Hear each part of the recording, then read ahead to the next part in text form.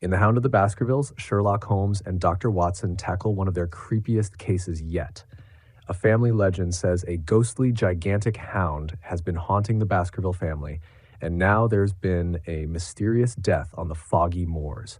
Holmes sends Watson to investigate, and what he uncovers is a mix of eerie locals, strange sounds in the night, and a sense that something or someone is lurking in the shadows. It's got that perfect blend of spooky atmosphere, sharp detective work, and a mystery that keeps you guessing till the end. This one's a real page-turner. The Hound of the Baskervilles by Sir Arthur Conan Doyle. Chapter 1. Mr. Sherlock Holmes. Mr. Sherlock Holmes, who was usually very late in the mornings, save upon those not infrequent occasions when he was up all night, was seated at the breakfast table. I stood upon the hearth-rug and picked up the stick which our visitor had left behind him the night before. It was a fine, thick piece of wood, bulbous-headed, of the sort which is known as a Penang lawyer. Just under the head was a broad silver band nearly an inch across. To James Mortimer, M.R.C.S., from his friends of the C.C.H., was engraved upon it, with the date 1884. It was just such a stick as the old-fashioned family practitioner used to carry, dignified, solid, and reassuring. "Well, Watson, what do you make of it?" Holmes was sitting with his back to me, and I had given him no sign of my occupation. "How did you know what I was doing? I believe you have eyes in the back of your head." "I have at least a well-polished, silver-plated coffee-pot in front of me," said he. "But tell me, Watson, what do you make of our visitor's stick, since we have been so unfortunate as to miss him, and have no notion of his errand? This accidental souvenir becomes of importance. Let me hear you reconstruct the man by an examination of it." "I think," said I, following as far as I could the methods of my companion, "that Dr. Mortimer is a successful elderly medical man, well esteemed, since those who know him give him his mark of their appreciation." "Good," said Holmes. "Excellent. I think also that the probability is in favour of his being a country practitioner who does a great deal of his visiting on foot." "Why so?" "Because this stick, though originally a very handsome one, has been so knocked about that I can hardly imagine a town practitioner carrying it. The thick iron ferrule is worn down, so it is evident that he has done a great amount of walking with it." "Perfectly sound," said Holmes. "And then again, there is the Friends of the C.C.H. I should guess that to be the something hunt, the local hunt to whose members he has possibly given some surgical assistance, and which has made him a small presentation in return." "Really, Watson, you excel yourself," said Holmes, pushing back his chair and lighting a cigarette. "I am bound to say that in all the accounts which you have been so good as to give of my own small achievements, you have habitually underrated your own abilities. It may be that you are not yourself luminous, but you are a conductor of light. Some people, without possessing genius, have a remarkable power of stimulating it. I confess, my dear fellow, that I am very much in your debt." He had never said as much before, and I must admit that his words gave me keen pleasure, for I had often been piqued by his indifference to my admiration and to the attempts which I had made to give publicity to his methods. I was proud, too, to think that I had so far mastered his system as to apply it in a way which earned his approval. He now took the stick from my hands and examined it for a few minutes with his naked eyes. Then, with an expression of interest, he laid down his cigarette, and carrying the cane to the window, he looked over it again with a convex lens. "Interesting, though elementary," said he as he returned to his favourite corner of the settee. "There are certainly one or two indications upon the stick. It gives us the basis for several deductions." "Has anything escaped me?" I asked with some self-importance. "I trust that there's nothing of consequence which I've overlooked." "I am afraid, my dear Watson, that most of your conclusions were erroneous. When I said that you stimulated me, I meant, to be frank, that in noting your fallacies, I was occasionally guided towards the truth. Not that you are entirely wrong in this instance. The man is certainly a country practitioner, and he walks a great deal. Then I was right. To that extent. But that was all? No, no, my dear Watson, not all. By no means all. I would suggest, for example, that a presentation to a doctor is more likely to come from a hospital than from a hunt, and that when initials CC are placed before that hospital, the words Charing Cross very naturally suggest themselves. You may be right. The probability lies in that direction, and if we take this as a working hypothesis, we have a fresh basis from which to start our construction of this unknown visitor. Well, then, supposing that CCH does stand for Charing Cross Hospital, what further inferences may we draw? Do none suggest themselves? You know my methods. Apply them. I can only think of the obvious conclusion that the man has practised in town before going to the country. I think that we might venture a little farther than this. Look at it in this light. On what occasion would it be most probable that such a presentation would be made? When would his friends unite to give him a pledge of their goodwill? Obviously at the moment when Dr. Mortimer withdrew from the service of the hospital in order to start a practice for himself. We know there has been a presentation. We believe there has been a change from a town hospital to a country practice. Is it, then, stretching our inference too far, to say that the presentation was on the occasion of the change? It certainly seems probable. Now, you will observe that he could not have been on the staff of the hospital, since only a man well established in a London practice could hold such a position. And such a one would not drift into the country. What was he then?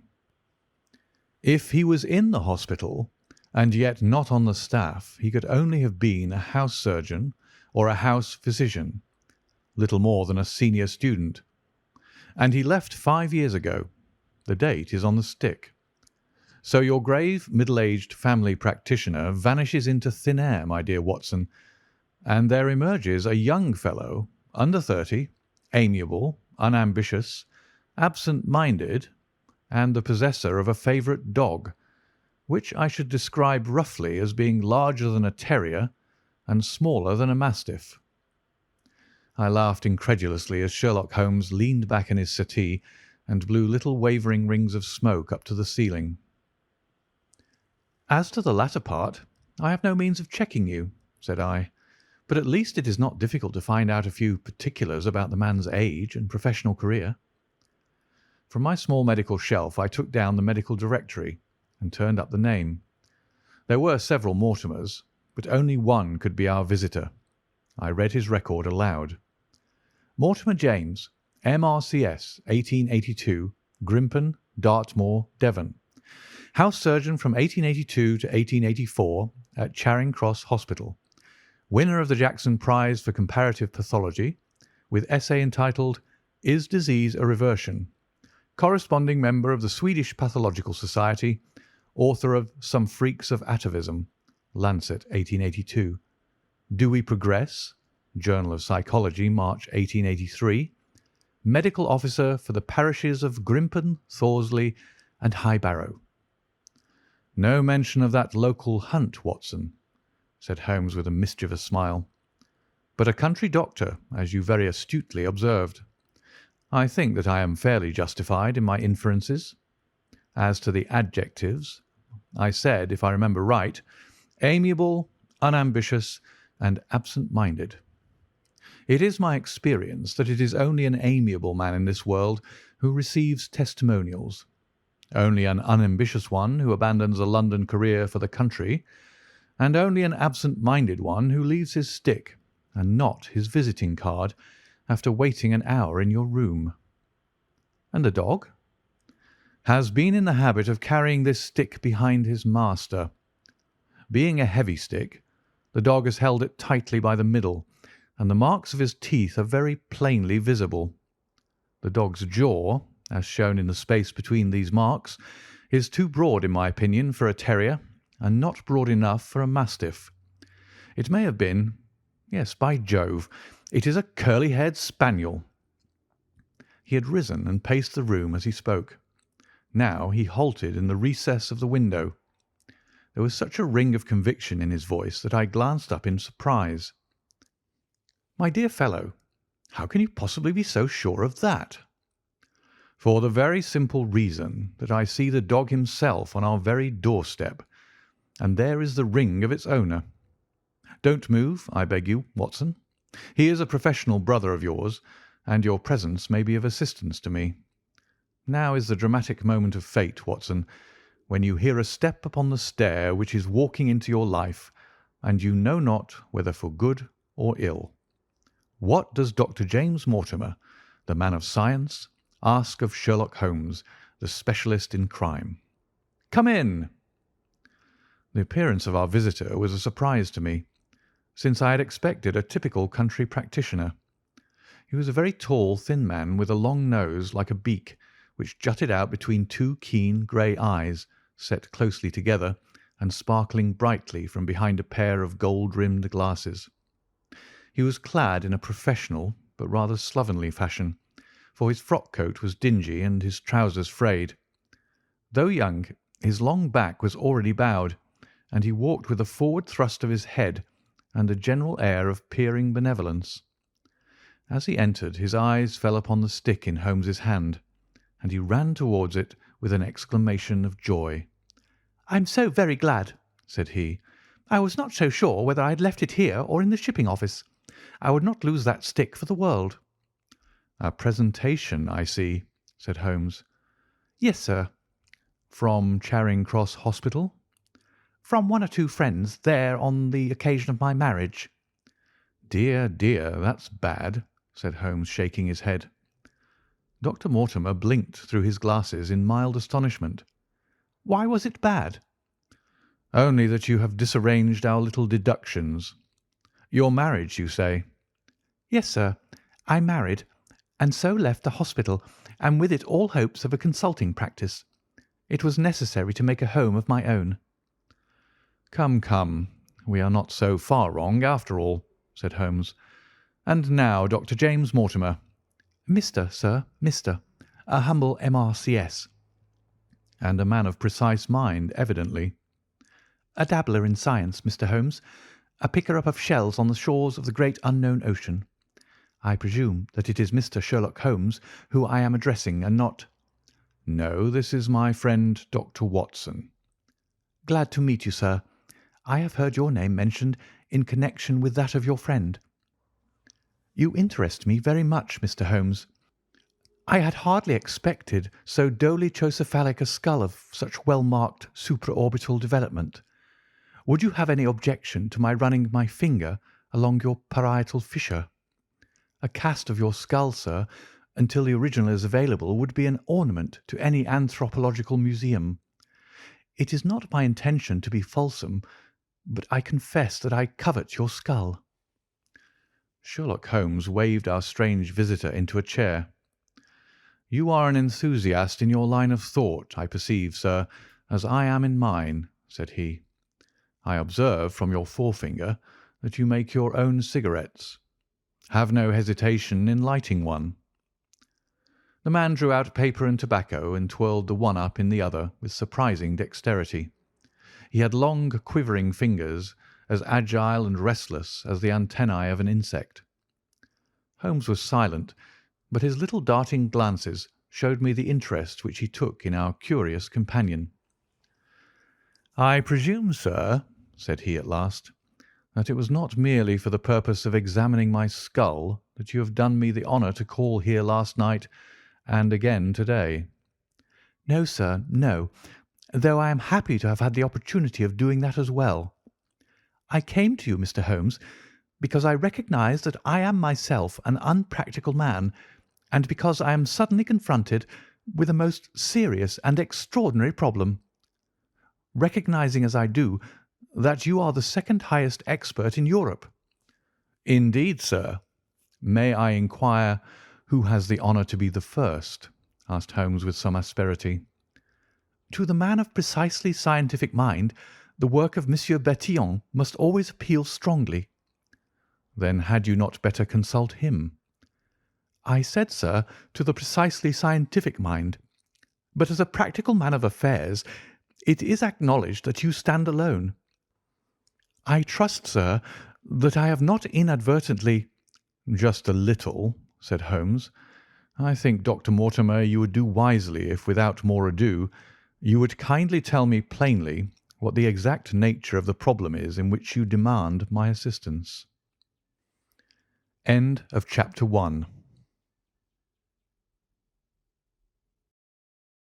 Chapter 2. The Curse of the Baskervilles. "I have in my pocket a manuscript," said Dr. James Mortimer.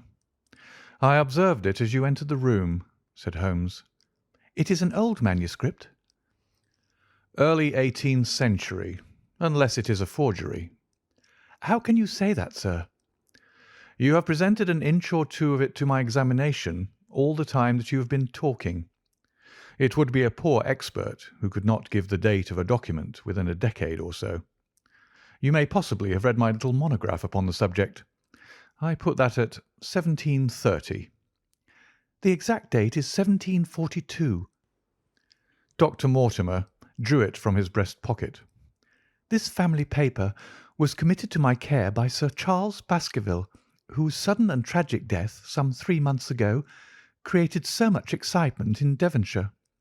I may say that I was his personal friend, as well as his medical attendant. He was a strong-minded man, sir, shrewd, practical, and as unimaginative as I am myself.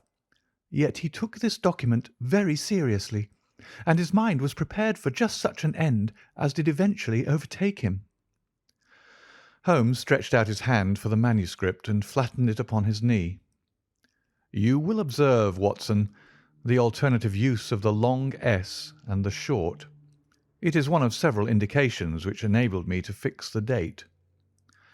I looked over his shoulder at the yellow paper and the faded script. At the head was written Baskerville Hall, and below, in large scrawling figures, 1742. "It appears to be a statement of some sort." "Yes, it is a statement of a certain legend which runs in the Baskerville family." "But I understand that it is something more modern and practical upon which you wish to consult me." "Most modern, a most practical, pressing matter, which must be decided within 24 hours. But the manuscript is short and is intimately connected with the affair. With your permission, I will read it to you." Holmes leaned back in his chair, placed his fingertips together, and closed his eyes with an air of resignation. Dr. Mortimer turned the manuscript to the light and read in a high, cracking voice the following curious old-world narrative. "Of the origin of the Hound of the Baskervilles there have been many statements, yet as I come in a direct line from Hugo Baskerville, and as I had the story from my father, who also had it from his, I have set it down with all belief that it occurred even as is here set forth. And I would have you believe, my sons, that the same justice which punishes sin may also most graciously forgive it, and that no ban is so heavy but that by prayer and repentance it may be removed. Learn then from this story not to fear the fruits of the past, but rather to be circumspect in the future, that those foul passions whereby our family has suffered so grievously may not again be loosed to our undoing. Know then that in the time of the great rebellion, the history of which by the learned Lord Clarendon I most earnestly commend to your attention, this manor of Baskerville was held by Hugo of that name, nor can it be gainsaid that he was a most wild, profane, and godless man. This, in truth, his neighbours might have pardoned, seeing that saints have never flourished in those parts, but there was in him a certain wanton and cruel humour, which made his name a byword through the West. It chanced that this Hugo came to love, if indeed so dark a passion may be known under so bright a name, the daughter of a yeoman who held lands near the Baskerville estate.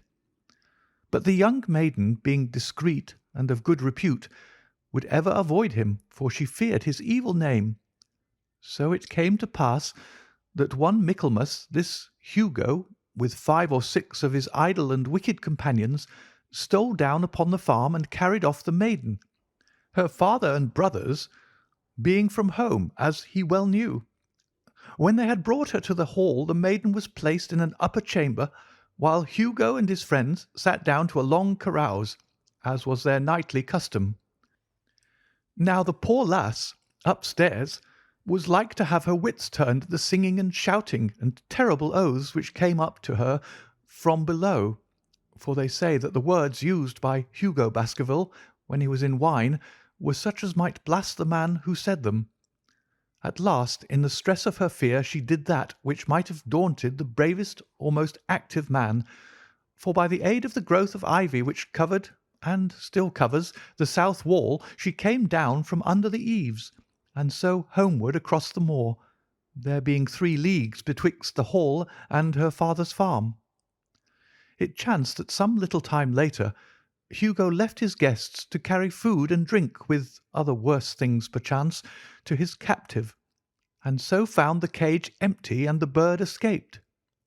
Then, as it would seem, he became as one that hath a devil, for rushing down the stairs into the dining hall, he sprang upon the great table, flagons and trenchers flying before him, and he cried aloud before all the company that he would that very night render his body and soul to the powers of evil, if he might not overtake the wench. And while the revellers stood aghast at the fury of the man, one more wicked, or it may be more drunken than the rest, cried out that they should put the hounds upon her, whereat Hugo ran from the house, crying to his grooms that they should saddle his mare and unkennel the pack, and giving the hounds a kerchief of the maid's, he swung them to the line, and so off full cry in the moonlight over the moor. Now, for some space the revellers stood agape, unable to understand all that had been done in such haste. But anon their bemused wits awoke to the nature of the deed which was like to be done upon the moorlands. Everything was now in an uproar, some calling for their pistols, some for their horses, and some for another flask of wine. But at length some sense came back to their crazed minds, and the whole of them, 13 in number, took horse and started in pursuit. The moon shone clear above them, and they rode swiftly abreast, taking that course which the maid must needs have taken if she were to reach her own home. They had gone a mile or 2 when they passed one of the night shepherds upon the moorlands, and they cried to him to know if he had seen the hunt. And the man, as the story goes, was so crazed with fear that he could scarce speak, but at last he said that he had indeed seen the unhappy maiden with the hounds upon her track. "But I have seen more than that," said he, "for Hugo Baskerville passed me upon his black mare, and there ran mute behind him such a hound of hell as God forbid should ever be at my heels." So the drunken squires cursed the shepherd and rode onward. But soon their skins turned cold, for there came a galloping across the moor, and the black mare, dabbled with white froth, went past with trailing bridle and empty saddle. Then the revellers rode close together, for a great fear was on them, but they still followed over the moor, though each, had he been alone, would have been right glad to have turned his horse's head. Riding slowly in this fashion, they came at last upon the hounds. These, though known for their valour and their breed, were whimpering in a cluster at the head of a deep dip or goyle, as we call it, upon the moor, some slinking away, and some, with starting hackles and staring eyes, gazing down the narrow valley before them. The company had come to a halt, more sober men, as you may guess, than when they started. The most of them would by no means advance, but 3 of them, the boldest, or it may be the most drunken, rode forward down the goyle. Now it opened into a broad space in which stood 2 of those great stones, still to be seen there, which were set by certain forgotten peoples in the days of old. The moon was shining bright upon the clearing, and there in the centre lay the unhappy maid where she had fallen, dead of fear and of fatigue. But it was not the sight of her body, nor yet that of the body of Hugo Baskerville lying near her, which raised the hair upon the heads of these three daredevil roisterers, but it was that, standing over Hugo and plucking at his throat, there stood a foul thing, a great black beast, shaped like a hound, yet larger than any hound that ever mortal eye has rested upon. And even as they looked, the thing tore the throat out of Hugo Baskerville, on which, as it turned its blazing eyes and dripping jaws upon them, the three shrieked with fear and rode for dear life, still screaming across the moor. One, it is said, died that very night of what he had seen, and the other twain were but broken men for the rest of their days. Such is the tale, my sons, of the coming of the hound which is said to have plagued the family so sorely ever since. If I have set it down, it is because that which is clearly known hath less terror than that which is but hinted at and guessed. Nor can it be denied that many of the family have been unhappy in their deaths, which have been sudden, bloody, and mysterious. Yet may we shelter ourselves in the infinite goodness of Providence, which would not for ever punish the innocent beyond that third or fourth generation which is threatened in Holy Writ. To that Providence, my sons, I hereby commend you, and I counsel you by way of caution to forbear from crossing the moor in those dark hours when the powers of evil are exalted. This from Hugo Baskerville to his sons Roger and John, with instructions that they say nothing thereof to their sister Elizabeth. When Dr. Mortimer had finished reading this singular narrative, he pushed his spectacles up on his forehead and stared across at Mr. Sherlock Holmes. The latter yawned and tossed the end of his cigarette into the fire. "Well," said he, "do you not find it interesting?" "To a collector of fairy tales." Dr. Mortimer drew a folded newspaper out of his pocket. "Now, Mr. Holmes, we will give you something a little more recent. This is the Devon County Chronicle of May 14th of this year. It is a short account of the facts elicited at the death of Sir Charles Baskerville, which occurred a few days before that date." My friend leaned a little forward, and his expression became intent. Our visitor readjusted his glasses and began. "The recent sudden death of Sir Charles Baskerville, whose name has been mentioned as the probable Liberal candidate for Mid Devon at the next election, has cast a gloom over the county. Though Sir Charles had resided at Baskerville Hall for a comparatively short period, his amiability of character and extreme generosity had won the affection and respect of all who had been brought into contact with him. In these days of nouveau riche, it is refreshing to find a case where the scion of an old county family which had fallen upon evil days is able to make his own fortune and to bring it back with him to restore the fallen grandeur of his line. Sir Charles, as is well known, made large sums of money in South African speculation. More wise than those who go on until the wheel turns against them, he realized his gains and returned to England with them. It is only 2 years since he took up his residence at Baskerville Hall, and it is common talk how large were those schemes of reconstruction and improvement which have been interrupted by his death. Being himself childless, it was his openly expressed desire that the whole countryside should within his own lifetime profit by his good fortune, and many will have personal reasons for bewailing his untimely end. His generous donations to local and county charities have been frequently chronicled in these columns. The circumstances connected with the death of Sir Charles cannot be said to have been entirely cleared up by the inquest, but at least enough has been done to dispose of those rumours to which local superstition has given rise. There is no reason whatever to suspect foul play, or to imagine that death could be from any but natural causes. Sir Charles was a widower, and a man who may be said to have been in some ways of an eccentric habit of mind. In spite of his considerable wealth, he was simple in his personal tastes, and his indoor servants at Baskerville Hall consisted of a married couple named Barrymore, the husband acting as butler and the wife as housekeeper. Their evidence, corroborated by that of several friends, tends to show that Sir Charles' health has for some time been impaired, and points especially to some affection of the heart, manifesting itself in changes of colour, breathlessness, and acute attacks of nervous depression.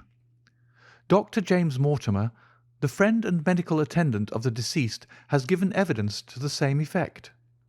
The facts of the case are simple. Sir Charles Baskerville was in the habit every night before going to bed of walking down the famous yew alley of Baskerville Hall. The evidence of Barrymore's shows that this had been his custom. On the 4th of May, Sir Charles had declared his intention of starting next day for London, and had ordered Barrymore to prepare his luggage.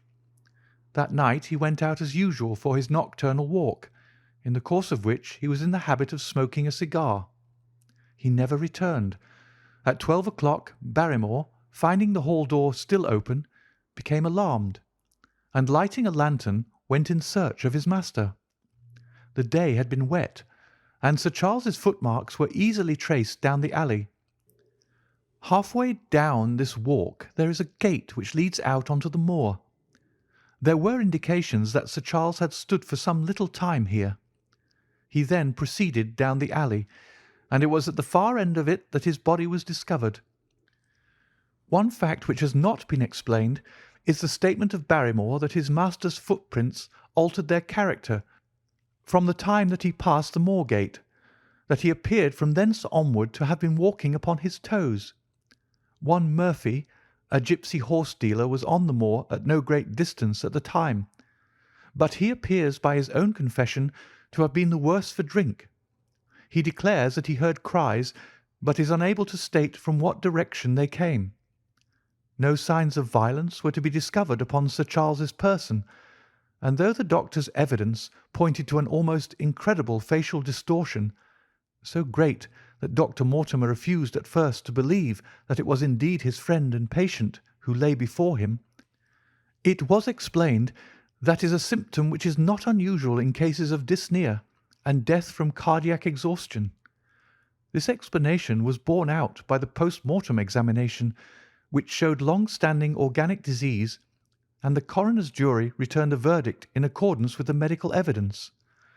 It is well that this is so, for it is obviously of the utmost importance that Sir Charles's heir should settle at the Hall and continue the good work which has been so sadly interrupted. Had the prosaic finding of the coroner not finally put an end to the romantic stories which have been whispered in connection with the affair, it might have been difficult to find a tenant for Baskerville Hall. It is understood that the next of kin is Mr. Henry Baskerville, if he is still alive, the son of Sir Charles Baskerville's younger brother. The young man, when last heard of, was in America, and inquiries are being instituted with a view to informing him of his good fortune. Dr. Mortimer refolded his paper and replaced it in his pocket. Those are the public facts, Mr. Holmes, in connection with the death of Sir Charles Baskerville. I must thank you, said Sherlock Holmes, for calling my attention to a case which certainly presents some features of interest. I had observed some newspaper comment at the time, but I was exceedingly preoccupied by that little affair of the Vatican cameos, and in my anxiety to oblige the Pope, I lost touch with several interesting English cases. This article, you say, contains all the public facts? It does. Then let me have the private ones. He leaned back, put his fingertips together, and assumed his most impassive and judicial expression.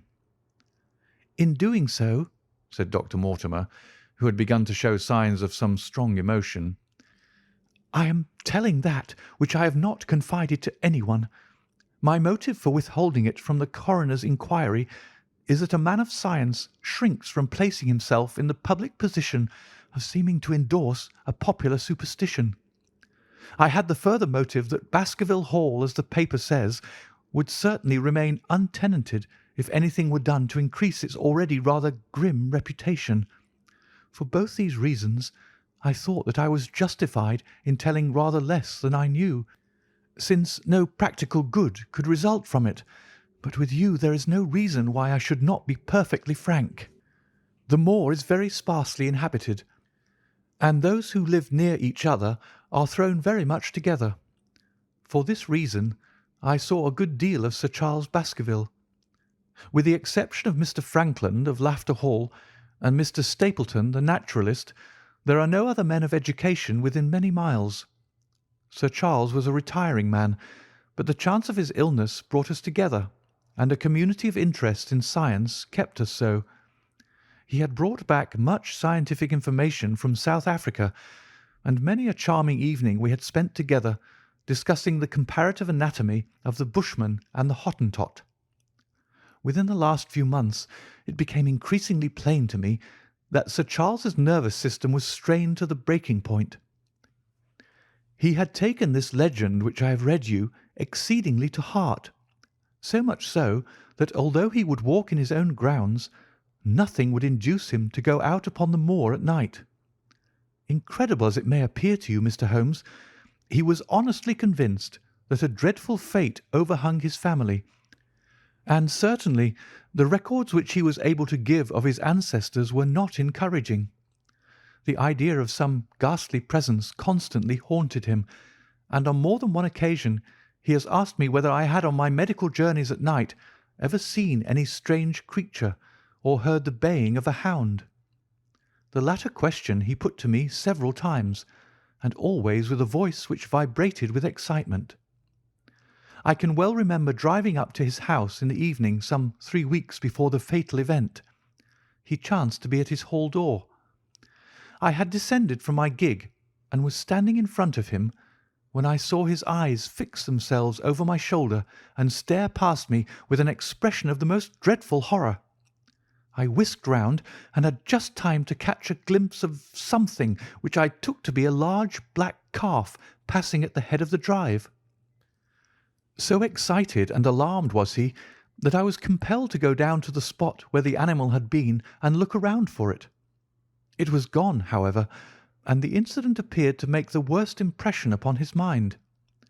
I stayed with him all the evening, and it was on that occasion, to explain the emotion which he had shown, that he confided to my keeping that narrative which I read to you when I first came in.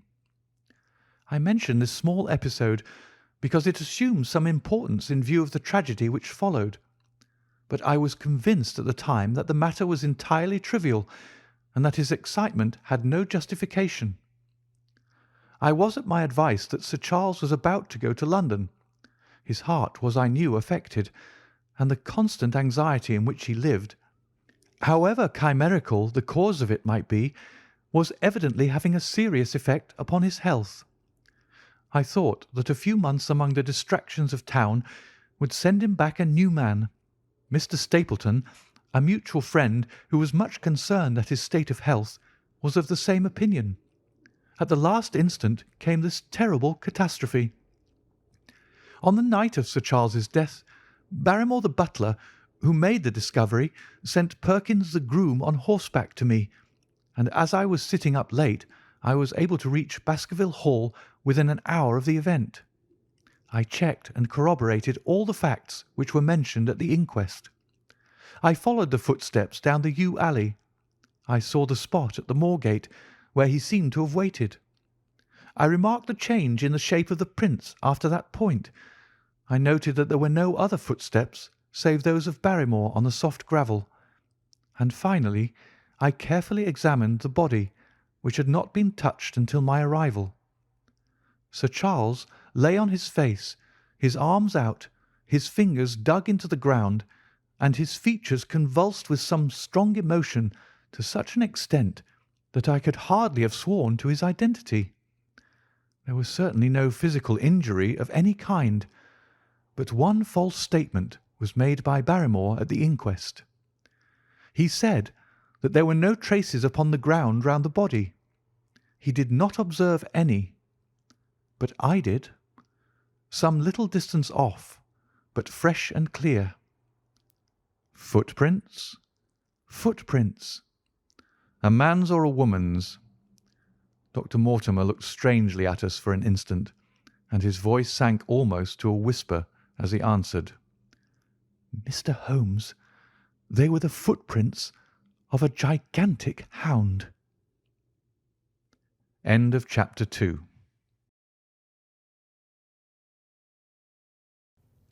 Chapter 3. The Problem. I confess at these words a shudder passed through me.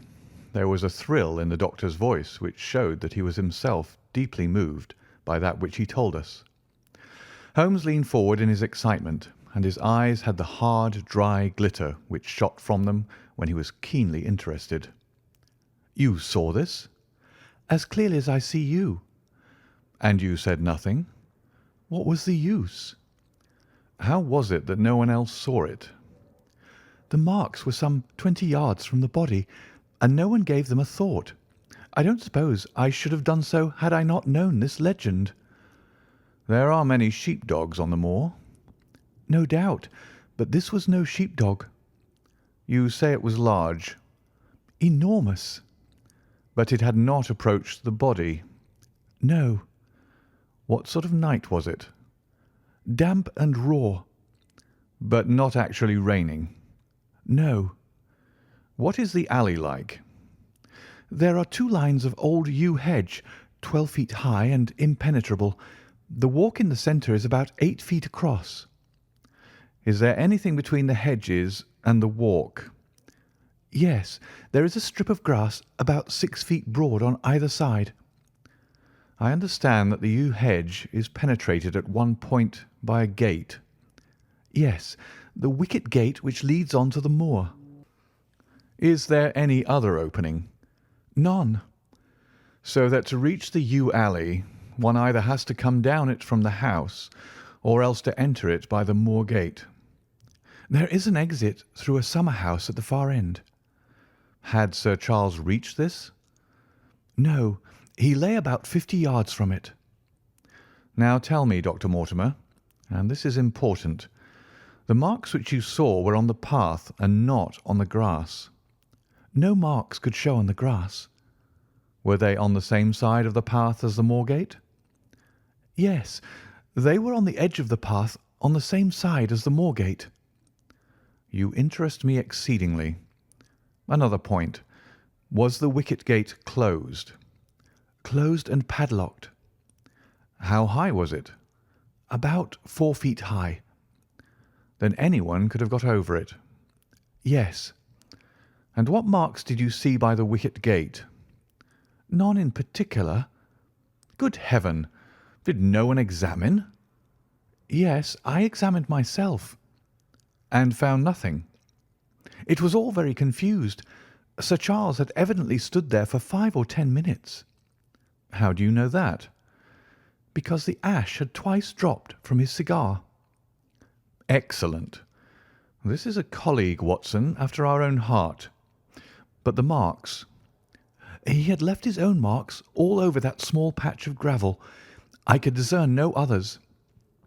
Sherlock Holmes struck his hand against his knee with an impatient gesture. "If I had only been there!" he cried. "It is evidently a case of extraordinary interest, and one which presented immense opportunities to the scientific expert. That gravel page upon which I might have read so much has been long ere this smudged by the rain and defaced by the clogs of curious peasants. Oh, Dr. Mortimer, Dr. Mortimer, to think that you should not have called me in! You have indeed much to answer for." "I could not call you in, Mr. Holmes, without disclosing these facts to the world, and I have already given my reasons for not wishing to do so.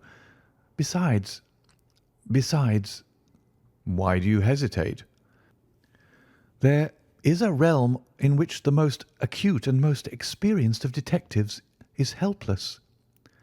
"You mean that the thing is supernatural?" "I did not positively say so." "No, but you evidently think it." "Since the tragedy, Mr. Holmes, there have come to my ears several incidents which are hard to reconcile with the settled order of nature." "For example?" I find that before the terrible event occurred, several people had seen a creature upon the moor which corresponds with this Baskerville demon, and which could not possibly be any animal known to science. They all agreed that it was a huge creature, luminous, ghastly, and spectral. I have cross-examined these men, one of them a hard-headed countryman, one a farrier, and one a moorland farmer, who all tell the same story of this dreadful apparition, exactly corresponding to the hell-hound of the legend. I assure you that there is a reign of terror in the district, and that it is a hardy man who will cross the moor at night." "And you, a trained man of science, believe it to be supernatural?" "I do not know what to believe." Holmes shrugged his shoulders. "I have hitherto confined my investigations to this world," said he. "In a modest way I have combated evil, but to take on the father of evil himself would, perhaps, be too ambitious a task. Yet you must admit that the footmark is material." "The original hound was material enough to tug a man's throat out, and yet he was diabolical as well." "I see that you have quite gone over to the supernaturalists. But now, Dr. Mortimer, tell me this. If you hold these views, why have you come to consult me at all?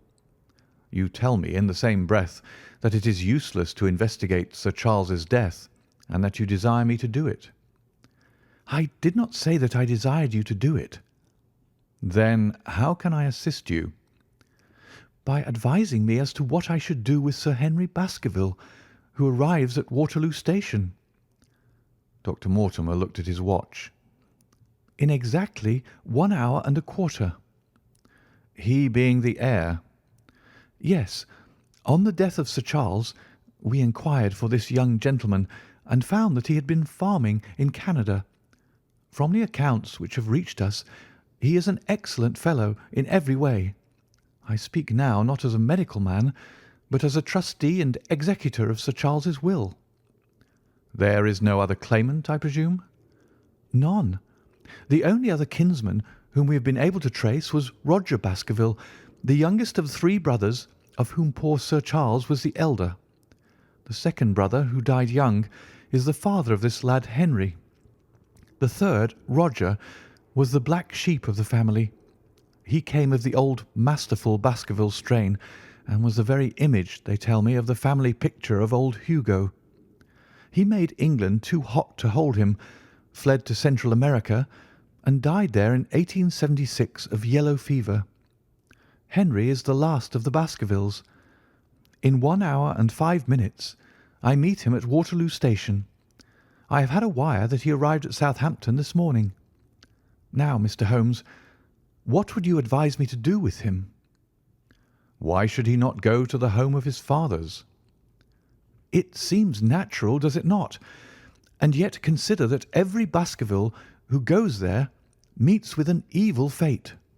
I feel sure that if Sir Charles could have spoken with me before his death, he would have warned me against bringing this, the last of the old race, and the heir to great wealth, to that deadly place.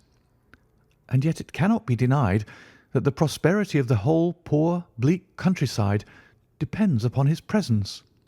All the good work which has been done by Sir Charles will crash to the ground if there is no tenant of the hall. I fear lest I should be swayed too much by my own obvious interest in the matter, and that is why I bring the case before you, and ask for your advice." Holmes considered for a little time. "Put into plain words, the matter is this," said he. "In your opinion, there is a diabolical agency which makes Dartmoor an unsafe abode for a Baskerville. That is your opinion?" "At least I might go the length of saying that there is some evidence that this may be so." "Exactly. But surely, if your supernatural theory be correct, it could work the young man evil in London as easily as in Devonshire. A devil with merely local powers, like a parish vestry, would be too inconceivable a thing." "You put the matter more flippantly, Mr. Holmes, than you would probably do if you were brought into personal contact with these things. Your advice, then, as I understand it, is that the young man will be as safe in Devonshire as in London. He comes in 50 minutes. What would you recommend?" "I recommend, sir, that you take a cab, call off your spaniel who is scratching at my front door, and proceed to Waterloo to meet Sir Henry Baskerville." "And then?" "And then you will say nothing to him at all until I have made up my mind about the matter." "How long will it take you to make up your mind?" 24 hours. At 10 o'clock tomorrow, Dr. Mortimer. I'll be much obliged to you if you will call upon me here, and it will be of help to me in my plans for the future if you will bring Sir Henry Baskerville with you." "I will do so, Mr. Holmes." He scribbled the appointment on his shirt cuff and hurried off in his strange, peering, absent-minded fashion. Holmes stopped him at the head of the stair. "Only one more question, Dr. Mortimer. You say that before Sir Charles Baskerville's death several people saw this apparition upon the moor." "3 people did." "Did any see it after?" "I have not heard of any." "Thank you. Good morning." Holmes returned to his seat with that quiet look of inward satisfaction which meant that he had a congenial task before him. "Going out, Watson?" "Unless I can help you." "No, my dear fellow. It is at the hour of action that I turn to you for aid." "But this is splendid, really unique from some points of view. When you pass Bradley's, would you ask him to send up a pound of the strongest shag tobacco? Thank you. It would be as well if you could make it convenient not to return before evening. Then I shall be very glad to compare impressions as to this most interesting problem which has been submitted to us this morning." I knew that seclusion and solitude were very necessary for my friend in those hours of intense mental concentration during which he weighed every particle of evidence, constructed alternative theories, balanced one against the other, and made up his mind as to which points were essential and which immaterial. I therefore spent the day at my club, and did not return to Baker Street until evening. It was nearly 9 o'clock when I found myself in the sitting-room once more. My first impression as I opened the door was that a fire had broken out, for the room was so filled with smoke that the light of the lamp upon the table was blurred by it. As I entered, however, my fears were set at rest, for it was the acrid fumes of strong, coarse tobacco which took me by the throat and set me coughing. Through the haze I had a vague vision of Holmes in his dressing-gown, coiled up in an armchair with his black clay pipe between his lips. Several rolls of paper lay around him. "Caught cold, Watson?" said he. "No, it's this poisonous atmosphere." "I suppose it is pretty thick, now that you mention it." "Thick? It's intolerable." "Open the window, then. You've been at your club all day, I perceive." "My dear Holmes." "Am I right?" "Certainly, but how?" He laughed at my bewildered expression. "There is a delightful freshness about you, Watson, which makes it a pleasure to exercise any small powers which I possess at your expense. A gentleman goes forth on a showery and miry day. He returns immaculate in the evening, with a gloss still on his hat and his boots. He has been a fixture, therefore, all day. He is not a man with intimate friends. Where, then, could he have been? Is it not obvious?" "Well, it is rather obvious." "The world is full of obvious things which nobody by any chance ever observes. Where do you think that I have been?" "A fixture also." "On the contrary, I have been to Devonshire." "In spirit?" "Exactly. My body has remained in this armchair, and has, I regret to observe, consumed in my absence 2 large pots of coffee and an incredible amount of tobacco. After you left, I sent down to Stamford's for the ordnance map of this portion of the moor, and my spirit has hovered over it all day. I flatter myself that I could find my way about." "A large-scale map, I presume?" "Very large." He unrolled one section and held it over his knee. "Here you have the particular district which concerns us. That is Baskerville Hall in the middle." "With a wood around it?" Exactly. I fancy the yew alley, though not marked under that name, must stretch along this line, with the moor, as you perceive, upon the right of it. This small clump of buildings here is the hamlet of Grimpen, where our friend Dr. Mortimer has his headquarters. Within a radius of 5 miles there are, as you see, only a very few scattered dwellings. Here is Laughter Hall, which was mentioned in the narrative. There is a house indicated here, which may be the residence of the naturalist. Stapleton, if I remember right, was his name. Here are 2 moorland farmhouses, High Tor and Foulmire. Then 14 miles away, the great convict prison of Princetown. Between and around these scattered points extends the desolate, lifeless moor. This, then, is the stage upon which tragedy has been played, and upon which we may help to play it again. It must be a wild place. Yes, the setting is a worthy one, if the devil did desire to have a hand in the affairs of men. Then you are yourself inclining to the supernatural explanation? The devil's agents may be of flesh and blood, may they not? There are 2 questions waiting for us at the outset. The one is whether any crime has been committed at all. The second is what is the crime and how was it committed? Of course, if Dr. Mortimer's surmise should be correct, and we are dealing with forces outside the ordinary laws of nature, there is an end of our investigation.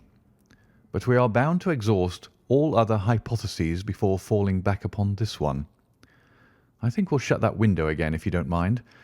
It is a singular thing that I find that a concentrated atmosphere helps a concentration of thought. I have not pushed it to the length of getting into a box to think, but that is the logical outcome of my convictions. Have you turned the case over in your mind? Yes, I've thought a good deal of it in the course of the day. What do you make of it? It is very bewildering. It has certainly a character of its own. There are points of distinction about it. That change in the footprints, for example. What do you make of that? Mortimer said that the man had walked on tiptoe down that portion of the alley. He only repeated what some fool had said at the inquest. Why should a man walk on tiptoe down the alley? What then? He was running, Watson, running desperately, running for his life, running until he burst his heart and fell dead upon his face. Running from what? There lies our problem. There are indications that the man was crazed with fear before he ever began to run. How can you say that?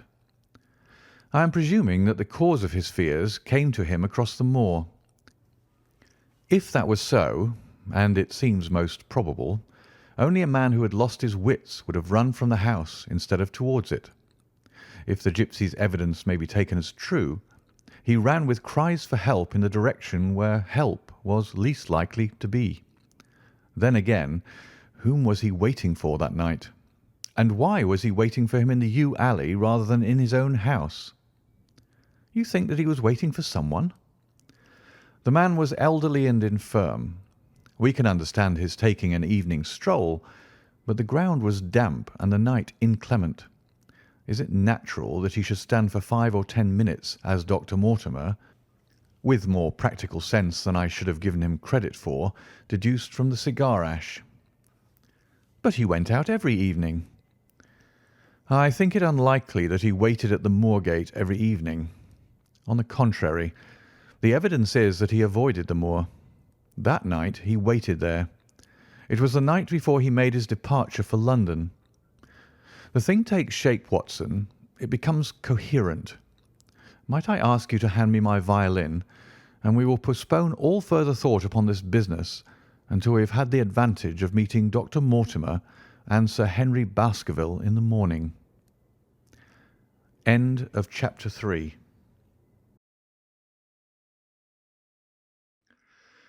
Chapter 4. Sir Henry Baskerville. Our breakfast table was cleared early, and Holmes waited in his dressing gown for the promised interview. Our clients were punctual to their appointment, for the clock had just struck 10 when Dr. Mortimer was shown up, followed by the young baronet. The latter was a small, alert, dark-eyed man about 30 years of age, very sturdily built, with thick black eyebrows and a strong, pugnacious face. He wore a ruddy-tinted tweed suit and had the weather-beaten appearance of one who has spent most of his time in the open air. And yet there was something in his steady eye and the quiet assurance of his bearing which indicated the gentleman. "This is Sir Henry Baskerville," said Dr. Mortimer. "Why, yes," said he. "And the strange thing is, Mr. Sherlock Holmes, that if my friend here had not proposed coming round to you this morning, I should have come on my own account. I understand that you think out little puzzles, and I've had one this morning which wants more thinking out than I am able to give it." "Pray take a seat, Sir Henry. Do I understand you to say that you have yourself had some remarkable experience since you arrived in London?" "Nothing of much importance, Mr. Holmes. Only a joke, as like as not. It was this letter, if you can call it a letter, which reached me this morning." He laid an envelope upon the table, and we all bent over it. It was of common quality, greyish in colour. The address, Sir Henry Baskerville, Northumberland Hotel, was printed in rough characters. The postmark, Charing Cross, and the date of posting the preceding evening. "Who knew that you were going to the Northumberland Hotel?" asked Holmes, glancing keenly across at our visitor. "No one could have known. We only decided after I met Dr. Mortimer." "But Dr. Mortimer was no doubt already stopping there." "No, I had been staying with a friend," said the doctor. "There was no possible indication that we intended to go to this hotel." Someone seems to be very deeply interested in your movements." Out of the envelope he took a half sheet of foolscap paper folded into four. This he opened and spread flat upon the table. Across the middle of it a single sentence had been formed by the expedient of pasting printed words upon it. It ran, "As you value your life or your reason, keep away from the moor." The word moor only was printed in ink. "Now," said Sir Henry Baskerville, "perhaps you will tell me, Mr. Holmes, what in thunder is the meaning of that, and who it is that takes so much interest in my affairs?" "What do you make of it, Dr. Mortimer? You must allow that there is nothing supernatural about this, at any rate." "No, sir, but it might very well come from someone who was convinced that the business is supernatural." "What business?" asked Sir Henry sharply. "It seems to me that all you gentlemen know a great deal more than I do about my own affairs." "You shall share our knowledge before you leave this room, Sir Henry. I promise you that," said Sherlock Holmes. "We will confine ourselves for the present, with your permission, to this very interesting document, which must have been put together and posted yesterday evening. Have you yesterday's Times, Watson?" "It is here in the corner." "Might I trouble you for it? The inside page, please, with the leading articles." He glanced swiftly over it, running his eyes up and down the columns. "Capital article this on free trade. Permit me to give you an extract from it. You may be cajoled into imagining that your own special trade or your own industry will be encouraged by a protective tariff, but it stands to reason that such legislation must in the long run keep away wealth from the country, diminish the value of our imports, and lower the general conditions of life in this island. What do you think of that, Watson?" cried Holmes in high glee, rubbing his hands together with satisfaction. "Don't you think that is an admirable sentiment?" Dr. Mortimer looked at Holmes with an air of professional interest, and Sir Henry Baskerville turned a pair of puzzled dark eyes upon me. "I don't know much about the tariff and things of that kind," said he, "but it seems to me we've got a bit off the trail so far as that note is concerned." "On the contrary, I think we are particularly hot upon the trail, Sir Henry. Watson here knows more about my methods than you do, but I fear that even he has not quite grasped the significance of this sentence." "No, I confess that I see no connection." "And yet, my dear Watson, there is so very close a connection that the one is extracted out of the other. You, Your life, reason, value, keep away from the... Don't you see now whence these words have been taken?" "By thunder, you're right. Well, if that isn't smart!" cried Sir Henry.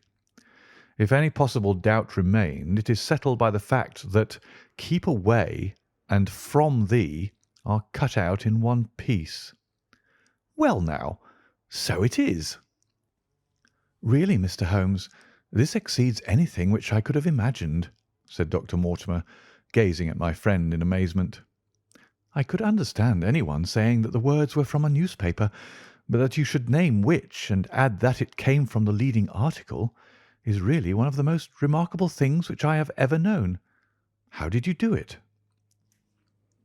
"I presume, Doctor, that you could tell the skull of a negro from that of an Eskimo." "Most certainly." "But how?" "Because that is my special hobby. The differences are obvious. The supraorbital crest, the facial angle, the maxillary curve, the... "But this is my special hobby, and the differences are equally obvious. There is as much difference to my eyes between the leaded bourgeois type of a Times article and the slovenly print of an evening halfpenny paper as there could be between your negro and your Eskimo.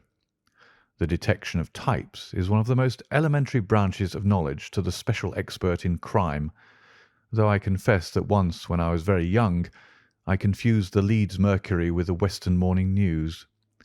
But a Times leader is entirely distinctive, and these words could have been taken from nothing else.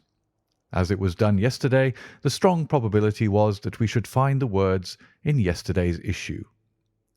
"So far as I can follow you, then, Mr. Holmes," said Sir Henry Baskerville, "someone cut out this message with a scissors." "Nail scissors," said Holmes. "You can see that it was a very short-bladed scissors, since the cutter had to take 2 snips over 'keep away.'" "That is so. Someone, then, cut out the message with a pair of short-bladed scissors, pasted it with paste—" "Gum," said Holmes. "With gum onto the paper. But I want to know why the word 'more' should have been written." "Because he could not find it in print. The other words were all simple and might be found in any issue, but 'moor' would be less common." "Why, of course, that would explain it. Have you read anything else in this message, Mr. Holmes?" "There are 1 or 2 indications, and yet the utmost pains have been taken to remove all clues. The address, you observe, is printed in rough characters. But the Times is a paper which is seldom found in any hands but those of the highly educated.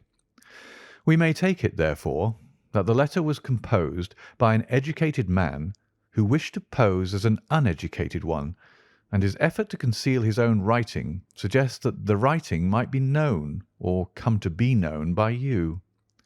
Again, you will observe that the words are not gummed on in an accurate line, but that some are much higher than others. Life, for example, is quite out of its proper place.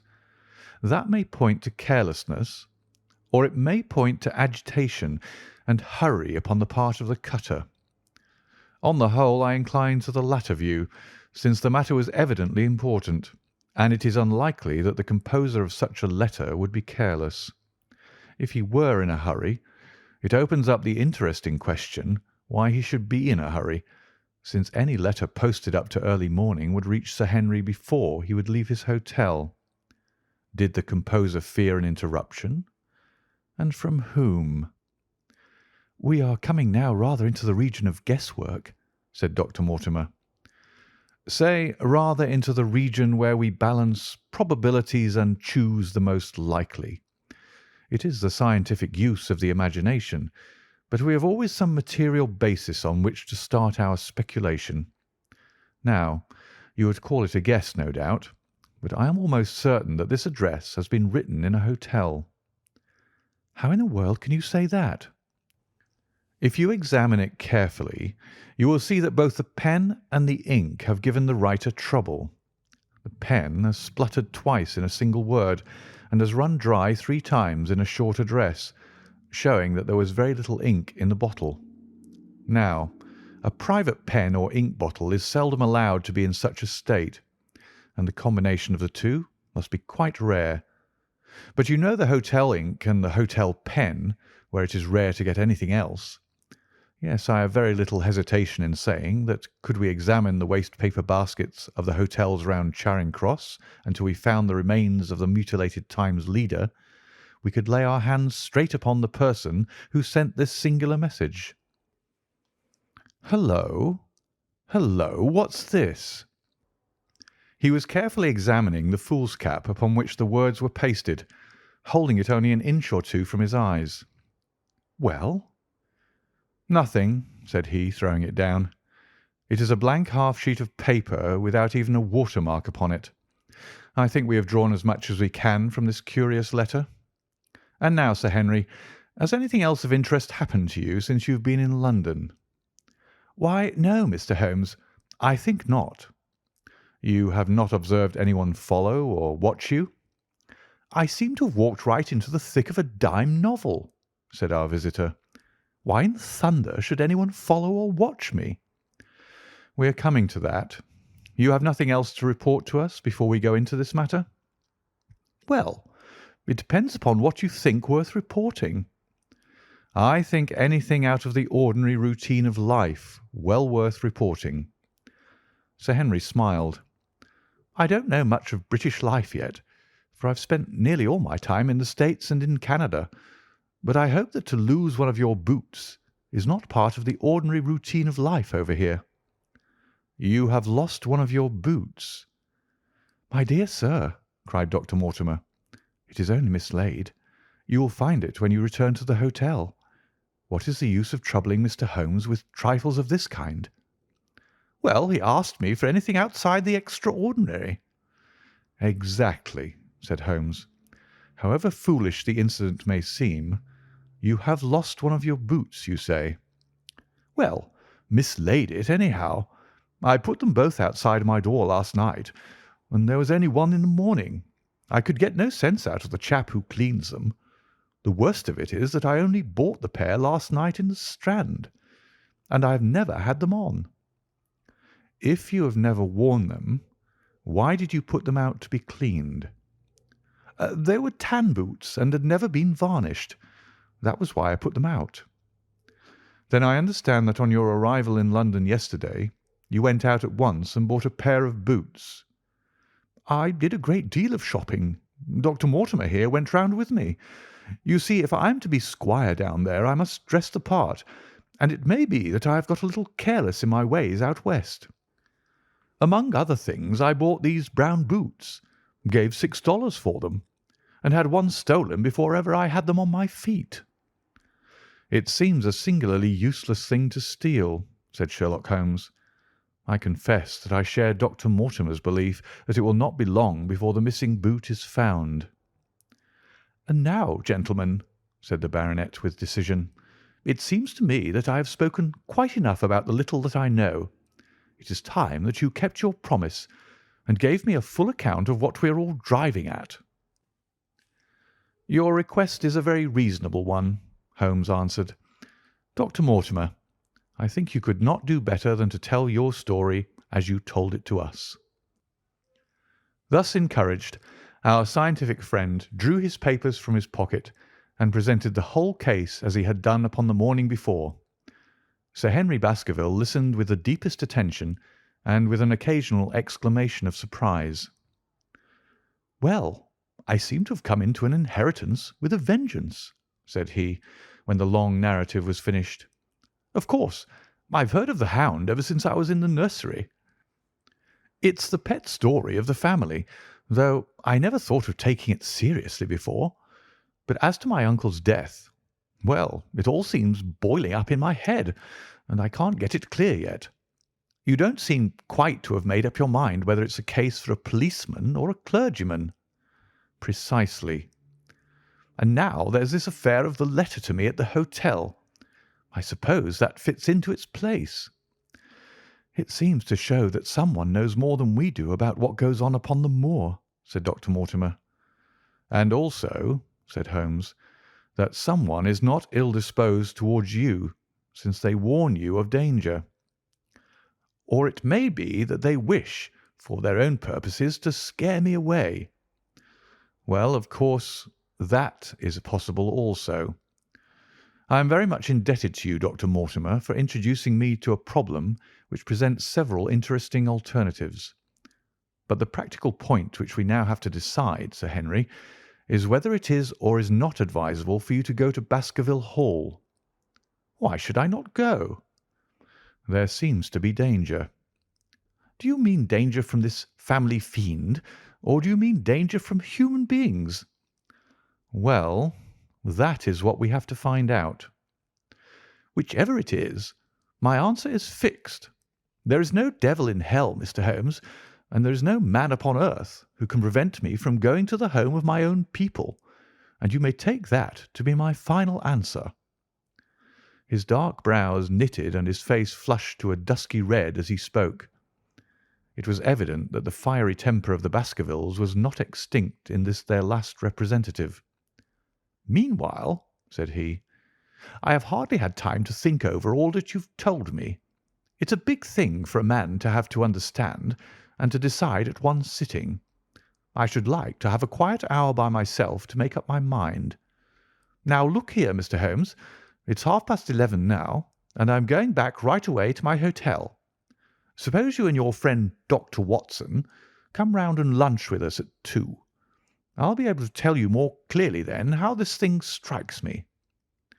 "Is that convenient to you, Watson?" "Perfectly." "Then you may expect us. Shall I have a cab called?" "I'd prefer to walk, for this affair has flurried me rather." "I'll join you in walk with pleasure," said his companion. "Then we meet again at 2 o'clock. Au revoir and good morning." We heard the steps of our visitors descend the stair and the bang of the front door. In an instant Holmes had changed from the languid dreamer to the man of action. "Your hat and boots, Watson. Quick, not a moment to lose." He rushed into his room in his dressing gown and was back again in a few seconds in a frock coat. We hurried together down the stairs and into the street. Dr. Mortimer and Baskerville were still visible about 200 yards ahead of us in the direction of Oxford Street. Shall I run and stop them? Not for the world, my dear Watson. I am perfectly satisfied with your company if you will tolerate mine. Our friends are wise, for it is certainly a very fine morning for a walk. He quickened his pace until we had decreased the distance which divided us by about half.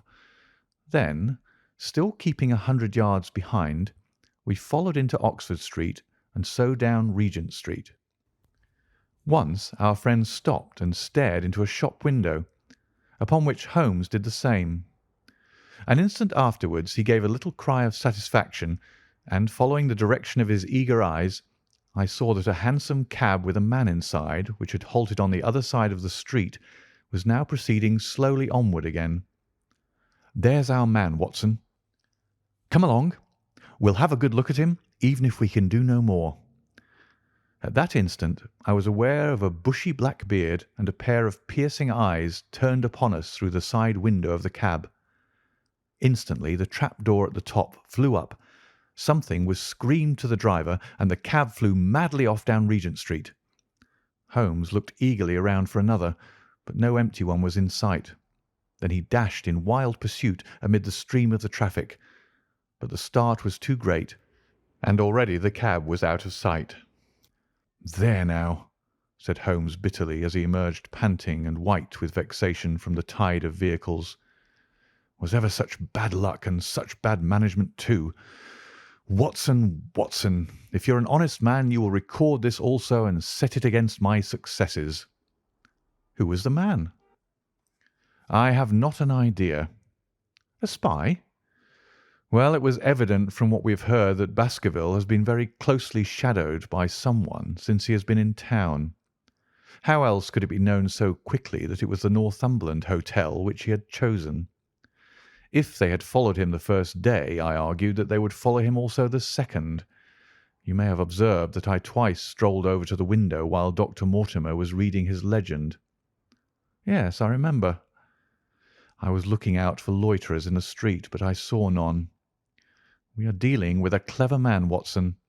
This matter cuts very deep, and though I have not finally made up my mind whether it is a benevolent or a malevolent agency which is in touch with us, I am conscious always of power and design. When our friends left, I at once followed them in the hopes of marking down their invisible attendant. So wily was he that he had not trusted himself upon foot, but he had availed himself of a cab so that he could loiter behind or dash past them and so escape their notice. His method had the additional advantage that if they were to take a cab he was all ready to follow them. It has, however, one obvious disadvantage. It puts him in the power of the cabman? Exactly. What a pity we didn't get the number. My dear Watson, clumsy as I have been, you surely do not seriously imagine that I neglected to get the number. No, 2704 is our man, but that is no use to us for the moment. I fail to see how you could have done more. On observing the cab, I should have instantly turned and walked in the other direction. I should then, at my leisure, have hired a second cab and followed the first at a respectful distance, or, better still, have driven to the Northumberland Hotel and waited there. When our unknown had followed Baskerville home, we should have had the opportunity of playing his own game upon himself and seeing where he made for. As it is, by an indiscreet eagerness, which was taken advantage of with extraordinary quickness and energy by our opponent, we have betrayed ourselves and lost our man. We had been sauntering slowly down Regent Street during this conversation, and Dr. Mortimer with his companion had long vanished in front of us. "There is no object in our following them," said Holmes. "The shadow has departed and will not return. We must see what further cards we have in our hands and play them with decision. Could you swear to that man's face within the cab?" "I could swear only to the beard." "And so could I, from which I gather that in all probability it was a false one. A clever man upon so delicate an errand has no use for a beard save to conceal his features. Come in here, Watson." He turned into one of the district messenger offices where he was warmly greeted by the manager. "Ah, Wilson, I see you have not forgotten the little case in which I had the good fortune to help you." "No, sir, indeed I have not. You saved my good name and perhaps my life." "My dear fellow, you exaggerate. I have some recollection, Wilson, that you had among your boys a lad named Cartwright, who showed some ability during the investigation." "Yes, sir. He's still with us." "Could you ring him up?" "Thank you, and I should be glad to have change of this £5 note." A lad of 14 with a bright, keen face had obeyed the summons of the manager. He stood now gazing with great reverence at the famous detective. "Let me have the hotel directory," said Holmes. "Thank you. Now, Cartwright, there are the names of 23 hotels here, all in the immediate neighbourhood of Charing Cross. Do you see?" "Yes, sir." "You will visit each one of these in turn." "Yes, sir." "You will begin in each case by giving the outside porter 1 shilling. Here are 23 shillings." "Yes, sir." "You will tell him that you want to see the waste paper of yesterday. You will say that an important telegram has miscarried and that you are looking for it. You understand?" "Yes, sir." "But what you are really looking for is the centre page of the Times with some holes cut in it with scissors. Here is a copy of the Times. It is this page. You could easily recognise it, could you not?" "Yes, sir." "In each case the outside porter will send for the hall porter, to whom also you will give 1 shilling. Here are 23 shillings. You will then learn in possibly 20 cases out of the 23 that the waste of the day before has been burned or removed. In the 3 other cases you will be shown a heap of paper, and you will look for this page of the Times among it. The odds are enormously against your finding it. There are 10 shillings over in case of emergencies. Let me have a report by wire at Baker Street before evening. And now, Watson, it only remains for us to find out by wire the identity of the cabman, number 2704, and then we will drop into one of the Bond Street picture galleries and fill in the time until we are due at the hotel. End of chapter 4. Chapter 5. 3 Broken Threads. Sherlock Holmes had, in a very remarkable degree, the power of detaching his mind at will. For 2 hours the strange business in which we had been involved appeared to be forgotten, and he was entirely absorbed in the pictures of the modern Belgian masters. He would talk of nothing but art, of which he had the crudest ideas, from our leaving the gallery until we found ourselves at the Northumberland Hotel. "Sir Henry Baskerville is upstairs expecting you," said the clerk. "He asked me to show you up at once when you came." "Have you any objection to my looking at your register?" said Holmes. "Not in the least." The book showed that 2 names had been added after that of Baskerville. One was Theophilus Johnson and family of Newcastle, the other Mrs. Oldmore and maid of High Lodge, Alton. "Surely that must be the same Johnson whom I used to know," said Holmes to the porter. "A lawyer, is he not? Grey-haired, and walks with a limp?" "No, sir. This is Mr. Johnson, the coal owner, a very active gentleman, not older than yourself." "Surely you're mistaken about his trade?" "No, sir. He has used this hotel for many years, and he is very well known to us." "Ah, that settles it. Mrs. Oldmore, too, I seem to remember the name. Excuse my curiosity, but often in calling upon one friend one finds another." "She is an invalid lady, sir. Her husband was once Mayor of Gloucester. She always comes to us when she's in town." "Thank you. I'm afraid I cannot claim her acquaintance." "We have established a most important fact by these questions, Watson," he continued in a low voice as we went upstairs together. "We know now that the people who are so interested in our friend have not settled down in his own hotel. That means that while they are, as we have seen, very anxious to watch him, they are equally anxious that he should not see them. Now, this is a most suggestive fact." "What does it suggest?" "It suggests— Hello, my dear fellow, what on earth is the matter?" As we came round the top of the stairs, we'd run up against Sir Henry Baskerville himself. His face was flushed with anger, and he held an old and dusty boot in one of his hands. So furious was he that he was hardly articulate, and when he did speak it was in a much broader and more Western dialect than any which we had heard from him in the morning. "Seems to me they are playing me for a sucker in this hotel," he cried. "They'll find they've started into monkey with the wrong man unless they are careful. By thunder, if that chap can't find my missing boot, there'll be trouble. I can take a joke with the best, Mr. Holmes, but they've got a bit over the mark this time." "Still looking for your boot?" "Yes, sir, and mean to find it." "But surely you said that it was a new brown boot?" "So it was, sir, and now it's an old black one." "What? You don't mean to say—" "That's just what I do mean to say. I only had 3 pairs in the world, the new brown, the old black, and the patent leathers, which I'm wearing. Last night they took one of my brown ones, and today they have sneaked one of the black. Well, have you got it? Speak out, man, and don't stand staring." An agitated German waiter had appeared upon the scene. "No, sir. I have made inquiry all over the hotel, but I can hear no word of it." "Well, either that boot comes back before sundown, or I'll see the manager and tell him that I go right straight out of this hotel." "It shall be found, sir. I promise you that if you'll have a little patience, it will be found." "Mind it is, for it's the last thing of mine that I'll lose in this den of thieves. Well, well, Mr. Holmes, you'll excuse my troubling you about such a trifle." "I think it's well worth troubling about." "Why? You look very serious over it." "How do you explain it?" "I just don't attempt to explain it. It seems the very maddest, queerest thing that ever happened to me."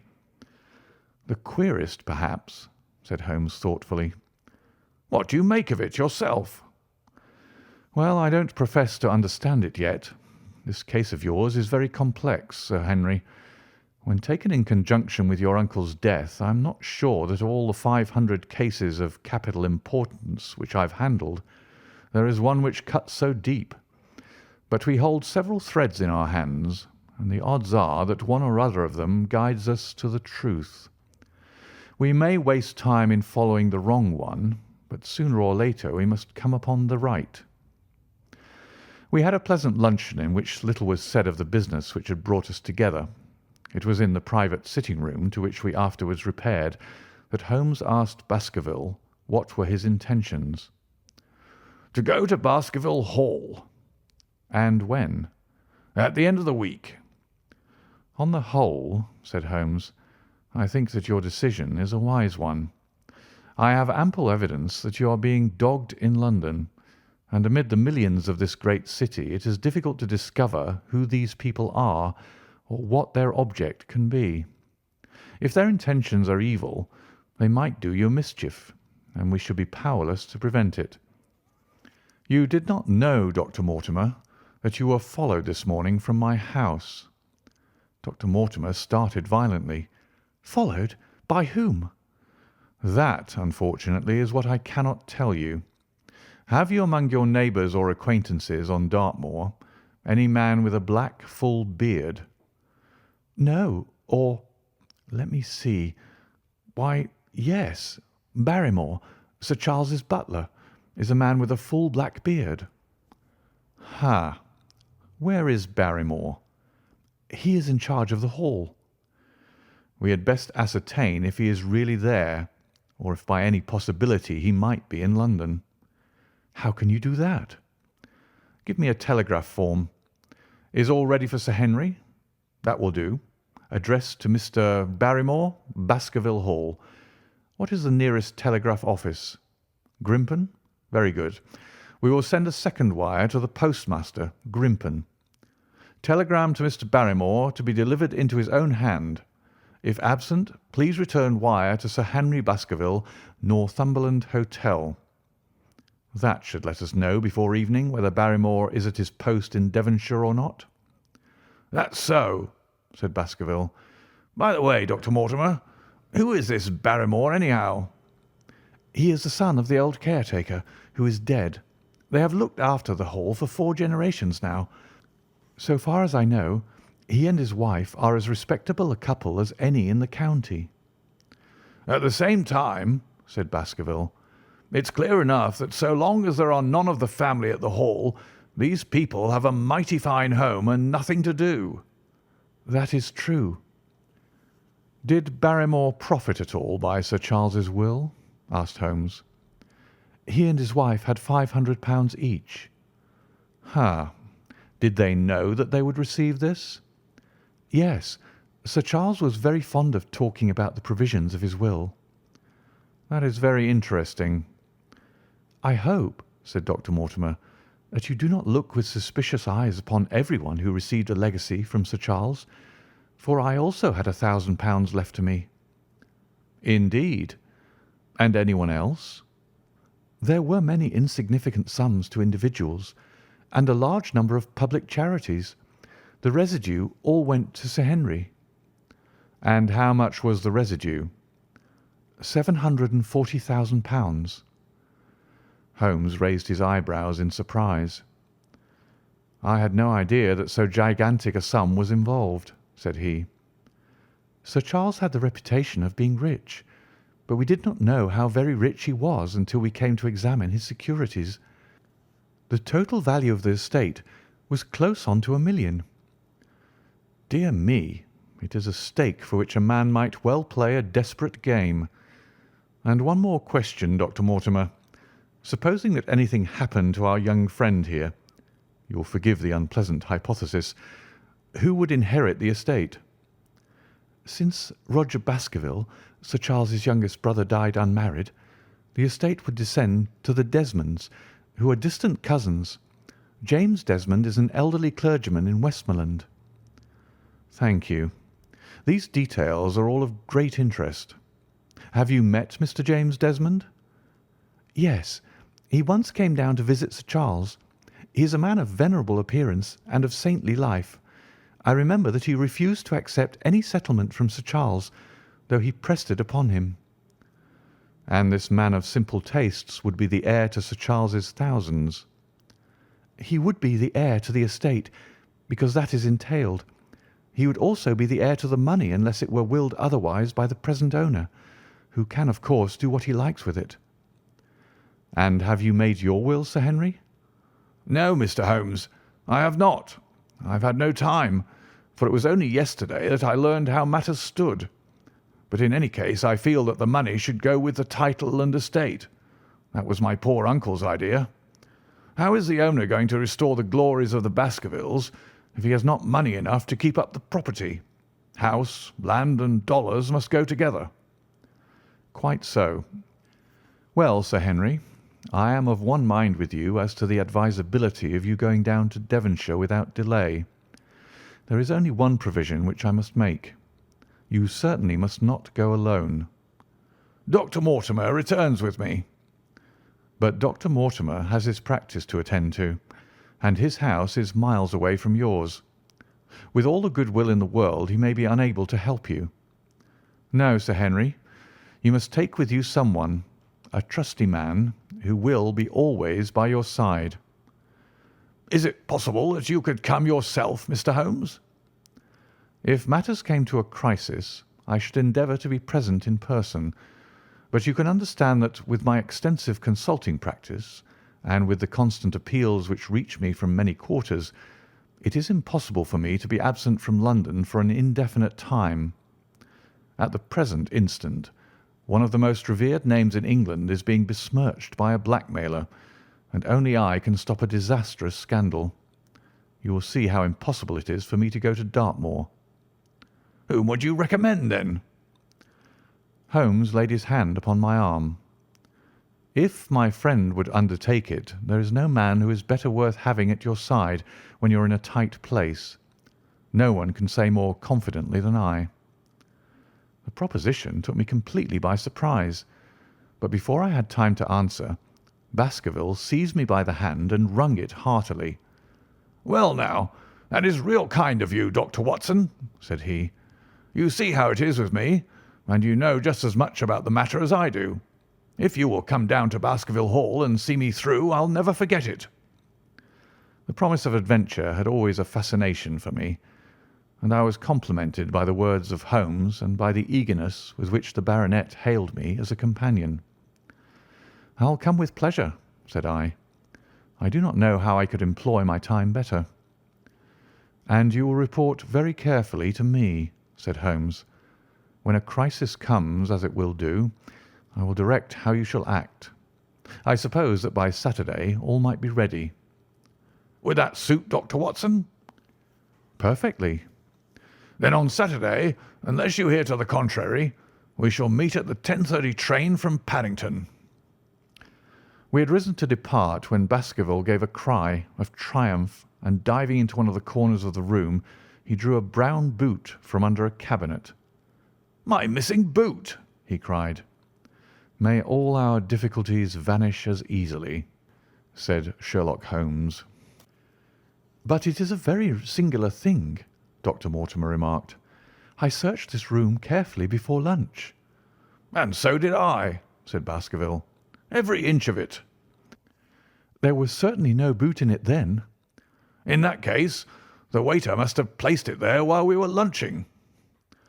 The German was sent for, but professed to know nothing of the matter, nor could any inquiry clear it up.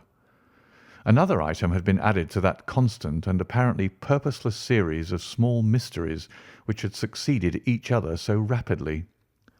Setting aside the whole grim story of Sir Charles's death, we had a line of inexplicable incidents all within the limits of 2 days, which included the receipt of the printed letter, the black-bearded spy in the hansom, the loss of the new brown boot, the loss of the old black boot, and now the return of the new brown boot. Holmes sat in silence in the cab as we drove back to Baker Street, and I knew from his drawn brows and keen face that his mind, like my own, was busy in endeavouring to frame some scheme into which all these strange and apparently disconnected episodes could be fitted. All afternoon and late into the evening he sat lost in tobacco and thought. Just before dinner 2 telegrams were handed in. The first ran, "Have just heard that Barrymore is at the Hall, Baskerville."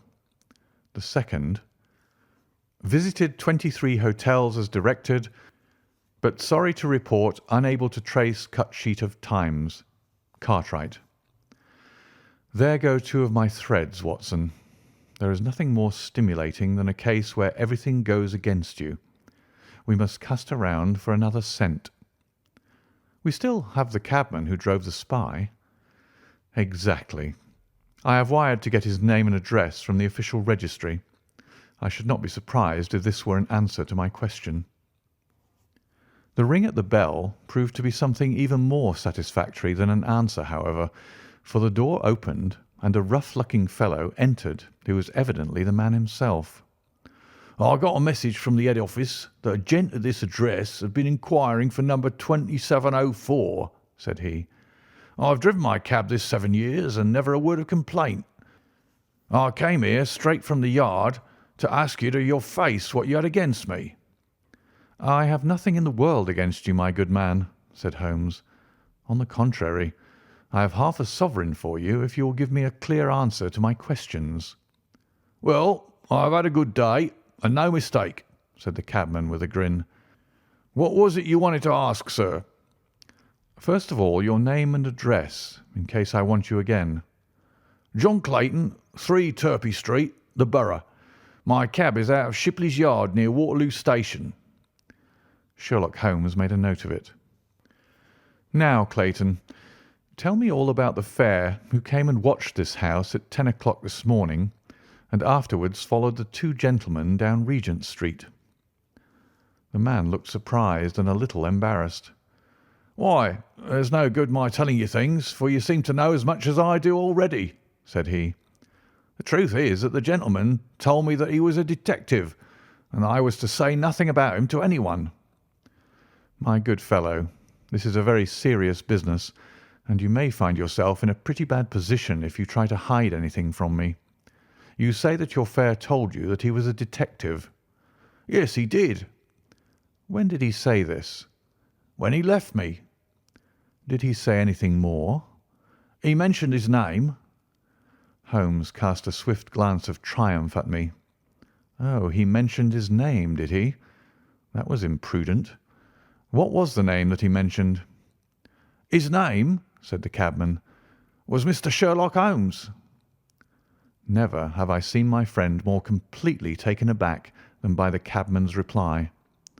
For an instant he sat in silent amazement.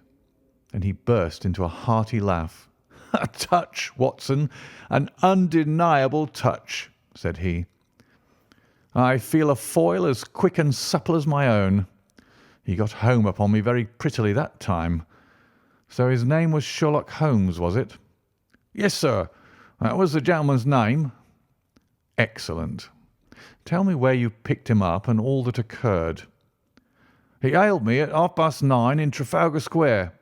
He said that he was a detective, and he offered me 2 guineas if I would do exactly what he wanted all day and ask no questions. I was glad enough to agree.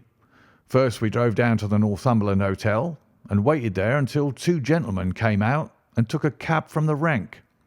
We followed their cab until it pulled up somewhere near here." "This very door?" said Holmes.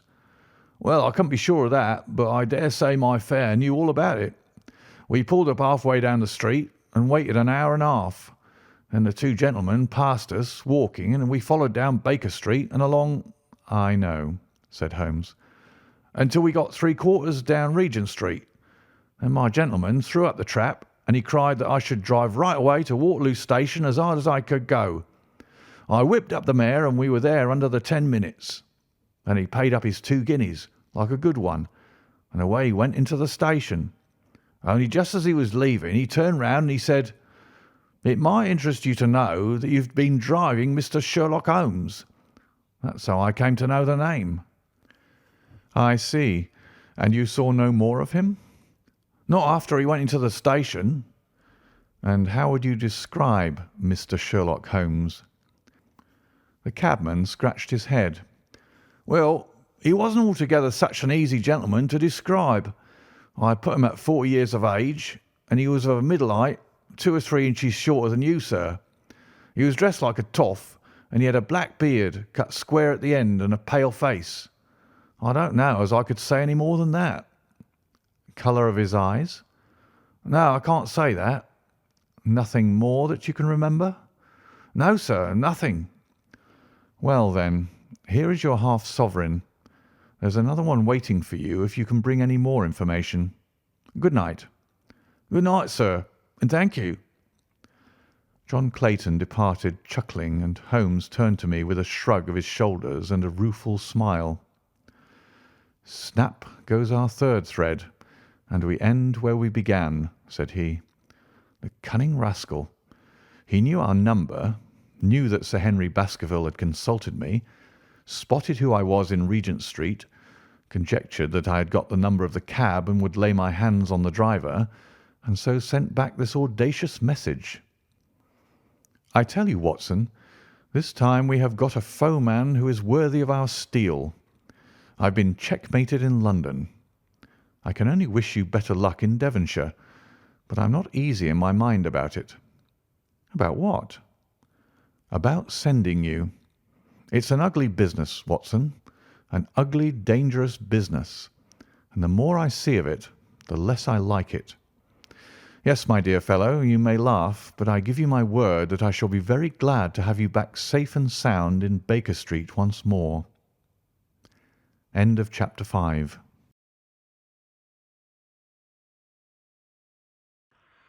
Chapter 6.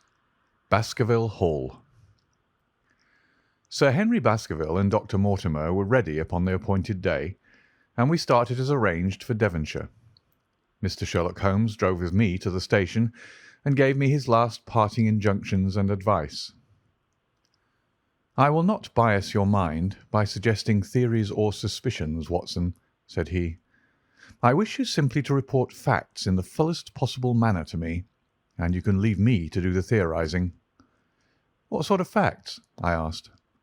"Anything which may seem to have a bearing, however indirect, upon the case, and especially the relations between young Baskerville and his neighbours, or any fresh particulars concerning the death of Sir Charles.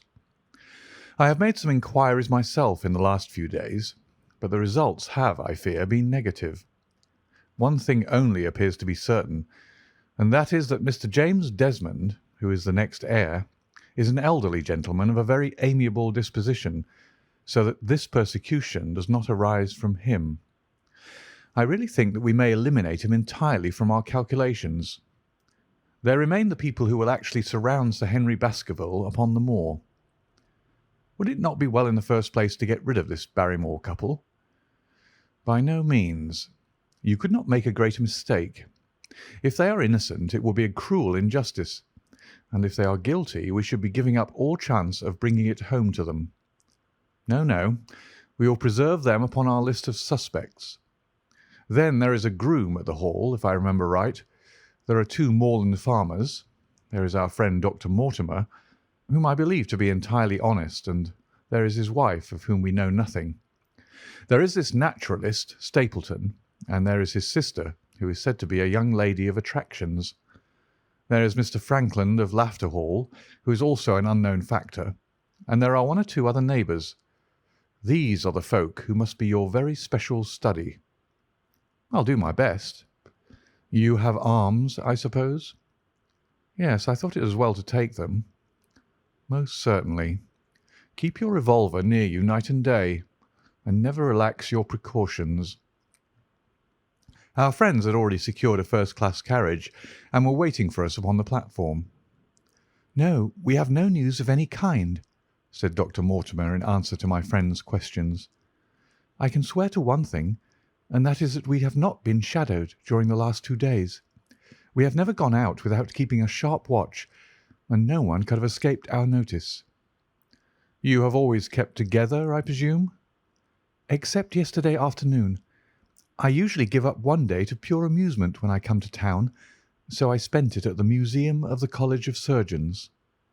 "And I went to look at the folk in the park," said Baskerville. but we had no trouble of any kind." "It was imprudent all the same," said Holmes, shaking his head and looking very grave. "I beg, Sir Henry, that you will not go about alone. Some great misfortune will befall you if you do. Did you get your other boot?" "No, sir. It is gone forever." "Indeed. That is very interesting. Well, good-bye," he added as the train began to glide down the platform.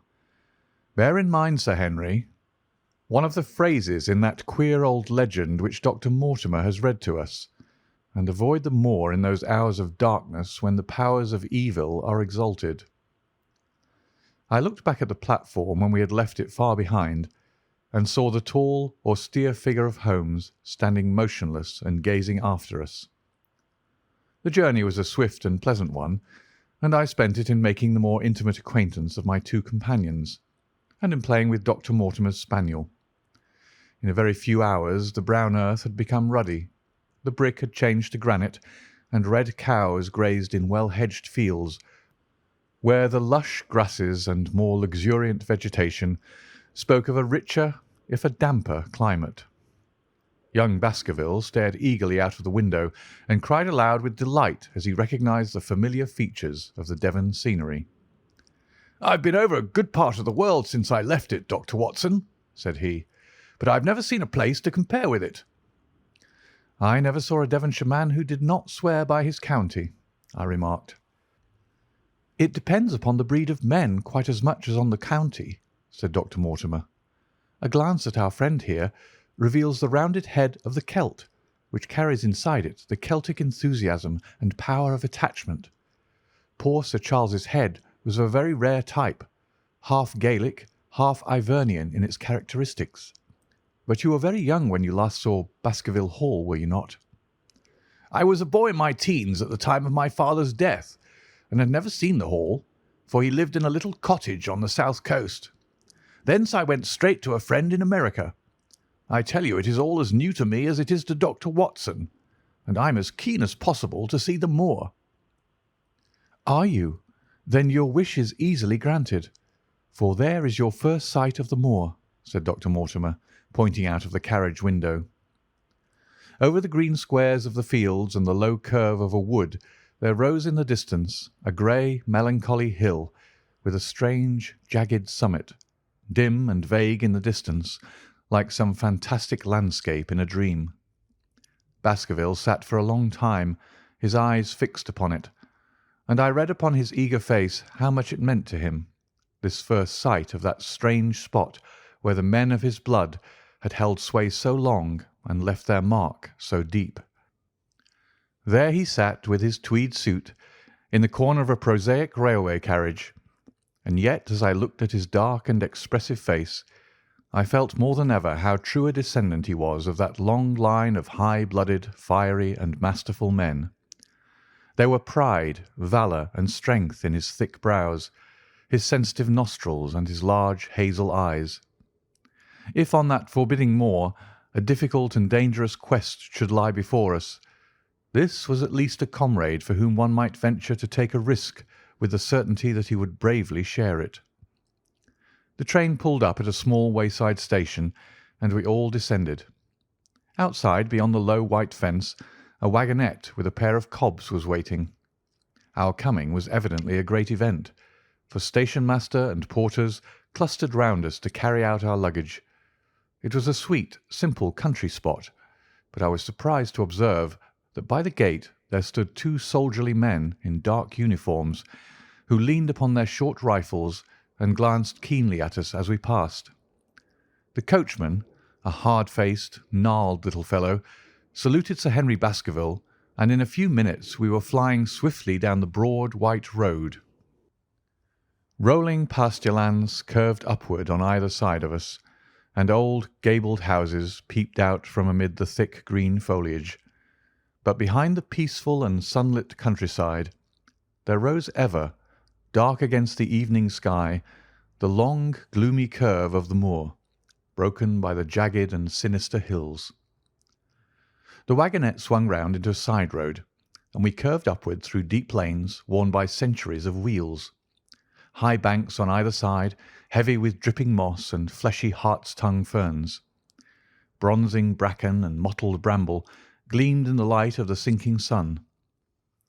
Still steadily rising, we passed over a narrow granite bridge and skirted a noisy stream which gushed swiftly down, foaming and roaring amid the grey boulders.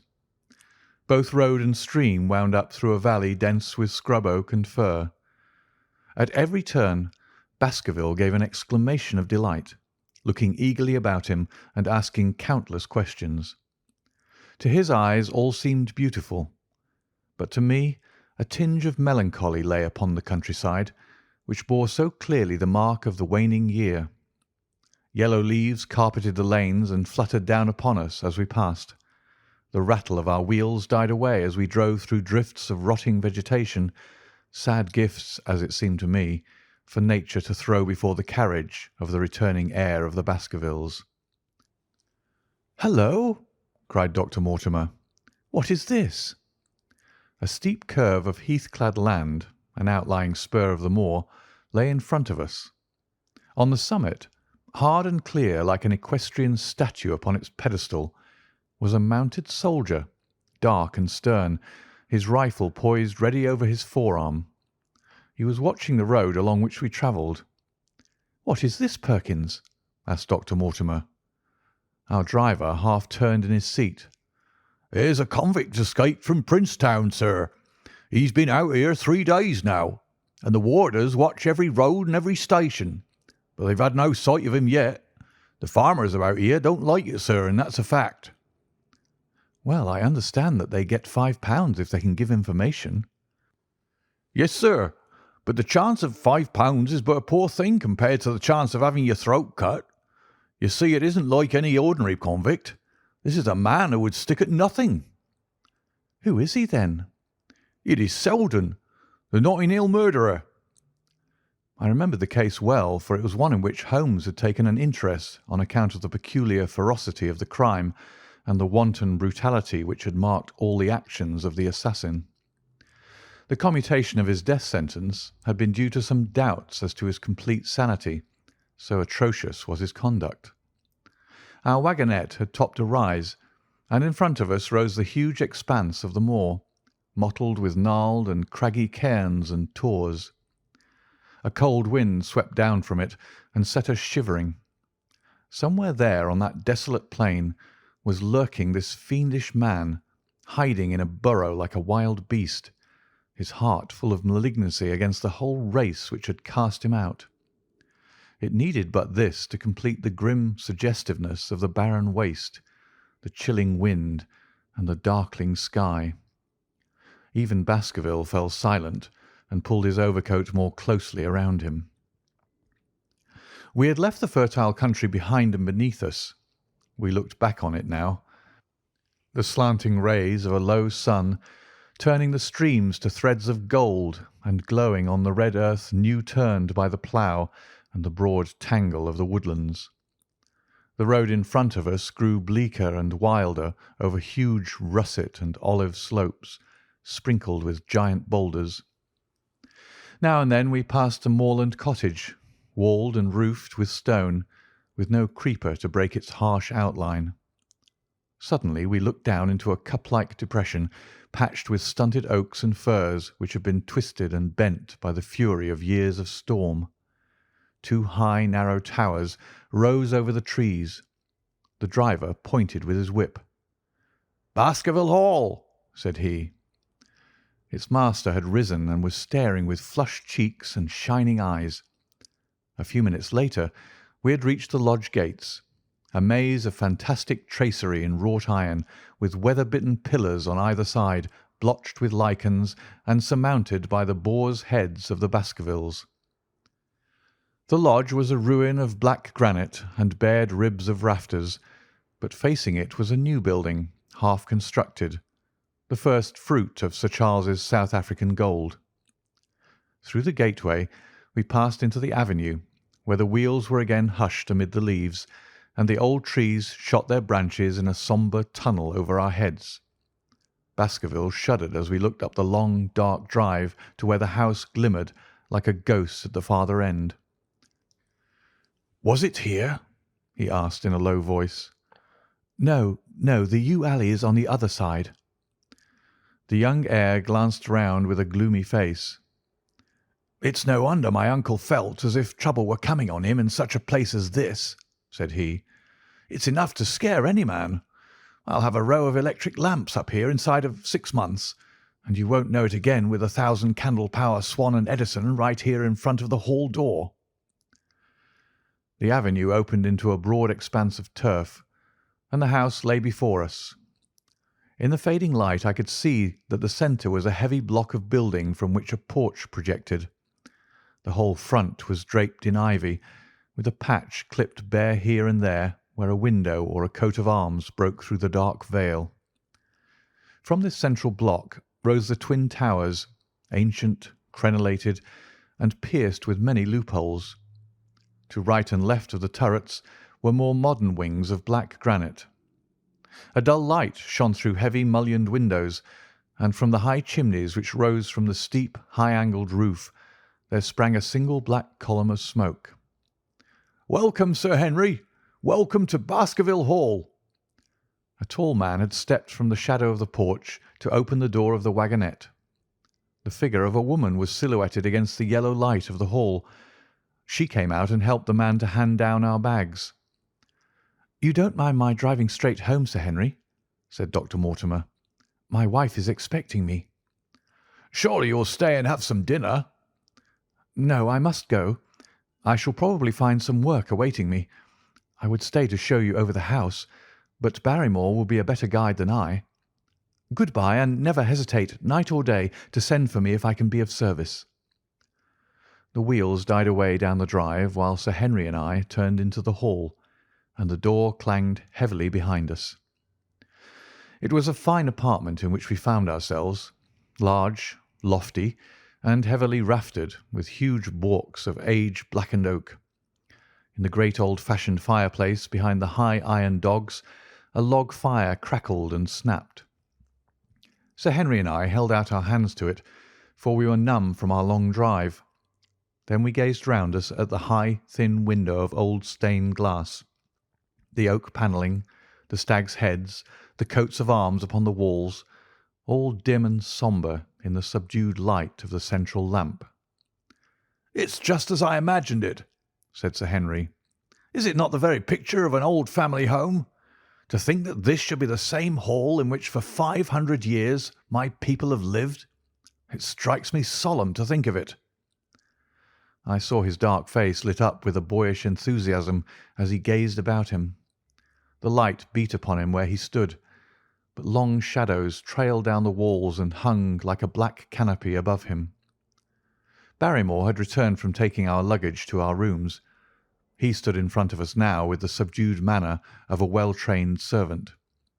He was a remarkable-looking man, tall, handsome, with a square black beard and pale, distinguished features.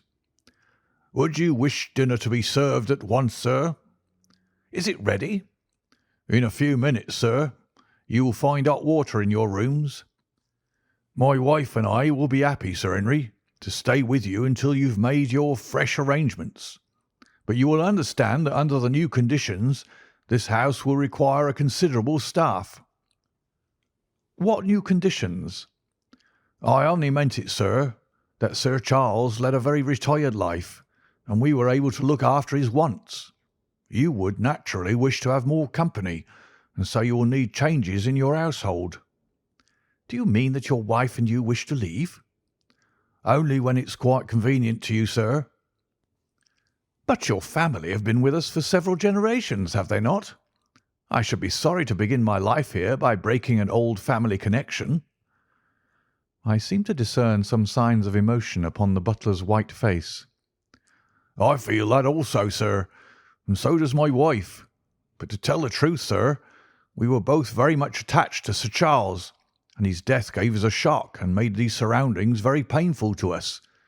I fear that we shall never again be easy in our minds at Baskerville Hall." "But what do you intend to do?" "I have no doubt, sir, that we shall succeed in establishing ourselves in some business. Sir Charles's generosity has given us the means to do so, And now, sir, perhaps I'd best show you to your rooms." A square balustraded gallery ran round the top of the old hall, approached by a double stair. From this central point, two long corridors extended the whole length of the building, from which all the bedrooms opened. My own was in the same wing as Baskerville's, and almost next door to it. These rooms appeared to be much more modern than the central part of the house, and the bright paper and numerous candles did something to remove the sombre impression which our arrival had left upon my mind. But the dining room, which opened out of the hall, was a place of shadow and gloom. It was a long chamber with a step separating the dais where the family sat from the lower portion reserved for their dependents. At one end a minstrel's gallery overlooked it. Black beams shot across above our heads, with a smoke-darkened ceiling beyond them. With rows of flaring torches to light it up, and the colour and rude hilarity of an old-time banquet, it might have softened. But now, when two black-clothed gentlemen sat in the little circle of light thrown by a shaded lamp, one's voice became hushed and one's spirit subdued. A dim line of ancestors in every variety of dress, from the Elizabethan knight to the buck of the Regency, stared down upon us and daunted us by their silent company. We talked little, and I for one was glad when the meal was over and we were able to retire into the modern billiard-room and smoke a cigarette. "My word, it isn't a very cheerful place," said Sir Henry. "I suppose one can tone down to it, but I feel a bit out of the picture at present. I don't mind that my uncle got a little jumpy if he lived all alone in such a house as this. However, if it suits you, we will retire early tonight, and perhaps things may seem more cheerful in the morning." I drew aside my curtains before I went to bed and looked out from my window. It opened up upon the grassy space which lay in front of the hall door. Beyond, two copses of trees moaned and swung in a rising wind. A half-moon broke through the rifts of racing clouds. In its cold light I saw beyond the trees a broken fringe of rocks and the long, low curve of the melancholy moor. I closed the curtain, feeling that my last impression was in keeping with the rest. And yet it was not quite the last. I found myself weary and yet wakeful, tossing restlessly from side to side, seeking for the sleep which would not come. Far away a chiming clock struck out the quarters of the hours, but otherwise a deathly silence lay upon the old house. And then, suddenly, in the very dead of night, there came a sound to my ears, clear, resonant, and unmistakable.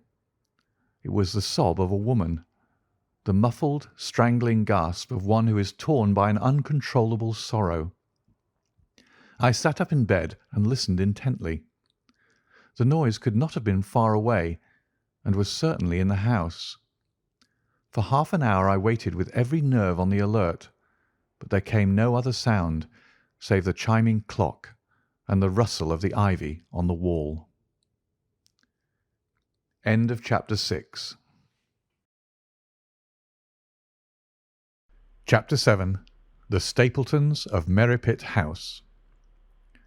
The fresh beauty of the following morning did something to efface from our minds the grim and grey impression which had been left upon both of us by our first experience of Baskerville Hall.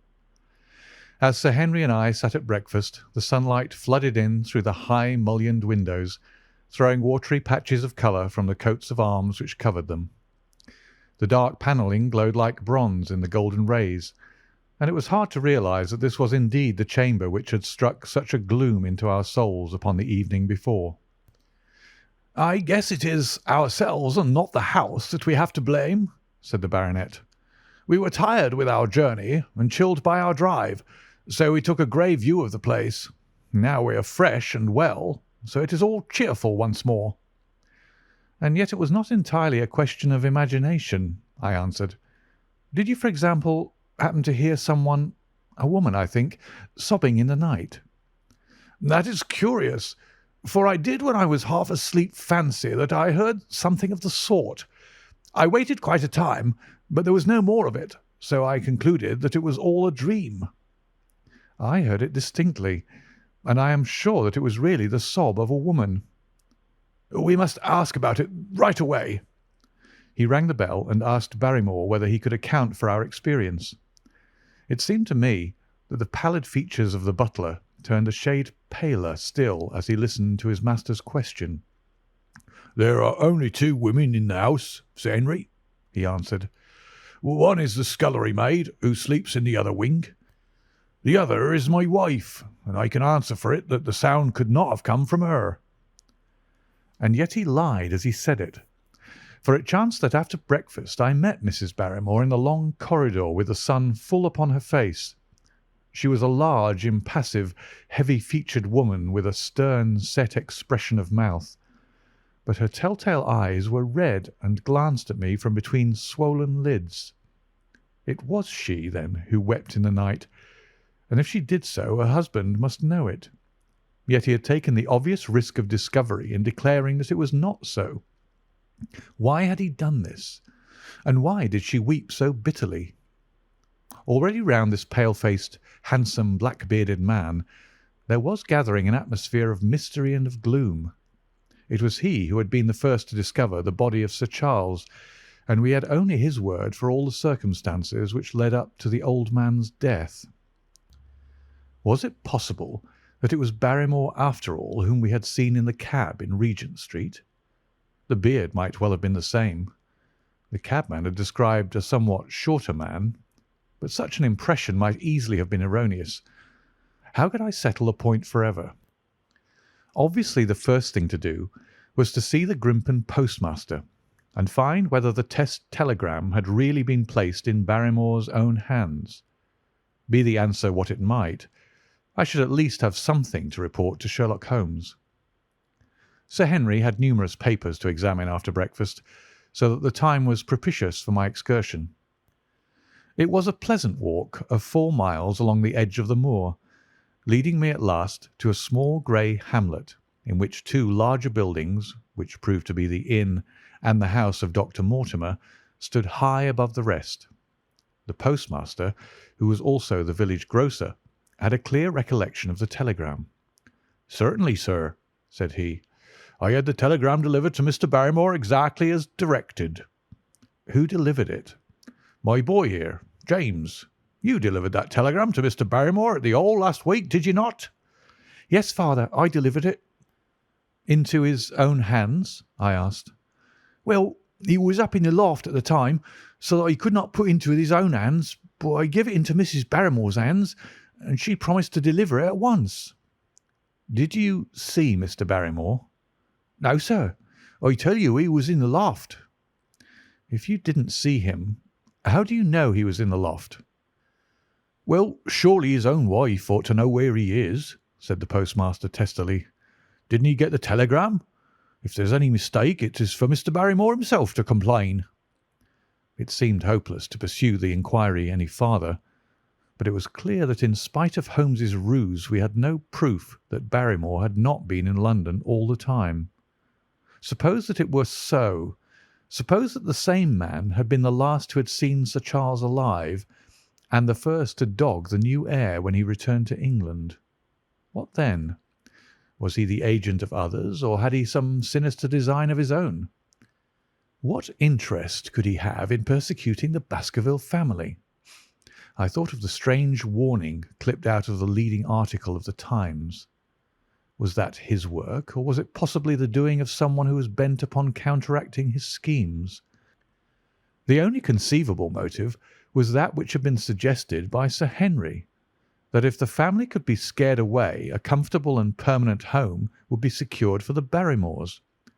But surely such an explanation as that would be quite inadequate to account for the deep and subtle scheming which seemed to be weaving an invisible net around the young baronet. Holmes himself had said that no more complex case had come to him in all the long series of his sensational investigations.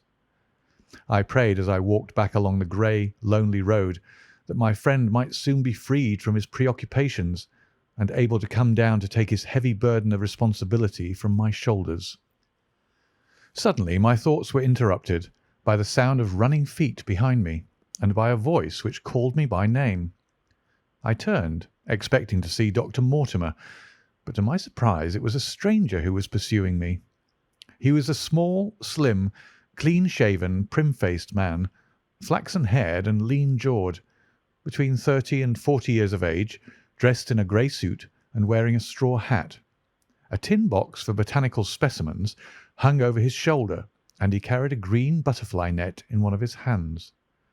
"You will, I am sure, excuse my presumption, Dr. Watson," said he as he came panting up to where I stood.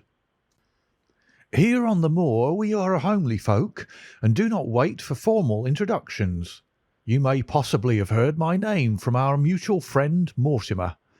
I am Stapleton of Merripit House." "Your net and box would have told me as much," said I, for I knew that Mr. Stapleton was a naturalist. "But how did you know me?" "I have been calling on Mortimer, and he pointed you out to me from the window of his surgery as you passed. As our road lay the same way, I thought that I could overtake you and introduce myself. I trust that Sir Henry is none the worse for his journey." "He's very well, thank you." "We were all rather afraid that after the sad death of Sir Charles, the new baronet might refuse to live here. It is asking much of a wealthy man to come down and bury himself in a place of this kind. But I need not tell you that it means a very great deal to the countryside. Sir Henry has, I suppose, no superstitious fears in the matter?" "I do not think that it is likely." "Of course you know the legend of the fiend dog which haunts the family?" "I have heard of it." "It is extraordinary how credulous the pheasants are about here. Any number of them are ready to swear that they have seen such a creature upon the moor." He spoke with a smile, but I seemed to read in his eyes that he took the matter more seriously. "The story took a great hold upon the imagination of Sir Charles, and I have no doubt that it led to his tragic end." "But how?" "His nerves were so worked up that the appearance of any dog might have had a fatal effect upon his diseased heart. I fancy that he really did see something of the kind upon that last night in the yew alley. I feared that some disaster might occur, for I was very fond of the old man, and I knew that his heart was weak." "How did you know that?" "My friend Mortimer told me." "You think, then, that some dog pursued Sir Charles, and that he died of fright in consequence?" "Have you any better explanation?" "I have not come to any conclusion." "Has Mr. Sherlock Holmes?" The words took away my breath for an instant, but a glance at the placid face and steadfast eyes of my companion showed that no surprise was intended. "It is useless for us to pretend that we do not know you, Dr. Watson," said he.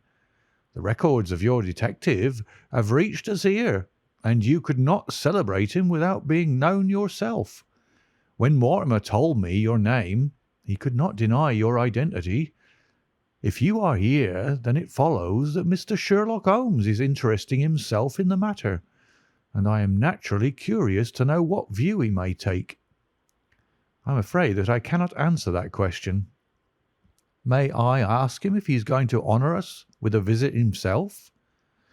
"He cannot leave town at present. He has other cases which engage his attention." "What a pity!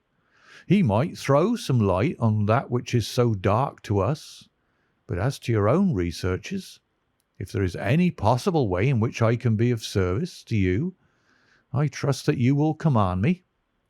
If I had any indication of the nature of your suspicions, or how you propose to investigate the case, I might perhaps even now give you some aid or advice." "I assure you that I am simply here upon a visit to my friend Sir Henry, and that I need no help of any kind." "Excellent," said Stapleton. "You are perfectly right to be wary and discreet. I am justly reproved for what I feel was an unjustifiable intrusion, and I promise you that I will not mention the matter again." We had come to a point where a narrow grassy path struck off from the road and wound away across the moor. A steep, boulder-sprinkled hill lay upon the right, which had in bygone days been cut into a granite quarry. The face which was turned towards us formed a dark cliff, with ferns and brambles growing in its niches. From over a distant rise there floated a grey plume of smoke. "A moderate walk along this moor path brings us to Merripit House," said he. "Perhaps you will spare an hour that I may have the pleasure of introducing you to my sister."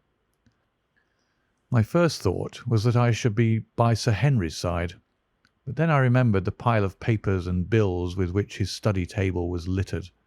It was certain that I could not help with those, and Holmes had expressly said that I should study the neighbours upon the moor. I accepted Stapleton's invitation, and we turned together down the path. "It is a wonderful place, the moor," said he, looking round over the undulating downs, long green rollers with crests of jagged granite foaming up into fantastic surges. "You never tire of the moor. You cannot think the wonderful secrets which it contains. It is so vast and so barren and so mysterious." "You know it well, then?" "I have only been here 2 years. The residents would call me a newcomer. We came shortly after Sir Charles settled, but my tastes led me to explore every part of the country round, and I should think that there are few men who know it better than I do." "Is it hard to know?" "Very hard. You see, for example, this great plain to the north here, with the queer hills breaking out of it.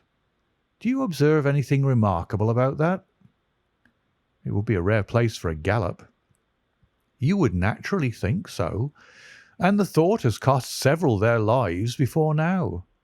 You notice those bright green spots scattered thickly over it?" "Yes, they seem more fertile than the rest." Stapleton laughed. "That is the great Grimpen Mire," said he. "A false step yonder means death to man or beast. Only yesterday I saw one of the moor ponies wander into it. He never came out. I saw his head for quite a long time craning out of the bog hole, but it sucked him down at last. Even in dry seasons it is a danger to cross it, but after these autumn rains it is an awful place, and yet I can find my way to the very heart of it and return alive. By George, there's another of those miserable ponies." Something brown was rolling and tossing among the green sedges. Then a long, agonized, writhing neck shot upward, and a dreadful cry echoed over the moor. It turned me cold with horror, but my companion's nerves seemed to be stronger than mine. "It's gone," said he. "The mire has him. 2 in 2 days, and many more, perhaps, for they get in the way of going there in the dry weather, and never know the difference until the mire has them in its clutches. It's a bad place, the great Grimpen Mire." "And you say you can penetrate it?" "Yes. There are 1 or 2 paths which a very active man can take. I have found them out." "But why should you wish to go into so horrible a place?" "Well, you see the hills beyond. They are really islands cut off on all sides by the impassable mire, which has crawled round them in the course of years. That is where the rare plants and the butterflies are, if you have the wit to reach them."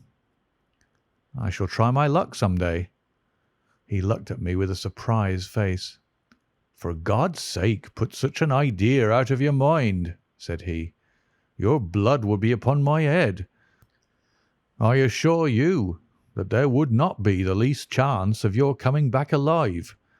It is only by remembering certain complex landmarks that I am able to do it." "Hallo!" I cried. "What is that?" A long, low moan, indescribably sad, swept over the moor. It filled the whole air, and yet it was impossible to say whence it came. From a dull murmur it swelled into a deep roar, and then sank back into a melancholy, throbbing murmur once again. Stapleton looked at me with a curious expression in his face. "Queer place, the moor," said he. "But what is it?" The peasants say it is the Hound of the Baskervilles calling for its prey. I've heard it once or twice before, but never quite so loud." I looked round with a chill of fear in my heart at the huge swelling plain mottled with the green patches of rushes. Nothing stirred over the vast expanse save a pair of ravens which croaked loudly from a tor behind us. "You are an educated man. You don't believe such nonsense as that," said I. "What do you think is the cause of so strange a sound?" "Bogs make queer noises sometimes. It's the mud settling or the water rising or something." "No, no, that was a living voice."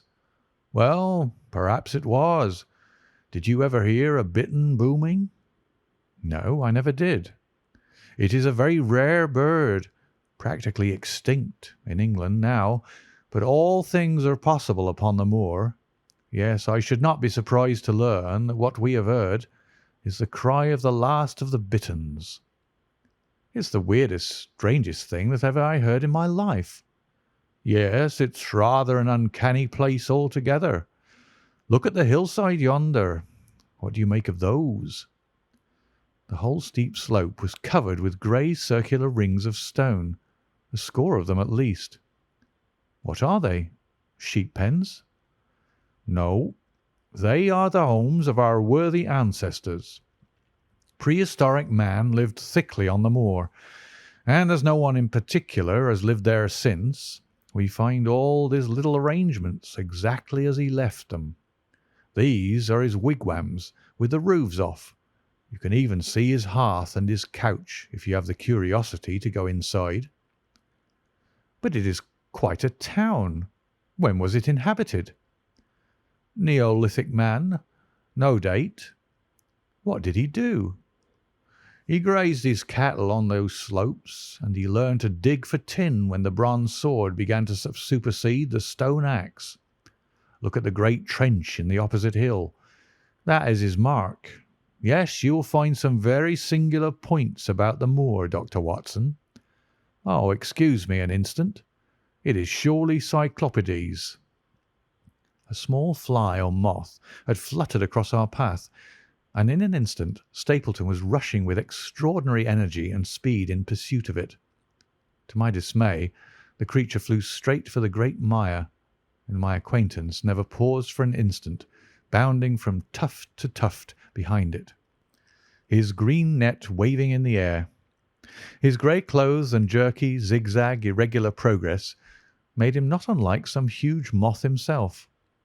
I was standing watching his pursuit with a mixture of admiration for his extraordinary activity and fear lest he should lose his footing in the treacherous mire, when I heard the sound of steps, and turning round found a woman near me upon the path. She had come from the direction in which the plume of smoke indicated the position of Merripit House, but the dip of the moor had hid her until she was quite close. I could not doubt that this was the Miss Stapleton of whom I had been told, since ladies of any sort must be few upon the moor, and I remembered that I had heard someone describe her as being a beauty. The woman who approached me was certainly that, and of a most uncommon type.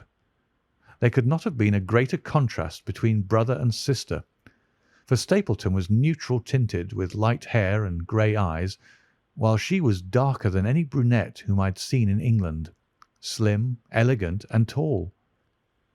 She had a proud, finely cut face, so regular that it might have seemed impassive were it not for the sensitive mouth and the beautiful, dark, eager eyes. With her perfect figure and elegant dress she was indeed a strange apparition upon a lonely moorland path. Her eyes were on her brother as I turned, and then she quickened her pace towards me. I had raised my hat, and was about to make some explanatory remark, when her own words turned all my thoughts into a new channel. "Go back," she said. "Go straight back to London instantly." I could only stare at her in stupid surprise. Her eyes blazed at me, and she tapped the ground impatiently with her foot. "Why should I go back?" I asked. "I cannot explain." She spoke in a low, eager voice, with a curious lisp in her utterance. "But for God's sake, do what I ask you. Go back and never set foot upon the moor again." "But I've only just come." Man," she cried, "can you not tell when a warning is for your own good? Go back to London. Start to-night. Get away from this place at all costs. Hush, my brother's coming. Not a word of what I've said. Would you mind getting that orchid for me among the mare's tails yonder? We're very rich in orchids on the moor, though of course you are rather late to see the beauties of the place." Stapleton had abandoned the chase and come back to us breathing hard and flushed with his exertions. "Hello, Beryl," said he, and it seemed to me that the tone of his greeting was not altogether a cordial one. "Well, Jack, you're very hot." "Yes, I was chasing a cyclopedes. He is very rare and seldom found in the late autumn. What a pity that I should have missed him." He spoke unconcernedly, but his small light eyes glanced incessantly from the girl to me. "You have introduced yourselves, I can see." "Yes, I was telling Sir Henry that it was rather late for him to see the true beauties of the moor." "Why, who do you think this is?" "I imagine that it must be Sir Henry Baskerville." "No, no," said I. "Only a humble commoner, but his friend. My name is Dr. Watson." A flush of vexation passed over her expressive face. "We have been talking at cross purposes," said she. "Why, you had not very much time for talk," her brother remarked with the same questioning eyes. "I talked as if Dr. Watson were a resident instead of being merely a visitor," said she. "It cannot much matter to him whether it is early or late for the orchids. But you will come on, will you not, and see Merripit House?" A short walk brought us to it, a bleak moorland house, once the farm of some grazier in the old prosperous days, but now put into repair and turned into a modern dwelling. An orchard surrounded it, but the trees, as is usual upon the moor, were stunted and nipped, and the effect of the whole place was mean and melancholy. We were admitted by a strange, wizened, rusty-coated old manservant, who seemed in keeping with the house. Inside, however, there were large rooms furnished with an elegance in which I seemed to recognise the taste of the lady. As I looked from their windows at the interminable granite-flecked moor, rolling unbroken to the farthest horizon, I could not but marvel at what could have brought this highly educated man and this beautiful woman to live in such a place. "Queer spot to choose, is it not?" said he, as if in answer to my thought. "And yet we manage to make ourselves fairly happy, do we not, Beryl?" "Quite happy," said she, but there was no ring of conviction in her words. "I had a school," said Stapleton. "It was in the north country. The work to a man of my temperament was mechanical and uninteresting, but the privilege of living with youth, of helping to mould those young minds, and of impressing them with one's own character and ideals was very dear to me. However, the fates were against us. A serious epidemic broke out in the school, and 3 of the boys died. It never recovered from the blow, and much of my capital was irretrievably swallowed up.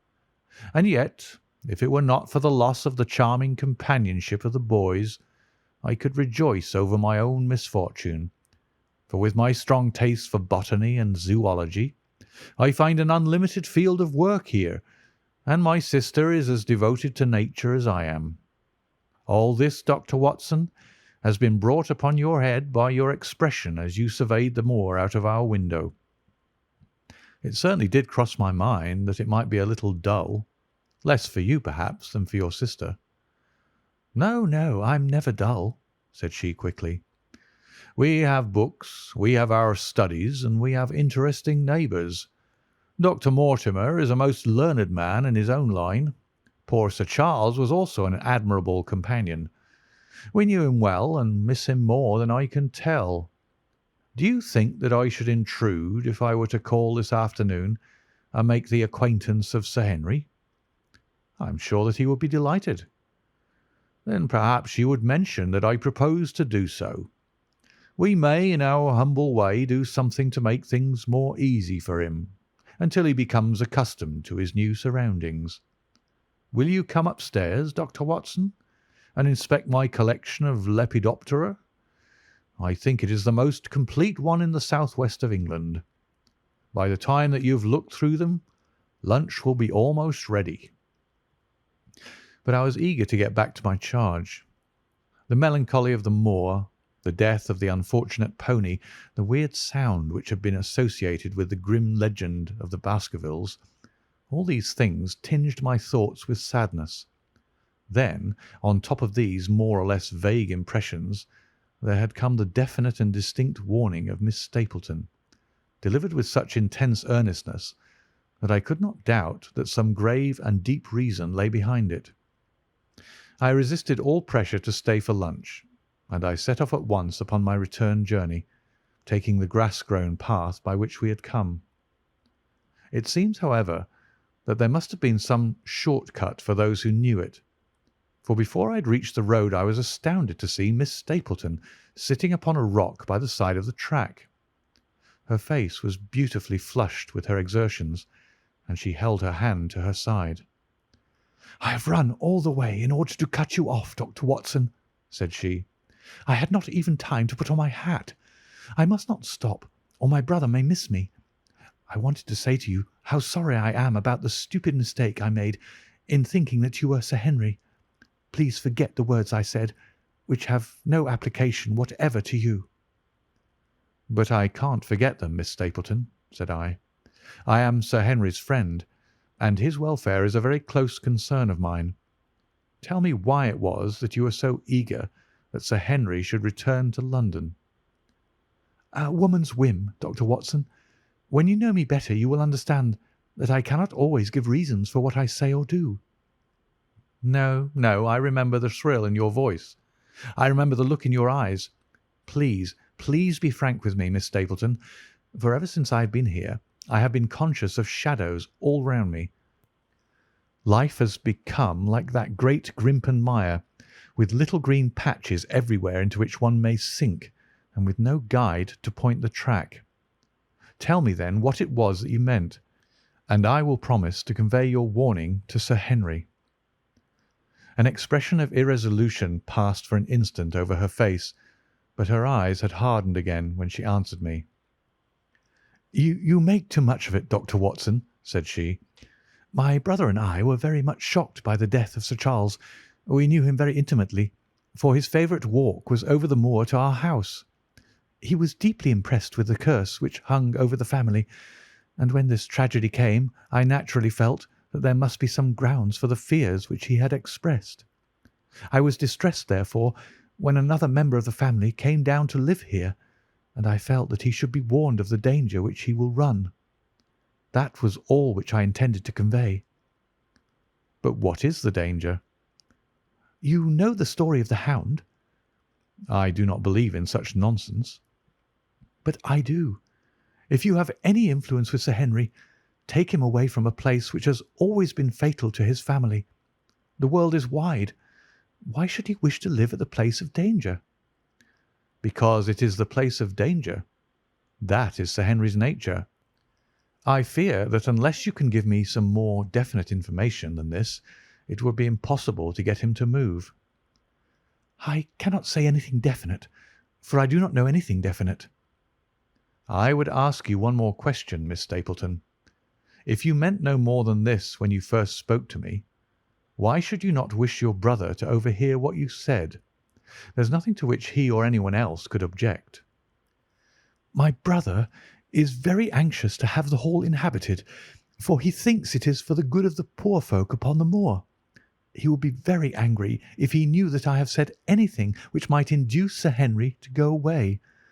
But I have done my duty now, and I will say no more. I must go back, or he will miss me and suspect that I have seen you. Good-bye." She turned and had disappeared in a few minutes among the scattered boulders, while I, with my soul full of vague fears, pursued my way to Baskerville Hall. End of Chapter 7. Chapter 8. First Report of Dr. Watson. From this point onward I will follow the course of events by transcribing my own letters to Mr. Sherlock Holmes, which lie before me on the table. One page is missing, but otherwise they are exactly as written, and show my feelings and suspicions of the moment more accurately than my memory, clear as it is upon these tragic events, can possibly do. Baskerville Hall, October 13th. My dear Holmes, my previous letters and telegrams have kept you pretty well up to date as to all that has occurred in this most God-forsaken corner of the world. The longer one stays here, the more does the spirit of the moor sink into one's soul, its vastness, and also its grim charm. When you are once out upon its bosom, you have left all traces of modern England behind you. But, on the other hand, you are conscious everywhere of the homes and the work of the prehistoric people. On all sides of you, as you walk, are the houses of these forgotten folk, with their graves and the huge monoliths which are supposed to have marked their temples. As you look at their grey stone huts against the scarred hillsides, you leave your own age behind you, and if you were to see a skin-clad, hairy man crawl out from the low door fitting a flint-tipped arrow onto the string of his bow, you would feel that his presence there was more natural than your own. The strange thing is that they should have lived so thickly on what must have always have been most unfruitful soil. I am no antiquarian, but I could imagine that they were some unwarlike and harried race who were forced to accept that which none other would occupy. All this, however, is foreign to the mission on which you sent me, and will probably be very uninteresting to your severely practical mind. I can still remember your complete indifference as to whether the sun moved round the earth, or the earth round the sun.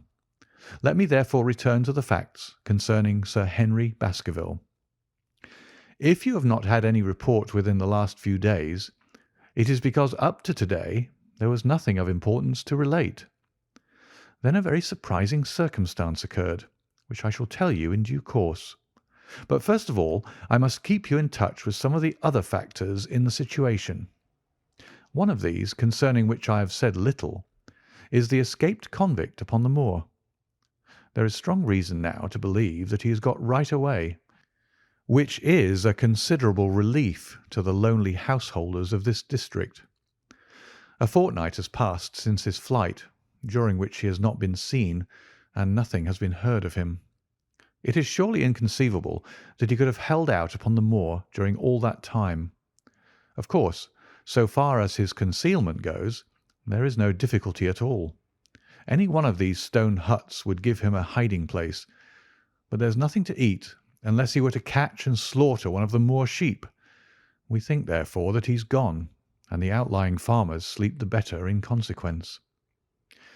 We are 4 able-bodied men in this household, so that we could take good care of ourselves, but I confess that I have had uneasy moments when I have thought of the Stapletons. They live miles from any help. There are one maid, an old manservant, the sister and the brother, the latter not a very strong man. They would be helpless in the hands of a desperate fellow like this Notting Hill criminal if he could once effect an entrance.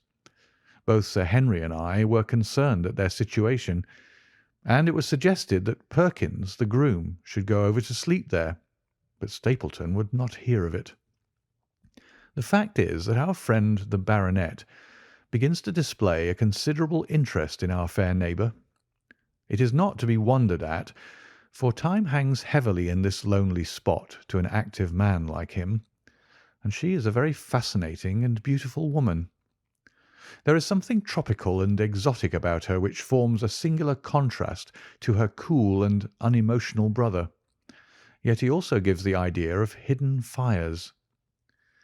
He has certainly a very marked influence over her, for I have seen her continually glance at him as she talked as if seeking approbation for what she said. I trust that he is kind to her. There is a dry glitter in his eyes and a firm set of his thin lips, which goes with a positive and possibly a harsh nature. You would find him an interesting study. He came over to call upon Baskerville on that first day, and the very next morning he took us both to show us the spot where the legend of the wicked Hugo is supposed to have had its origin. It was an excursion of some miles across the moor to a place which is so dismal that it might have suggested the story. We found a short valley between rugged tors, which led to an open, grassy space flecked over with the white cotton grass. In the middle of it rose two great stones, worn and sharpened at the upper end until they looked like the huge corroding fangs of some monstrous beast. In every way it corresponded with the scene of the old tragedy. Sir Henry was much interested, and asked Stapleton more than once whether he did really believe in the possibility of the interference of the supernatural in the affairs of men. He spoke lightly, but it was evident that he was very much in earnest. Stapleton was guarded in his replies, but it was easy to see that he said less than he might, and that he would not express his whole opinion out of consideration for the feelings of the baronet. He told us of similar cases, where families had suffered from some evil influence, and he left us with the impression that he shared the popular view upon the matter. On our way back we stayed for lunch at Merripit House, and it was there that Sir Henry made the acquaintance of Miss Stapleton. From the first moment that he saw her, he appeared to be strongly attracted by her, and I am much mistaken if the feeling was not mutual. He referred to her again and again on our walk home, and since then hardly a day has passed that we have not seen something of the brother and sister. They dine here tonight, and there is some talk of our going to them next week. One would imagine that such a match would be very welcome to Stapleton, and yet I have more than once caught a look of the strongest disapprobation in his face when Sir Henry has been paying some attention to his sister. He is much attached to her, no doubt, and would lead a lonely life without her, but it would seem the height of selfishness if he were to stand in the way of her making so brilliant a marriage. Yet I am certain that he does not wish their intimacy to ripen into love, and I have several times observed that he has taken pains to prevent them from being tête-à-tête. By the way, your instructions to me never to allow Sir Henry to go out alone will become very much more onerous if a love affair were to be added to our other difficulties. My popularity would soon suffer if I were to carry out your orders to the letter. The other day, Thursday to be more exact, Dr. Mortimer lunched with us. He has been excavating a barrow at Long Down, and has got a prehistoric skull which fills him with great joy. Never was there such a single-minded enthusiast as he. The Stapletons came in afterwards, and the good doctor took us all to the yew alley at Sir Henry's request to show us exactly how everything occurred upon that fatal night. It is a long, dismal walk, the yew alley, between two high walls of clipped hedge, with a narrow band of grass upon either side. At the far end is an old tumble-down summer-house. Half-way down is the moor gate, where the old gentleman left his cigar-ash. It is a white wooden gate with a latch. Beyond it lies the wide moor. I remembered your theory of the affair and tried to picture all that had occurred. As the old man stood there, he saw something coming across the moor, something which terrified him so that he lost his wits and ran until he died of sheer horror and exhaustion. There was the long, gloomy tunnel down which he fled. And from what? A sheepdog of the moor? Or a spectral hound, black, silent, and monstrous?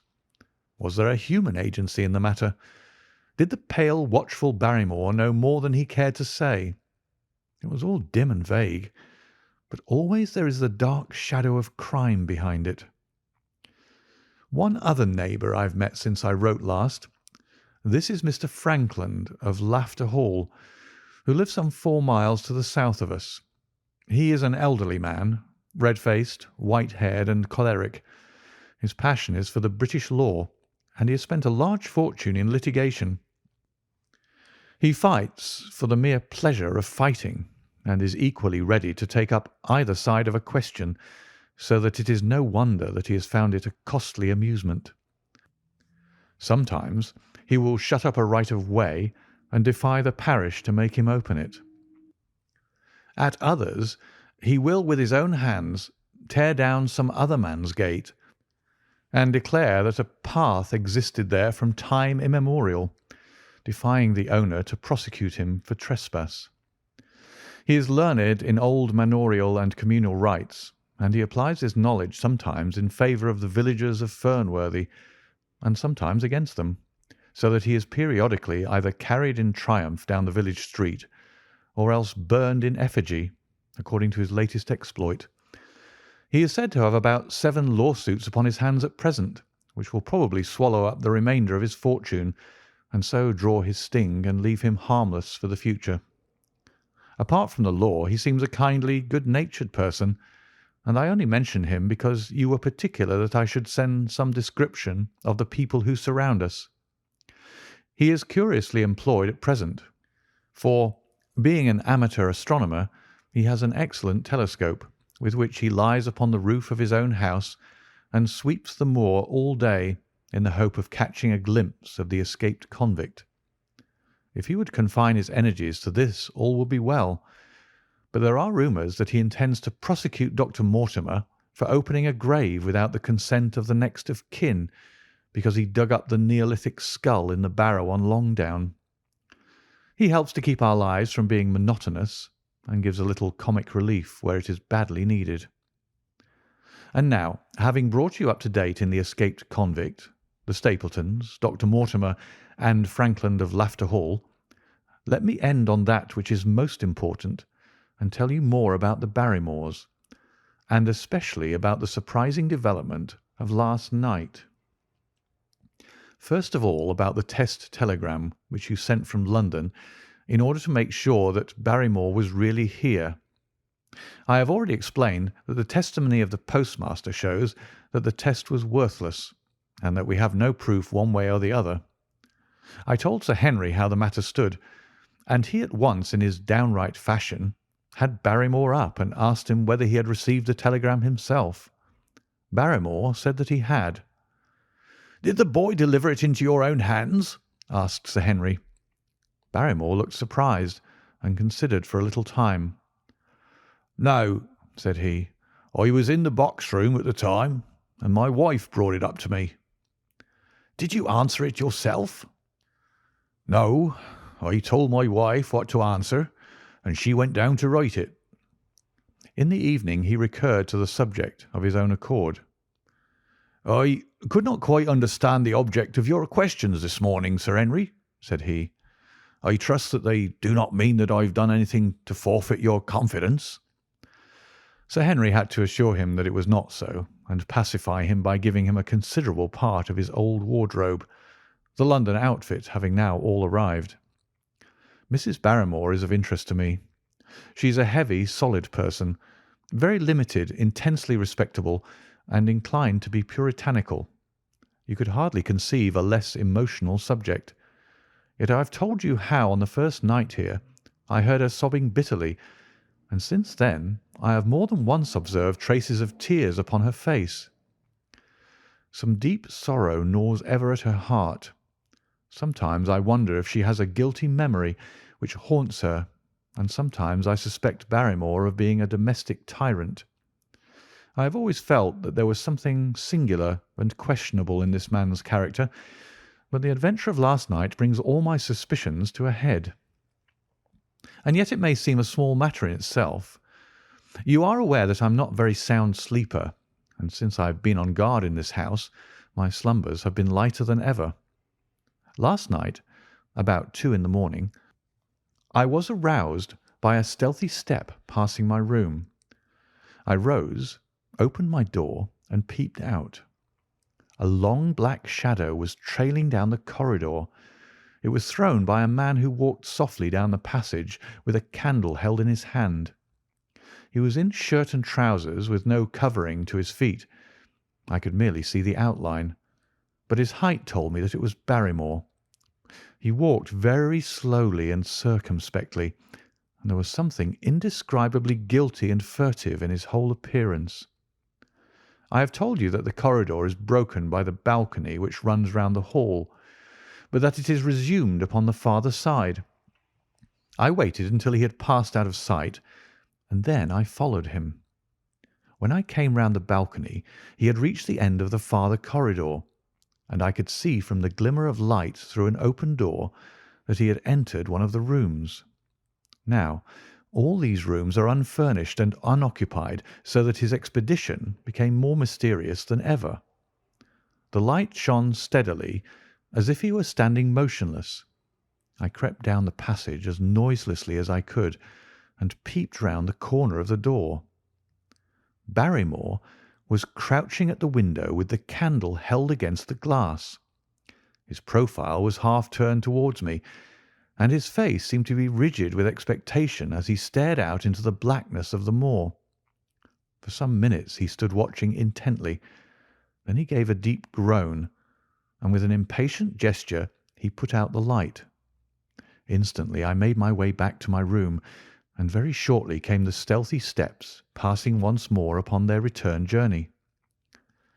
Long afterwards, when I had fallen into a light sleep, I heard a key turn somewhere in a lock, but I could not tell whence the sound came. What it all means I cannot guess, but there is some secret business going on in this house of gloom, which sooner or later we shall get to the bottom of. I do not trouble you with my theories, for you asked me to furnish you only with facts. I have had a long talk with Sir Henry this morning, and we have made a plan of campaign founded upon my observations of last night. I will not speak about it just now, but it should make my next report interesting reading. End of Chapter 8. Chapter 9. The Light upon the Moor. Second Report of Dr. Watson. Baskerville Hall, October 15th.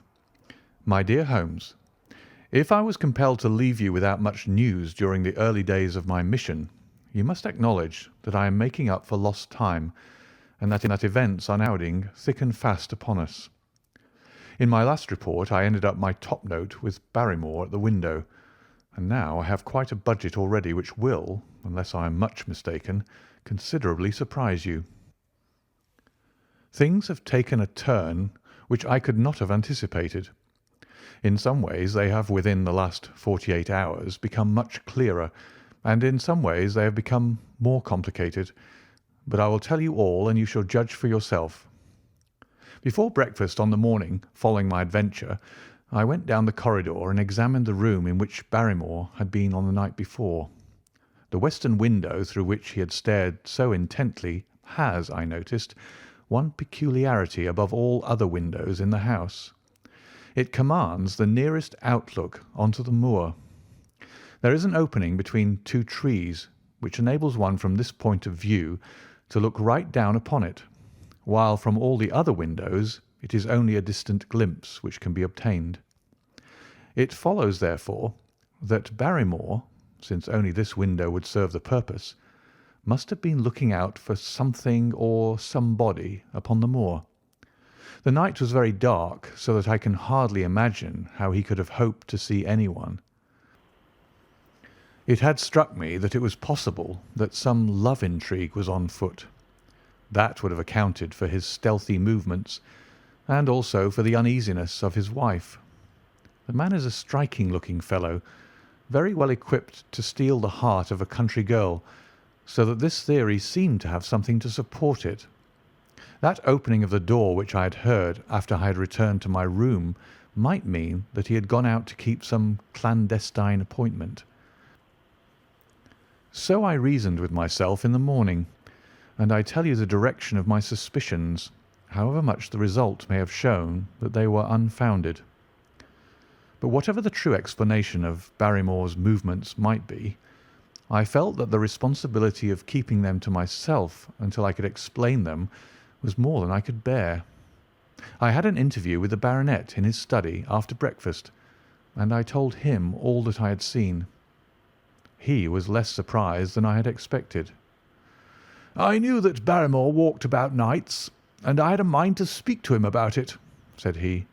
"2 or 3 times I've heard his steps in the passage, coming and going just about the hour you name." "Perhaps, then, he pays a visit every night to that particular window," I suggested. "Perhaps he does. If so, we should be able to shadow him and see what it is that he's after. I wonder what your friend Holmes would do if he were here." "I believe that he would do exactly what you now suggest," said I. "He would follow Barrymore and see what he did." "Then we shall do it together." "But surely he would hear us." "The man is rather deaf, and in any case we must take our chance of that. We'll sit up in my room tonight and wait until he passes." Sir Henry rubbed his hands with pleasure, and it was evident that he hailed the adventure as a relief to his somewhat quiet life upon the moor. The baronet has been in communication with the architect who prepared the plans for Sir Charles, and with a contractor from London, so that we may expect great changes to begin here soon. There have been decorators and furnishers up from Plymouth, and it is evident that our friend has large ideas and means to spare no pains or expense to restore the grandeur of his family. When the house is renovated and refurnished, all that he will need will be a wife to make it complete.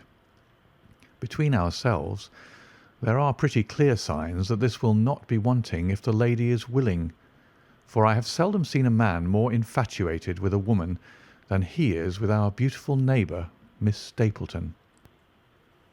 And yet the course of true love does not run quite as smoothly as one would, under these circumstances, expect. To-day, for example, its surface was broken by a very unexpected ripple, which has caused our friend considerable perplexity and annoyance. After the conversation which I have quoted about Barrymore, Sir Henry put on his hat and prepared to go out. As a matter of course, I did the same.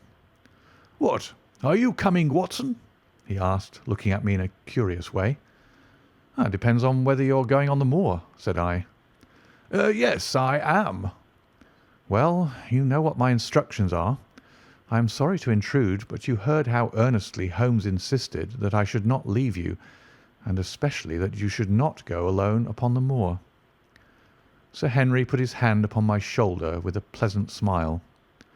"My dear fellow," said he, "Holmes, with all his wisdom, did not foresee some things which have happened since I have been on the moor. You understand me? I am sure that you are the last man in the world who would wish to be a spoil-sport. I must go out alone." It put me in a most awkward position. I was at a loss what to say or what to do, and before I had made up my mind, he picked up his cane and was gone. But when I came to think the matter over, my conscience reproached me bitterly for having on any pretext allowed him to go out of my sight. I imagined what my feelings would be if I had to return to you and to confess that some misfortune had occurred through my disregard for your instructions. I assure you my cheeks flushed at the very thought. It might not even now be too late to overtake him, so I set off at once in the direction of Merripit House. I hurried along the road at the top of my speed without seeing anything of Sir Henry until I came to the point where the moor path branches off. There, fearing that perhaps I had come in the wrong direction after all, I mounted a hill from which I could command a view, the same hill which is cut into the dark quarry. Thence I saw him at once.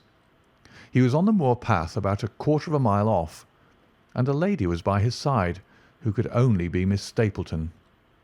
It was clear that there was already an understanding between them, and that they had met by appointment. They were walking slowly along in deep conversation, and I saw her making quick little movements of her hands as if she were very earnest in what she was saying, while he listened intently, and once or twice shook his head in strong dissent. I stood among the rocks watching them, very much puzzled as to what I should do next. To follow them and break into their intimate conversation seemed to be an outrage, and yet my clear duty was never for an instant to let him out of my sight. To act the spy upon a friend was a hateful task. Still, I could see no better course than to observe him from the hill and to clear my conscience by confessing to him afterwards what I had done. It is true that if any sudden danger had threatened him, I was too far away to be of use, and yet I am sure that you will agree with me that the position was very difficult, and that there was nothing more which I could do. Our friend Sir Henry and the lady had halted on the path and were standing deeply absorbed in their conversation, when I was suddenly aware that I was not the only witness of their interview. A wisp of green floating in the air caught my eye, and another glance showed me that it was carried on a stick by a man who was moving among the broken ground.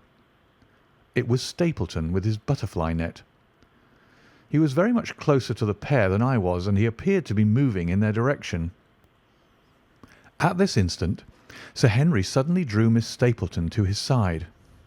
His arm was around her, but it seemed to me that she was straining away from him with her face averted.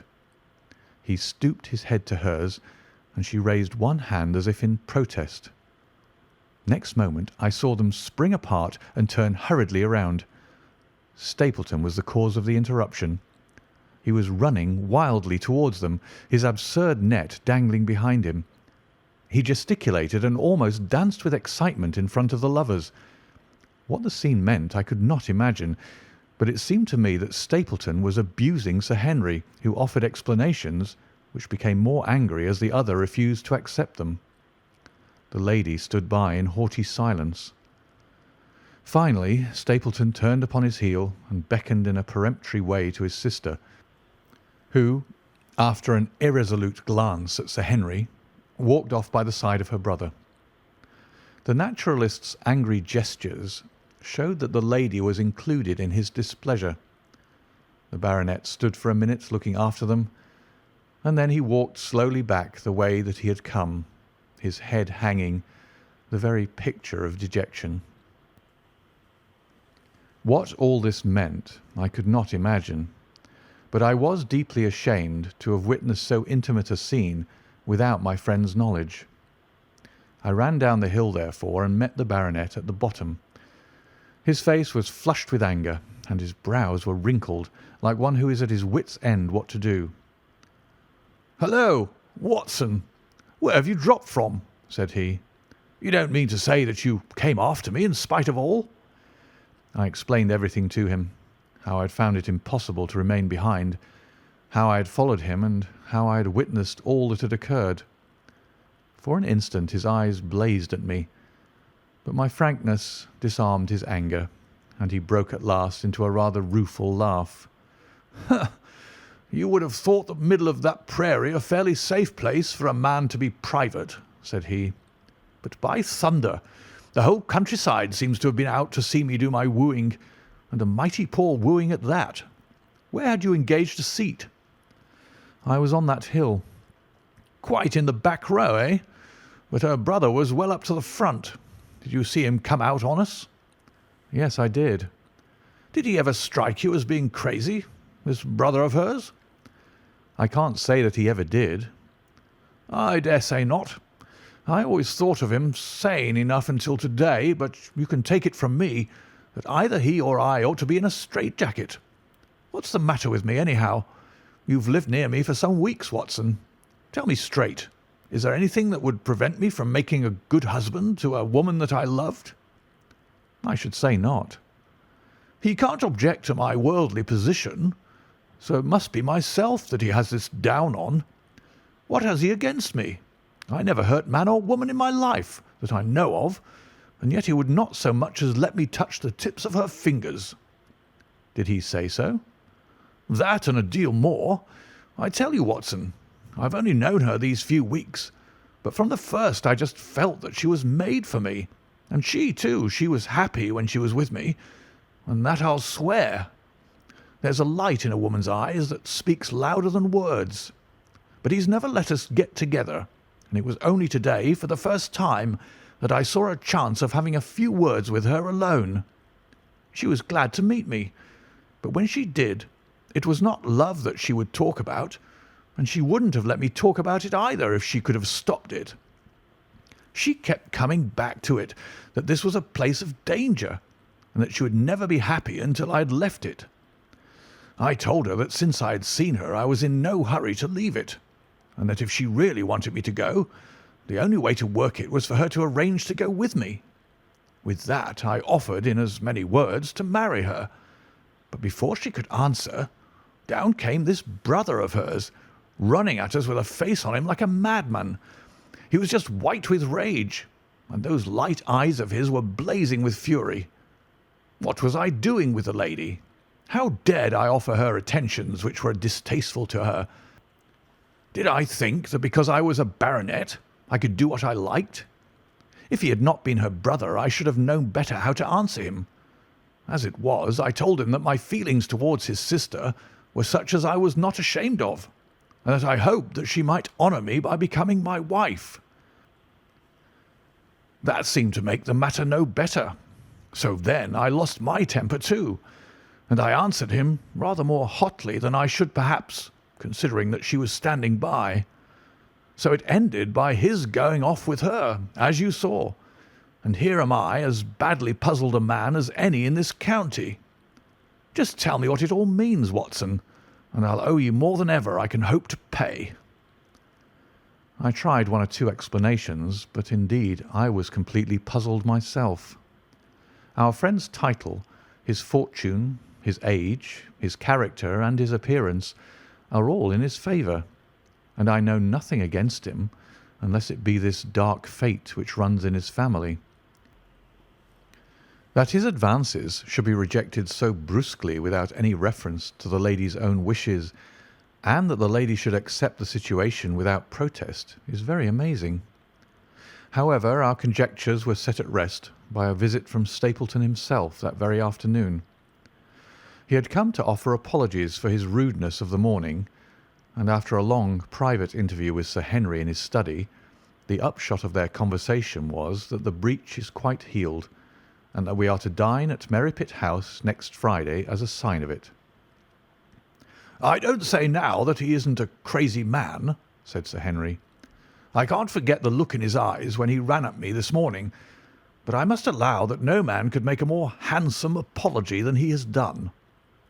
Did he give any explanation of his conduct? "His sister is everything in his life, he says. That is natural enough, and I am glad that he should understand her value. They have always been together, and according to his account he has been a very lonely man with only her as a companion, so that the thought of losing her was really terrible to him.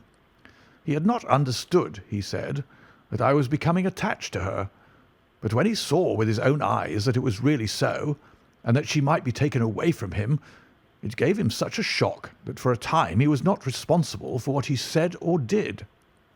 He was very sorry for all that had passed, and he recognized how foolish and how selfish it was that he should imagine that he could hold a beautiful woman like his sister to himself for her whole life.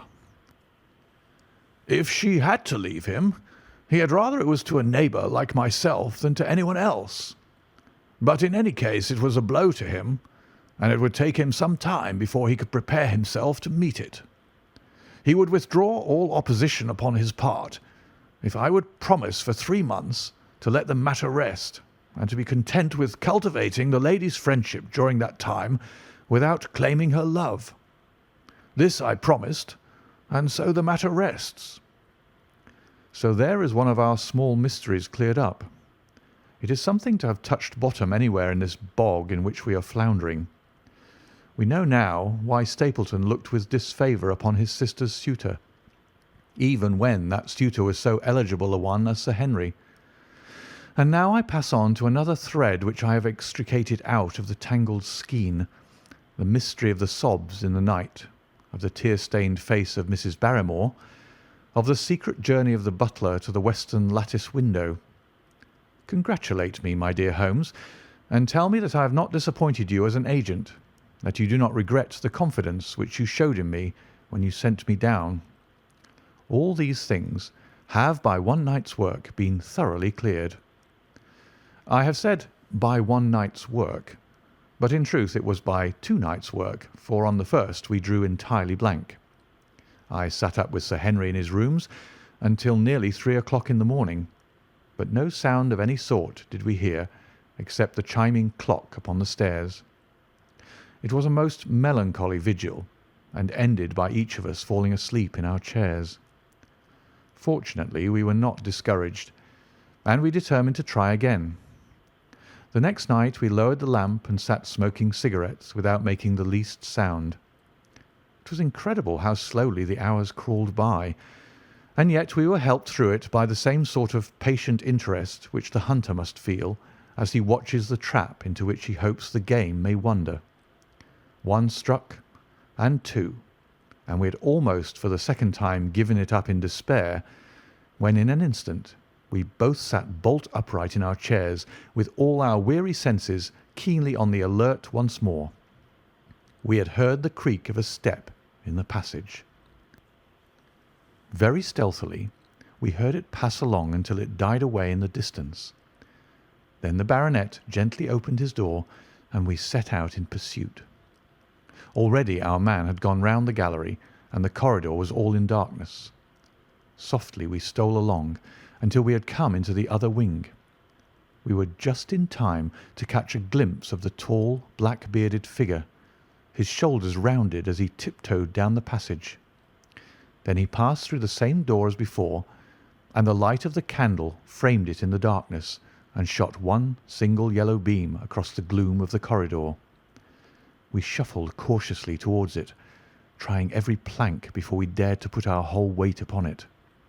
We had taken the precaution of leaving our boots behind us, but even so the old boards snapped and creaked beneath our tread. Sometimes it seemed impossible that he should fail to hear our approach. However, the man is fortunately rather deaf, and he was entirely preoccupied in that which he was doing.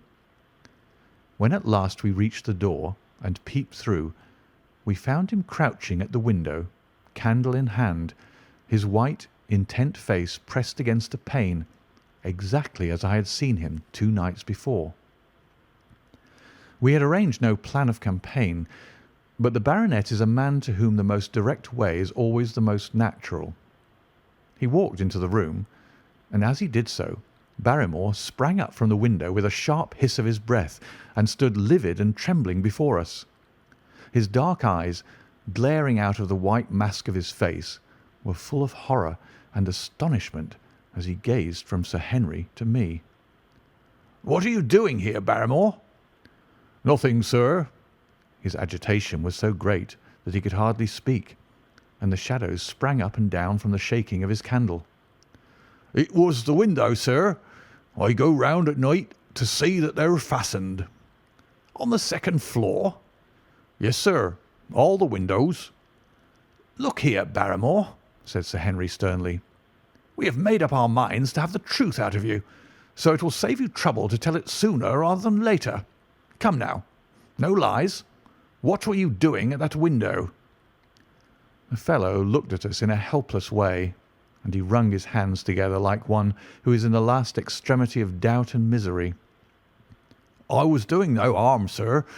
I was holding a candle to the window." "And why were you holding a candle to the window?" "Don't ask me, Sir Henry. Don't ask me.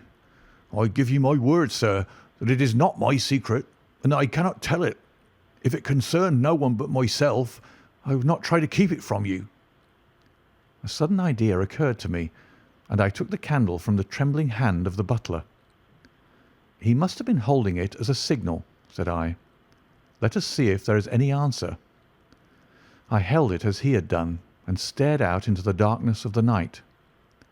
Vaguely I could discern the black bank of the trees and the lighter expanse of the moor, for the moon was behind the clouds. And then I gave a cry of exultation, for a tiny pinpoint of yellow light had suddenly transfixed the dark veil and glowed steadily in the centre of the black square framed by the window. "There it is!" I cried. "No, no, sir, it is nothing. Nothing at all," the butler broke in. "I assure you, sir." "Move your light across the window, Watson," cried the baronet. "See the other moves also. Now, you rascal, do you deny that it is a signal? Come, speak up. Who is your confederate out yonder, and what is this conspiracy that is going on?" The man's face became openly defiant. "It is my business, and not yours. I will not tell." Then you leave my employment right away. Very good, sir. If I must, I must. And you go in disgrace. By thunder, you may well be ashamed of yourself.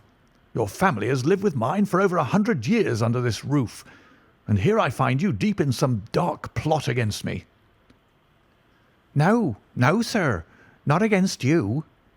It was a woman's voice, and Mrs. Barrymore, paler and more horror-struck than her husband, was standing at the door. Her bulky figure in a shawl and skirt might have been comic were it not for the intensity of feeling upon her face. We have to go, Eliza. This is the end of it. You can pack our things, said the butler. Oh, John, John, have I brought you to this? It is my doing, Sir Henry, all mine. He has done nothing except for my sake, and because I asked him. Speak out, then. What does it mean? My unhappy brother is starving on the moor. We cannot let him perish at our very gates.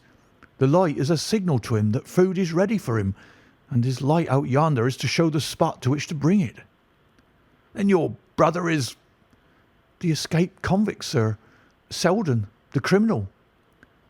That's the truth, sir, said Barrymore. I said that it was not my secret, and I could not tell it to you. But now you've heard it, and you'll see that if there was a plot, it was not against you. This, then, was the explanation of the stealthy expeditions at night, and the light at the window. Sir Henry and I both stared at the woman in amazement. Was it possible that this stolidly respectable person was of the same blood as one of the most notorious criminals in the country? Yes, sir. My name is Selden, and he is my younger brother. We humoured him too much when he was a lad, and gave him his own way in everything, until he came to think that the world was made for his pleasure, and that he could do what he liked in it. Then, as he grew older, he met wicked companions, and the devil entered into him until he broke my mother's heart and dragged her name in the dirt. From crime to crime he sank lower and lower, until it is only the mercy of God which has snatched him from the scaffold. But to me, sir, he was always a little curly-headed boy that I had nursed and played with as an elder sister would. That was why he broke prison, sir. He knew that I was here, and that we could not refuse to help him. When he dragged himself here one night, weary and starving, with the warders hard at his heels, what could we do? We took him in and fed him and cared for him. Then you returned, sir, and my brother thought he would be safer on the moor than anywhere else until the hue and cry was over, so he lay in hiding there. But every second night we made sure if he was still there by putting a light in the window, and if there was an answer, my husband took out some bread and meat to him. Every day we hoped that he was gone, but as long as he was there, we couldn't desert him. That is the old truth, as I am an honest Christian woman, and you'll see that if there is a blame in the matter, it doesn't lie with my husband, but with me, for whose sake he's done all that he has. The woman's words came with an intense earnestness, which carried conviction with them. Is this true, Barrymore? Yes, Sir Henry, every word of it. Well, I cannot blame you for standing by your own wife. Forget what I've said. Go to your room, you two, and we shall talk further about this matter in the morning. When they were gone, we looked out of the window again. Sir Henry had flung it open, and the cold night wind beat in upon our faces. Far away in the black distance, there still glowed that one tiny point of yellow light. I wonder he dares, said Sir Henry. It may be so placed as to be only visible from here. Very likely. How far do you think it is? Out by the cleft tor, I think. Not more than a mile or two off. Hardly that. Well, it cannot be far if Barrymore had to carry out the food to it, and he's waiting, this villain, beside that candle. By thunder, Watson, I'm going out to take that man. The same thought had crossed my own mind. It was not as if the Barrymores had taken us into their confidence. Their secret had been forced from them. The man was a danger to the community, an unmitigated scoundrel for whom there was neither pity nor excuse. We were only doing our duty in taking this chance of putting him back where he could do no harm.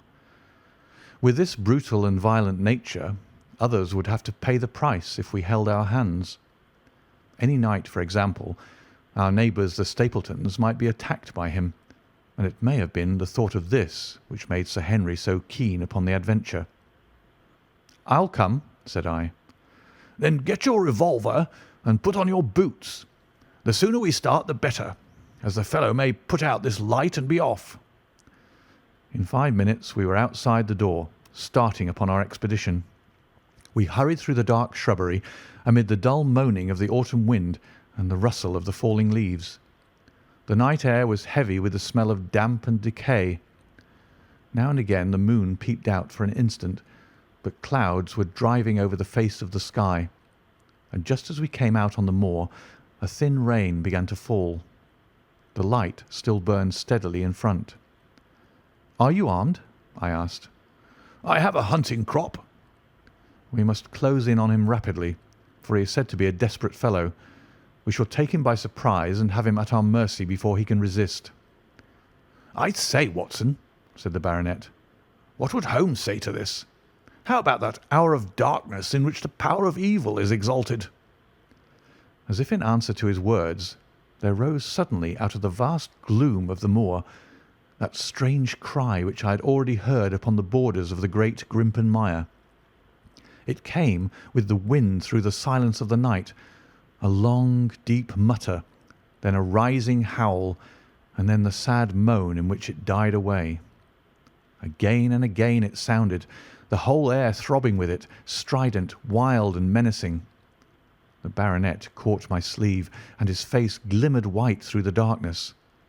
"My God, what's that, Watson?" "I don't know. It's a sound they have on the moor. I heard it once before." It died away, and an absolute silence closed in upon us. We stood straining our ears, but nothing came. "Watson," said the baronet, "it was the cry of a hound." My blood ran cold in my veins, for there was a break in his voice which told of the sudden horror which had seized him. "What do they call this sound?" he asked. "Who?" "The folk on the countryside." "Oh, they are ignorant people. Why should you mind what they call it?" "Tell me, Watson, what do they say of it?" I hesitated, but could not escape the question. "They say it is the cry of the Hound of the Baskervilles." He groaned and was silent for a few moments. "A hound it was," he said at last, "but it seemed to come from miles away, over yonder, I think." It was hard to say whence it came. "It rose and fell with the wind. Isn't that the direction of the great Grimpen Mire?" "Yes, it is." "Well, it was up there. Come now, Watson, didn't you think yourself that it was the cry of a hound? I am not a child. You need not fear to speak the truth." "Stapleton was with me when I heard it last.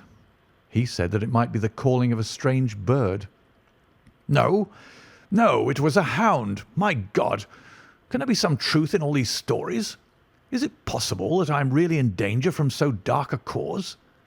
You don't believe it, do you, Watson?" "No, no." "And yet it was one thing to laugh about it in London, and it is another to stand out here in the darkness of the moor and to hear such a cry as that. And my uncle, there was the footprint of the hound beside him as he lay. It all fits together. I don't think that I'm a coward, Watson, but that sound seemed to freeze my very blood. Feel my hand." It was as cold as a block of marble. "You'll be all right tomorrow." "I don't think I'll get that cry out of my head. What do you advise that we do now?" "Shall we turn back?" "No, by thunder! We've come out to get our man, and we will do it. We after the convict and a hellhound as likely as not after us. Come on, we'll see it through if all the fiends of the pit were loose upon the moor." We stumbled slowly along in the darkness, with the black loom of the craggy hills around us and the yellow speck of light burning steadily in front. There is nothing so deceptive as the distance of a light upon a pitch-dark night, and sometimes the glimmer seemed to be far away upon the horizon, and sometimes it might have been within a few yards of us. But at last we could see whence it came, and then we knew that we were indeed very close. A guttering candle was stuck in a crevice of the rocks which flanked it on each side, so as to keep the wind from it, and also to prevent it from being visible, save in the direction of Baskerville Hall.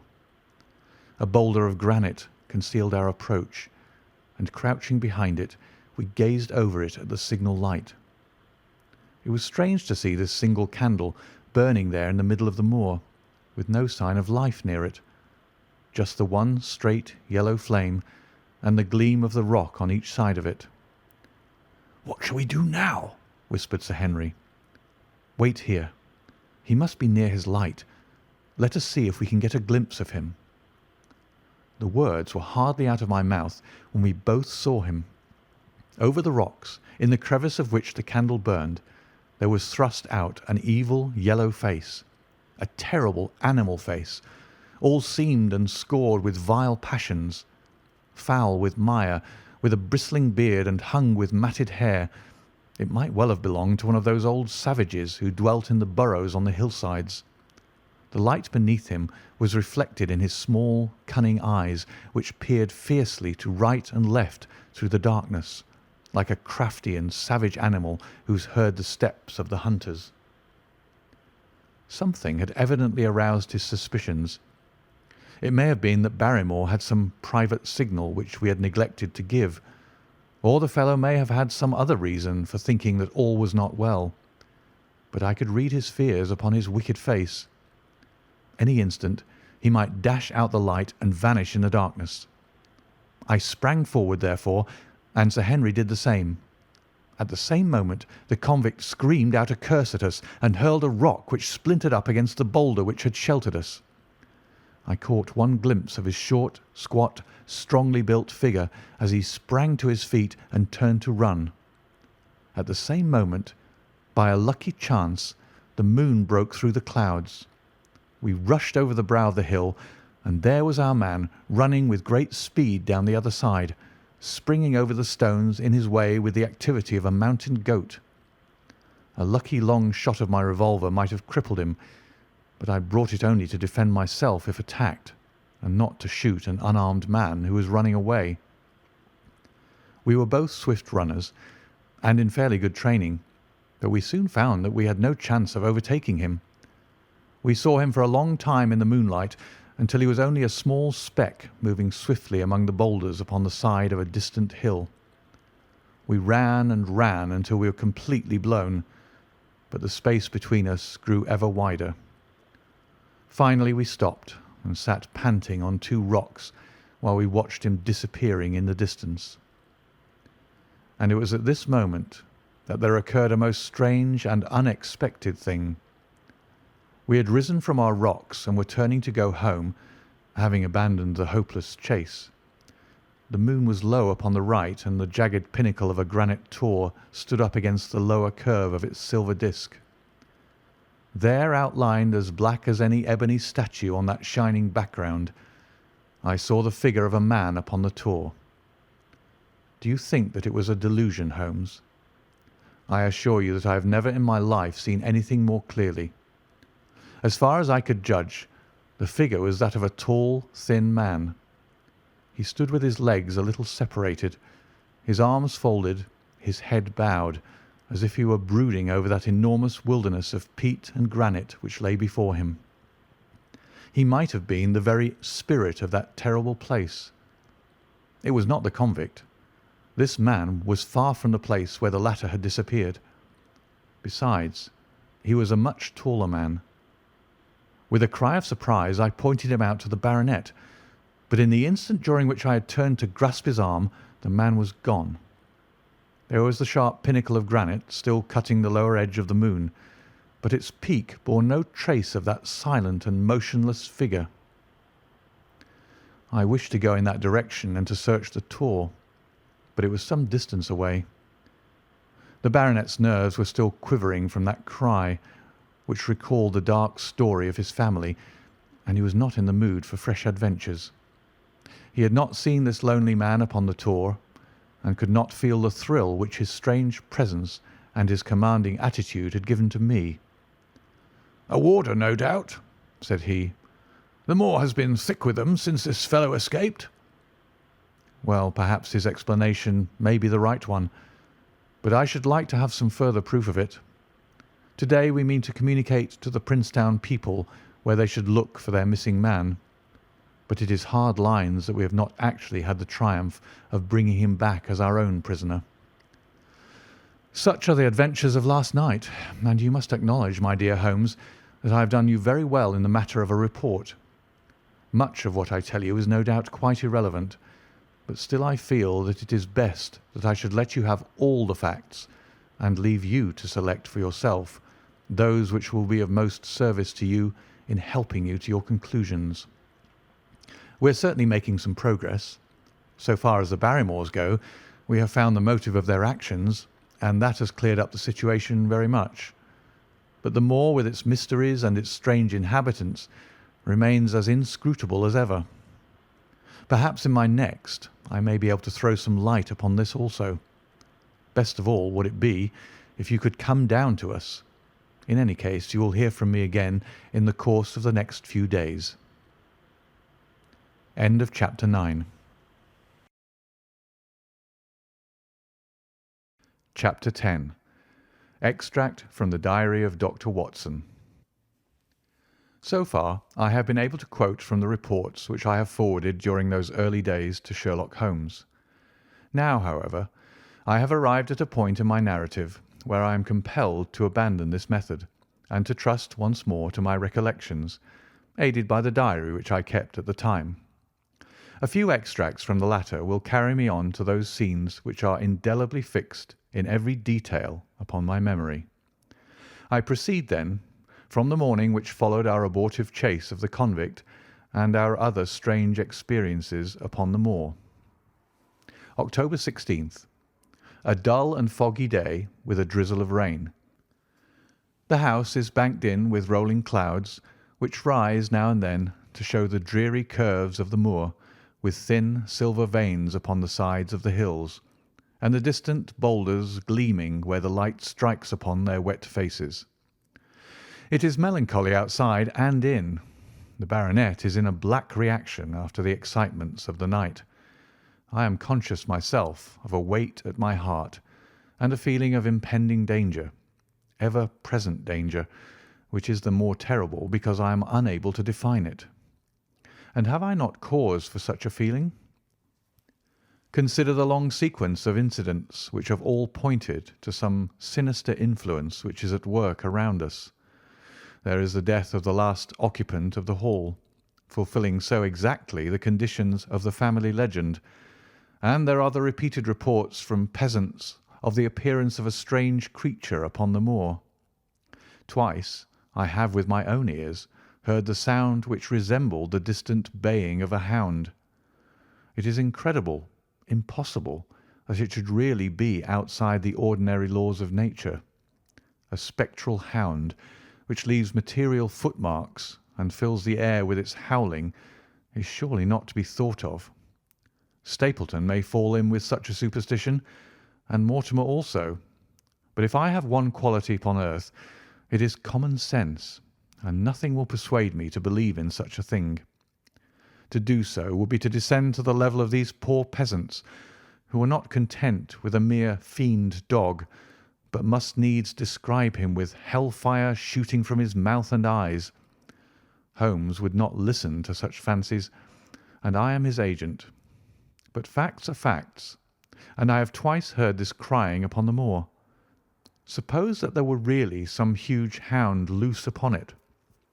That would go far to explain everything. But where could such a hound lie concealed? Where did it get its food? Where did it come from? How was it that no one saw it by day? It must be confessed that the natural explanation offers almost as many difficulties as the other. And always, apart from the hound, there is the fact of the human agency in London, the man in the cab, and the letter which warned Sir Henry against the moor. This at least was real. But it might have been the work of a protecting friend as easily as of an enemy. Where is that friend or enemy now? Has he remained in London?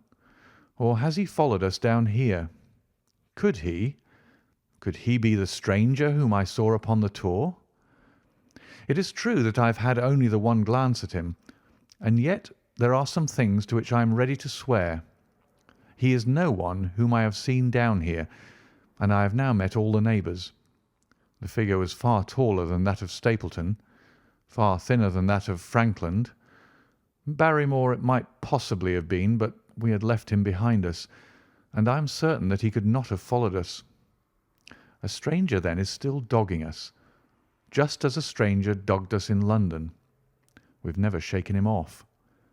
If I could lay my hands upon that man, then at last we might find ourselves at the end of all our difficulties. To this one purpose I must now devote all my energies. My first impulse was to tell Sir Henry all my plans. My second and wisest one is to play my own game and speak as little as possible to anyone. He is silent and distrait. His nerves have been strangely shaken by that sound upon the moor. I will say nothing to add to his anxieties, but I will take my own steps to attain my own end. We had a small scene this morning after breakfast. Barrymore asked leave to speak with Sir Henry, and they were closeted in his study some little time. Sitting in the billiard-room, I more than once heard the sound of voices raised, and I had a pretty good idea what the point was which was under discussion. After a time, the baronet opened his door and called for me. "Barrymore considers that he has a grievance," he said. "He thinks that it was unfair on our part to hunt his brother-in-law down when he, of his own free will, had told us the secret." The butler was standing very pale, but very collected before us. "I may have spoken too warmly, sir," said he, "and if I have, I am sure that I beg your pardon. At the same time, I was very much surprised when I heard you two gentlemen come back this morning and learned that you had been chasing Selden. The poor fellow has enough to fight against without my putting more upon his track." "If you told us of your own free will, well, it would have been a different thing," said the baronet. "You only told us, or rather your wife only told us, when it was forced from you, and you could not help yourself." "I didn't think you would have taken advantage of it, Sir Henry. Indeed, I didn't." "The man is a public danger. There are lonely houses scattered over the moor, and he is a fellow who would stick at nothing. You would only want to get a glimpse of his face to see that. Look at Mr. Stapleton's house, for example, with no one but himself to defend it. There's no safety for anyone until he's under lock and key." "He'll break into no house, sir. I give you my solemn word upon it. But he will never trouble anyone in this country again.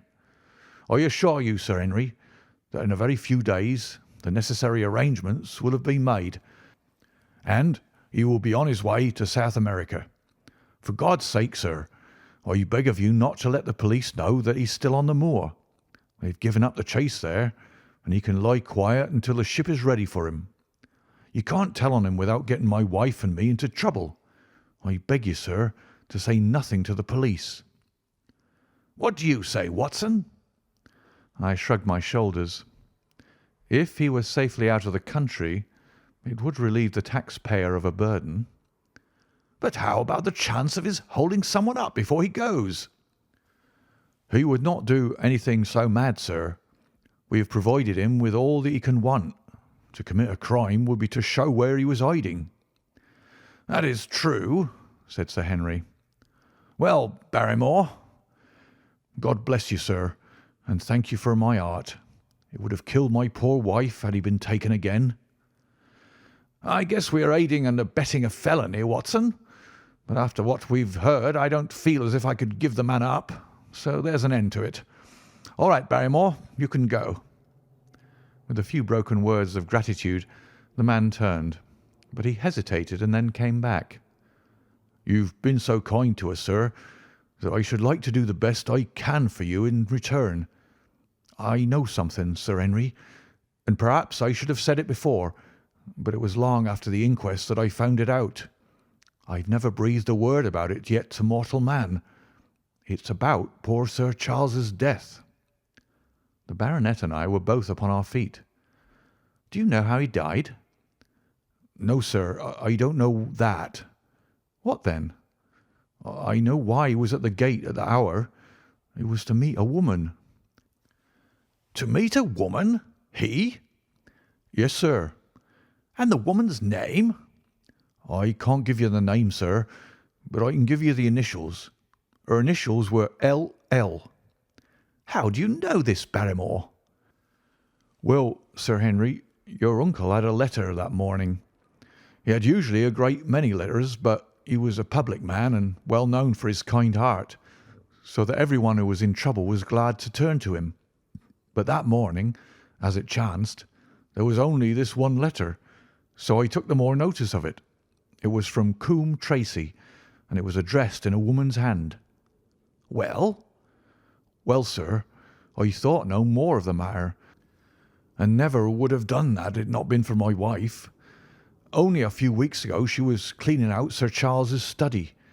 It had never been touched since his death, and she found the ashes of a burned letter in the back of the grate.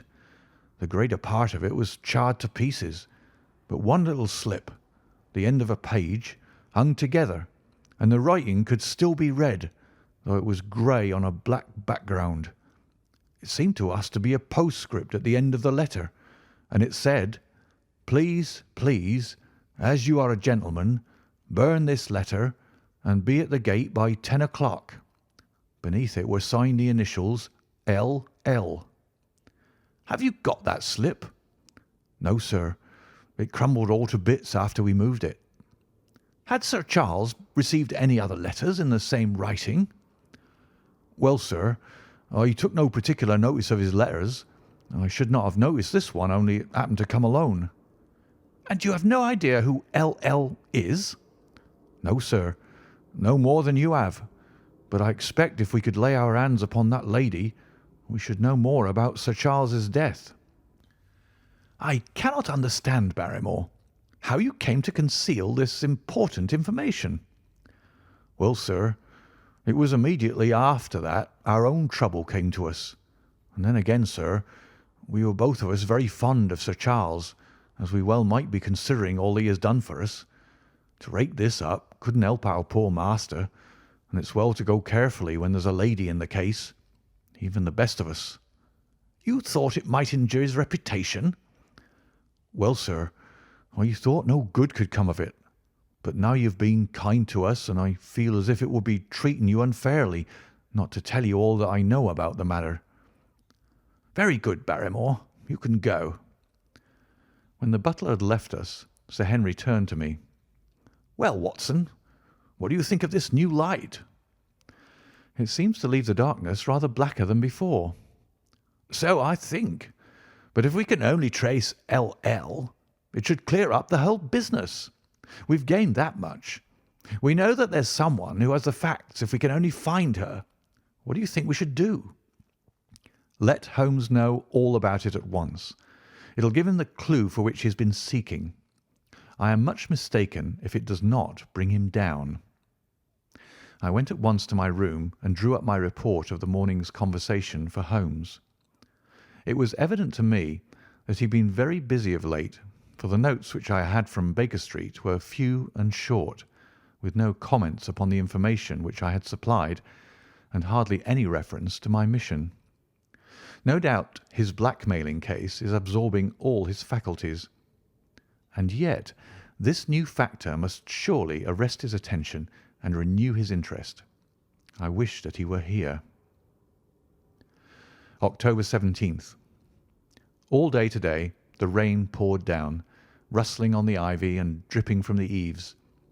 I thought of the convict out upon the bleak, cold, shelterless moor. Poor devil! Whatever his crimes, he's suffered something to atone for them. And then I thought of that other one, the face in the cab, the figure against the moon. Was he also out in that deluge, the unseen watcher, the man of darkness? In the evening I put on my waterproof, and I walked far upon the sodden moor, full of dark imaginings, the rain beating upon my face and the wind whistling about my ears.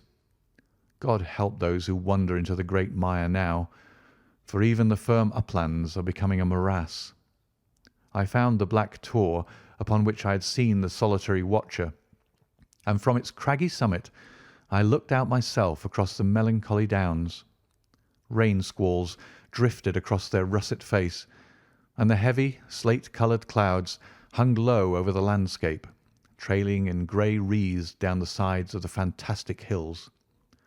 In the distant hollow on the left, half hidden by the mist, the two thin towers of Baskerville Hall rose above the trees. They were the only signs of human life which I could see, save only those prehistoric huts which lay thickly upon the slopes of the hills. Nowhere was there any trace of that lonely man whom I had seen on the same spot 2 nights before.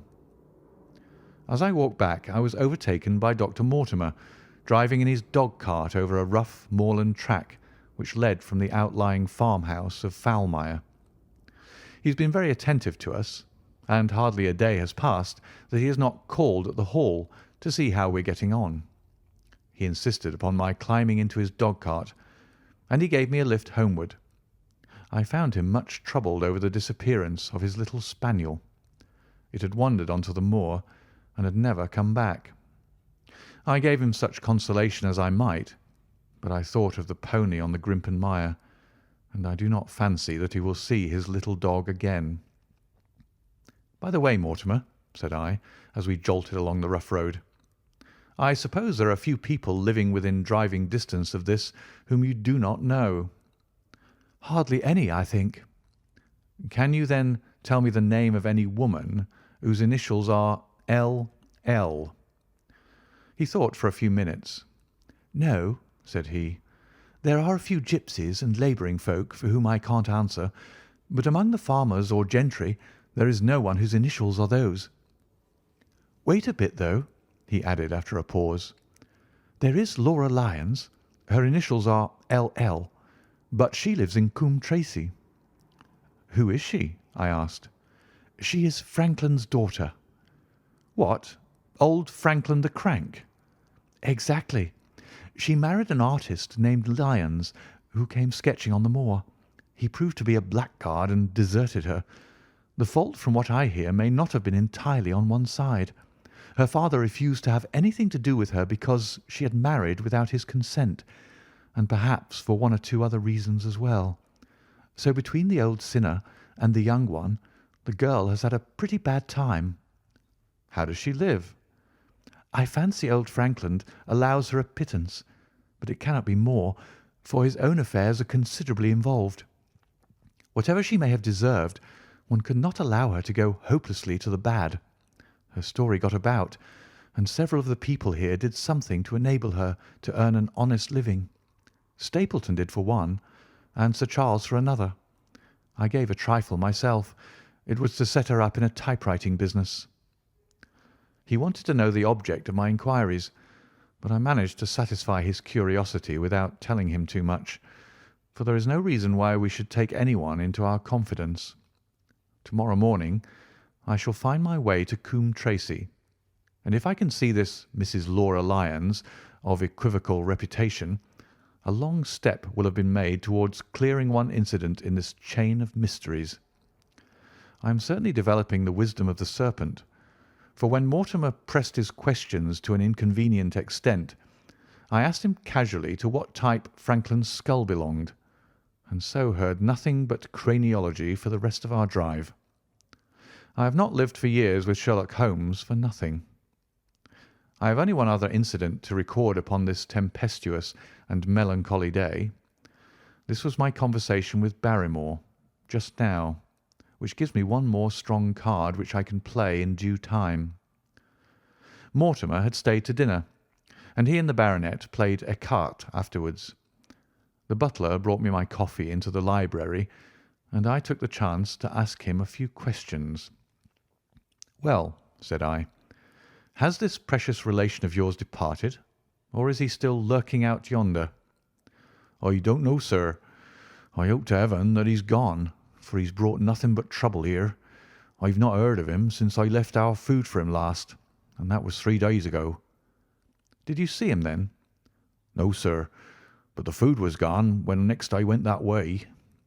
"Then he was certainly there?" "So you would think, sir, unless it was the other man who took it." I sat with my coffee cup halfway to my lips and stared at Barrymore. "You know that there is another man, then?" "Yes, sir. There is another man upon the moor." "Have you seen him?" "No, sir." "How do you know of him, then?" "Selden told me of him, sir, a week ago or more. He's in hiding too, but he's not a convict as far as I can make out. I don't like it, Dr. Watson. I tell you straight, sir, that I don't like it." He spoke with a sudden passion of earnestness. "Now listen to me, Barrymore. I have no interest in this matter but that of your master. I have come here with no object except to help him. Tell me frankly, what is it that you don't like?" Barrymore hesitated for a moment, as if he regretted his outburst, or found it difficult to express his own feelings in words. "It's all these goings-on, sir," he cried at last, waving his hand towards the rain-lashed window which faced the moor. "There's foul play somewhere, and there's black villainy brewing. To that I'll swear. Very glad I should be, sir, to see Sir Henry on his way back to London again." "But what is it that alarms you?" "Look at Sir Charles's death. That was bad enough. For all that the coroner said, look at the noises on the moor at night. There's not a man who would cross it after sundown if he was paid for it. Look at this stranger hiding out yonder and watching and waiting. What's he waiting for? What does it mean? It means no good to anyone of the name of Baskerville, and very glad I shall be to quit of it all in the day that Sir Henry's new servants are ready to take over the hall." "But about this stranger," said I. "Can you tell me anything about him? What did Selden say? Did he find out where he hid, or what he was doing?" "He saw him once or twice, but he's a deep one and gives nothing away. At first he thought that he was the police, but soon he found that he had some lay of his own. A kind of gentleman he was, as far as he could see, but what he was doing he could not make out." "And where did he say that he lived?" "Among the old houses on the hillside, the stone huts where the old folk used to live." "But how about his food?" "Selden found out that he has got a lad who works for him and brings all he needs. I dare say he goes to Coombe Tracey for what he wants." "Very good, Barrymore. We may talk further of this some other time." When the butler had gone, I walked over to the black window, and I looked through a blurred pane at the driving clouds and at the tossing outline of the wind-swept trees. It is a wild night indoors, and what must it be in Stone Hut upon the moor? What passion of hatred can it be which leads a man to lurk in such a place at such a time? And what deep and earnest purpose can he have which calls for such a trial? There in that hut upon the moor seems to lie the very centre of that problem which has vexed me so sorely. I swear that another day shall not have passed before I have done all that man can do to reach the heart of the mystery. End of chapter 10. Chapter 11. The Man on the Tor. The extract from my private diary which forms the last chapter has brought my narrative up to the 18th of October, a time when these strange events began to move swiftly towards their terrible conclusion. The incidents of the next few days are indelibly graven upon my recollection, and I can tell them without reference to the notes made at the time. I start them from the day which succeeded that upon which I had established two facts of great importance. The one, that Mrs. Laura Lyons of Coombe Tracey had written to Sir Charles Baskerville and made an appointment with him at the very place and hour that he met his death. The other, that the lurking man upon the moor was to be found among the stone huts upon the hillside. With these two facts in my possession, I felt that either my intelligence or my courage must be deficient if I could not throw some further light upon these dark places. I had no opportunity to tell the baronet what I had learned about Mrs. Lyons upon the evening before, for Dr. Mortimer remained with him at cards until it was very late. At breakfast, however, I informed him about my discovery, and asked him whether he would care to accompany me to Coombe Tracey. At first he was very eager to come, but on second thoughts it seemed to both of us that if I went alone the results might be better. The more formal we made the visit, the less information we might obtain. I left Sir Henry behind, therefore, not without some prickings of conscience, and drove off upon my new quest. When I reached Coombe Tracey, I told Perkins to put up the horses, and I made inquiries for the lady whom I had come to interrogate. I had no difficulty in finding her rooms, which were central and well appointed. A maid showed me in without ceremony, and as I entered the sitting-room, a lady who was sitting before a Remington typewriter sprang up with a pleasant smile of welcome. Her face fell, however, when she saw that I was a stranger, and she sat down again and asked me the object of my visit. The first impression left by Mrs. Lyons was one of extreme beauty. Her eyes and hair were of the same rich hazel colour, and her cheeks, though considerably freckled, were flushed with the exquisite bloom of the brunette, the dainty pink which lurks at the heart of the sulphur rose. Admiration was, I repeat, the first impression, but the second was criticism. There was something subtly wrong with the face, some coarseness of expression, some hardness, perhaps, of eye, some looseness of lip, which marred its perfect beauty. But these, of course, are afterthoughts. At the moment I was simply conscious that I was in the presence of a very handsome woman, and that she was asking me the reasons for my visit. I had not quite understood until that instant how delicate my mission was. "I have the pleasure," said I, "of knowing your father." It was a clumsy introduction, and the lady made me feel it. "There is nothing in common between my father and me," she said. "I owe him nothing, and his friends are not mine. If it were not for the late Sir Charles Baskerville and some other kind hearts, I might have starved for all that my father cared." "It was about the late Sir Charles Baskerville that I have come here to see you." The freckles started out on the lady's face. "What can I tell you about him?" she asked, and her fingers played nervously over the stops of her typewriter. "You knew him, did you not?" "I have already said that I owe a great deal to his kindness. If I am able to support myself, it is largely due to the interest which he took in my unhappy situation." "Did you correspond with him?" The lady looked quickly up with an angry gleam in her hazel eyes. "What is the object of these questions?" she asked sharply. "The object is to avoid a public scandal. It is better that I should ask them here than that the matter should pass outside our control." She was silent, and her face was still very pale. At last she looked up with something reckless and defiant in her manner. "Well, I'll answer," she said. "What are your questions?" "Did you correspond with Sir Charles?" "I certainly wrote to him once or twice, to acknowledge his delicacy and his generosity." "Have you the dates of these letters?" "No." "Have you ever met him?" "Yes, once or twice, when he came into Coombe Tracey. He was a very retiring man, and he preferred to do good by stealth." "But if you saw him so seldom and wrote so seldom, how did he know enough about your affairs to be able to help you, as you say that he has done?" She met my difficulty with the utmost readiness. "There were several gentlemen who knew my sad history and united to help me. One was Mr. Stapleton, a neighbour and intimate friend of Sir Charles's. He was exceedingly kind, and it was through him that Sir Charles learned about my affairs." I knew already that Sir Charles Baskerville had made Stapleton his almoner upon several occasions, so the lady's statement bore the impress of truth upon it. "Did you ever write to Sir Charles asking him to meet you?" I continued. Mrs. Lyons flushed with anger again. "Really, sir, this is a very extraordinary question." "I am sorry, madam, but I must repeat it." "Then I answer, certainly not." "Not on the very day of Sir Charles's death?" The flush had faded in an instant, and a deathly face was before me.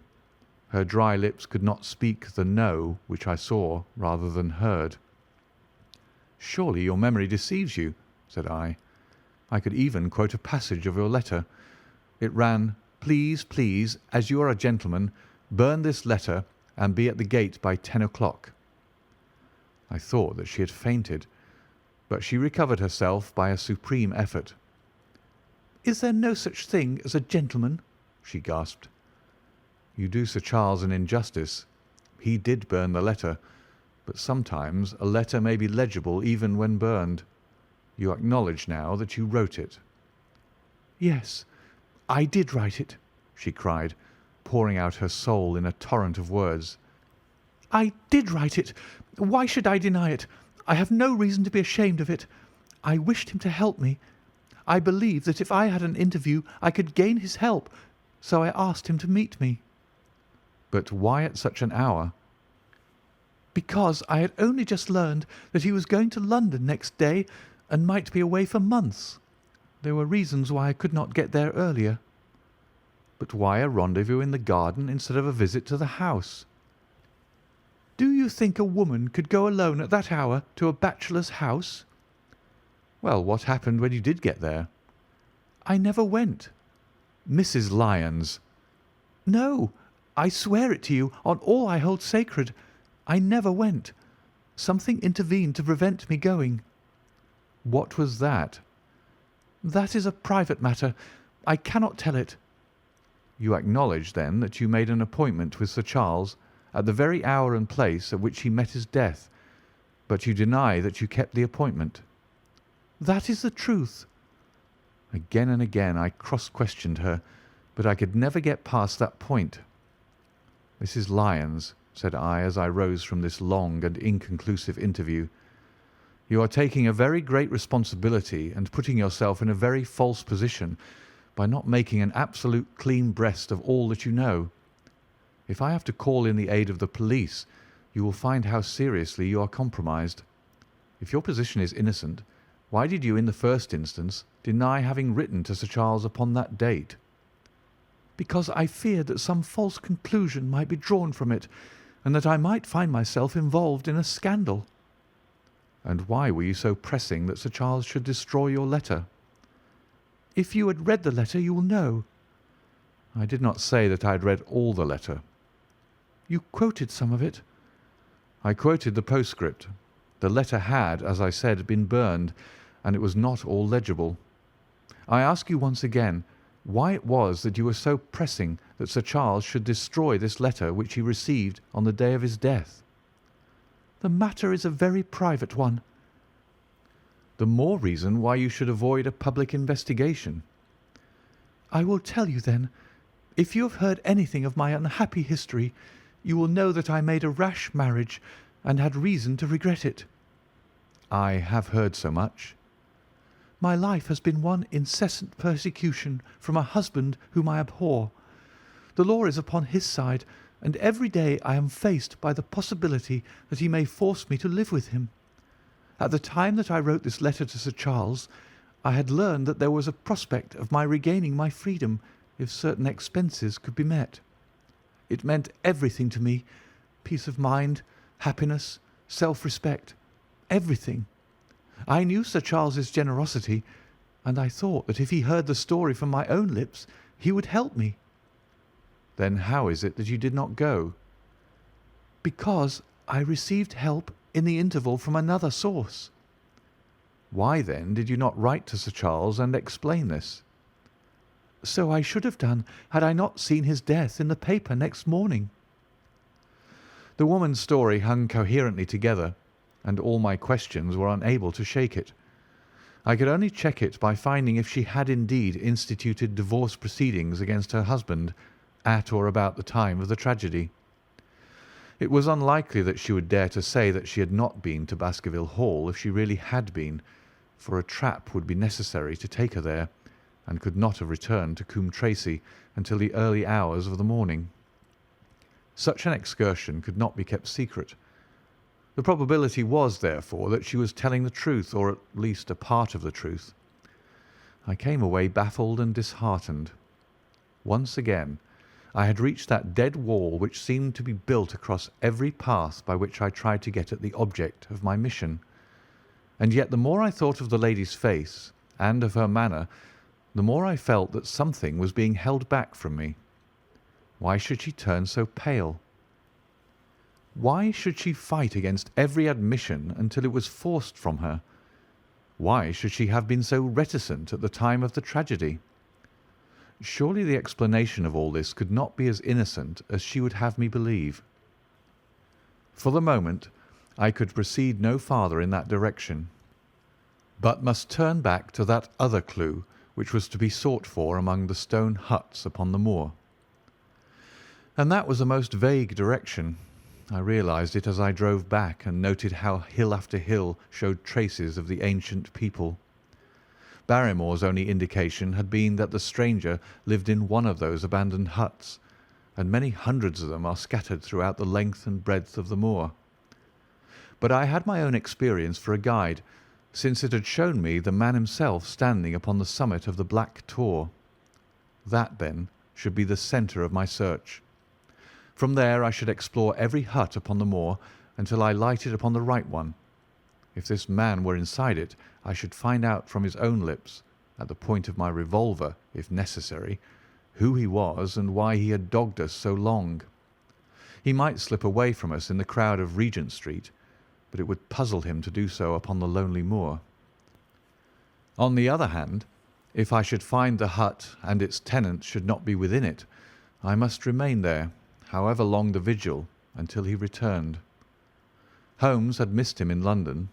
It would indeed be a triumph for me if I could run him to earth where my master had failed. Luck had been against us again and again in this inquiry, but now at last it came to my aid, and the messenger of good fortune was none other than Mr. Frankland, who was standing grey-whiskered and red-faced outside the gate of his garden, which opened on to the high road along which I travelled. "Good day, Dr. Watson," cried he with unwonted good humour.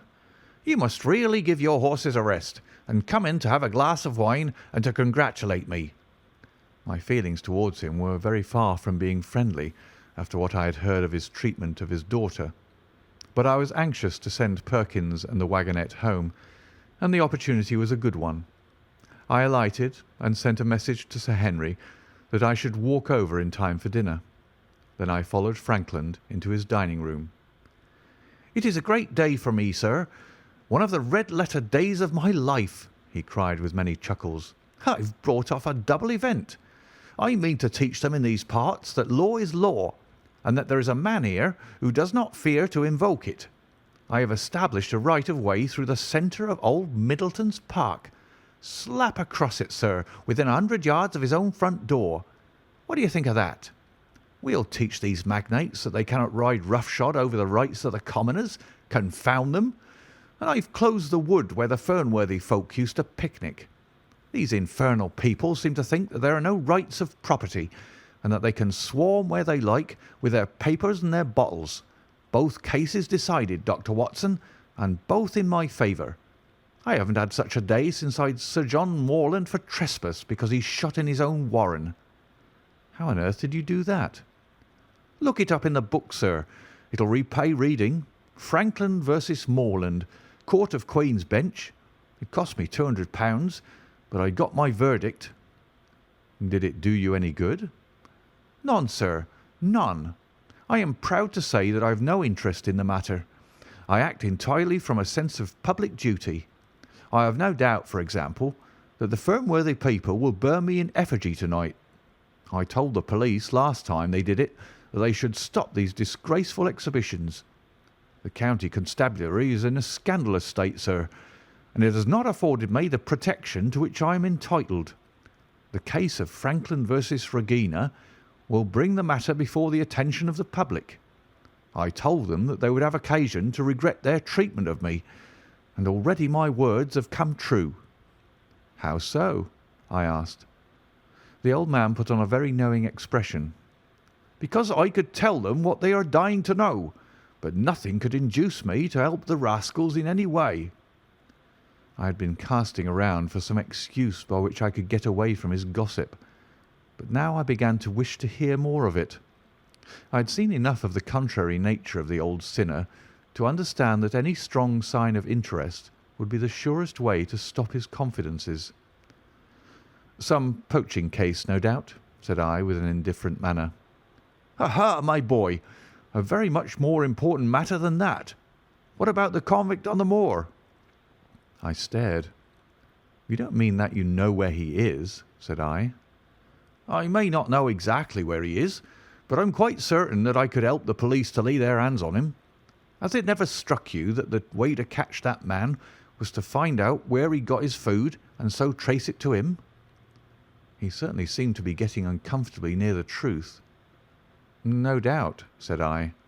"But how do you know that he is anywhere upon the moor?" "I know it because I've seen with my own eyes the messenger who takes him his food." My heart sank for Barrymore. It was a serious thing to be in the power of this spiteful old busybody, but his next remark took a weight from my mind. "You'll be surprised to hear that his food is taken to him by a child. I see him every day through my telescope upon the roof.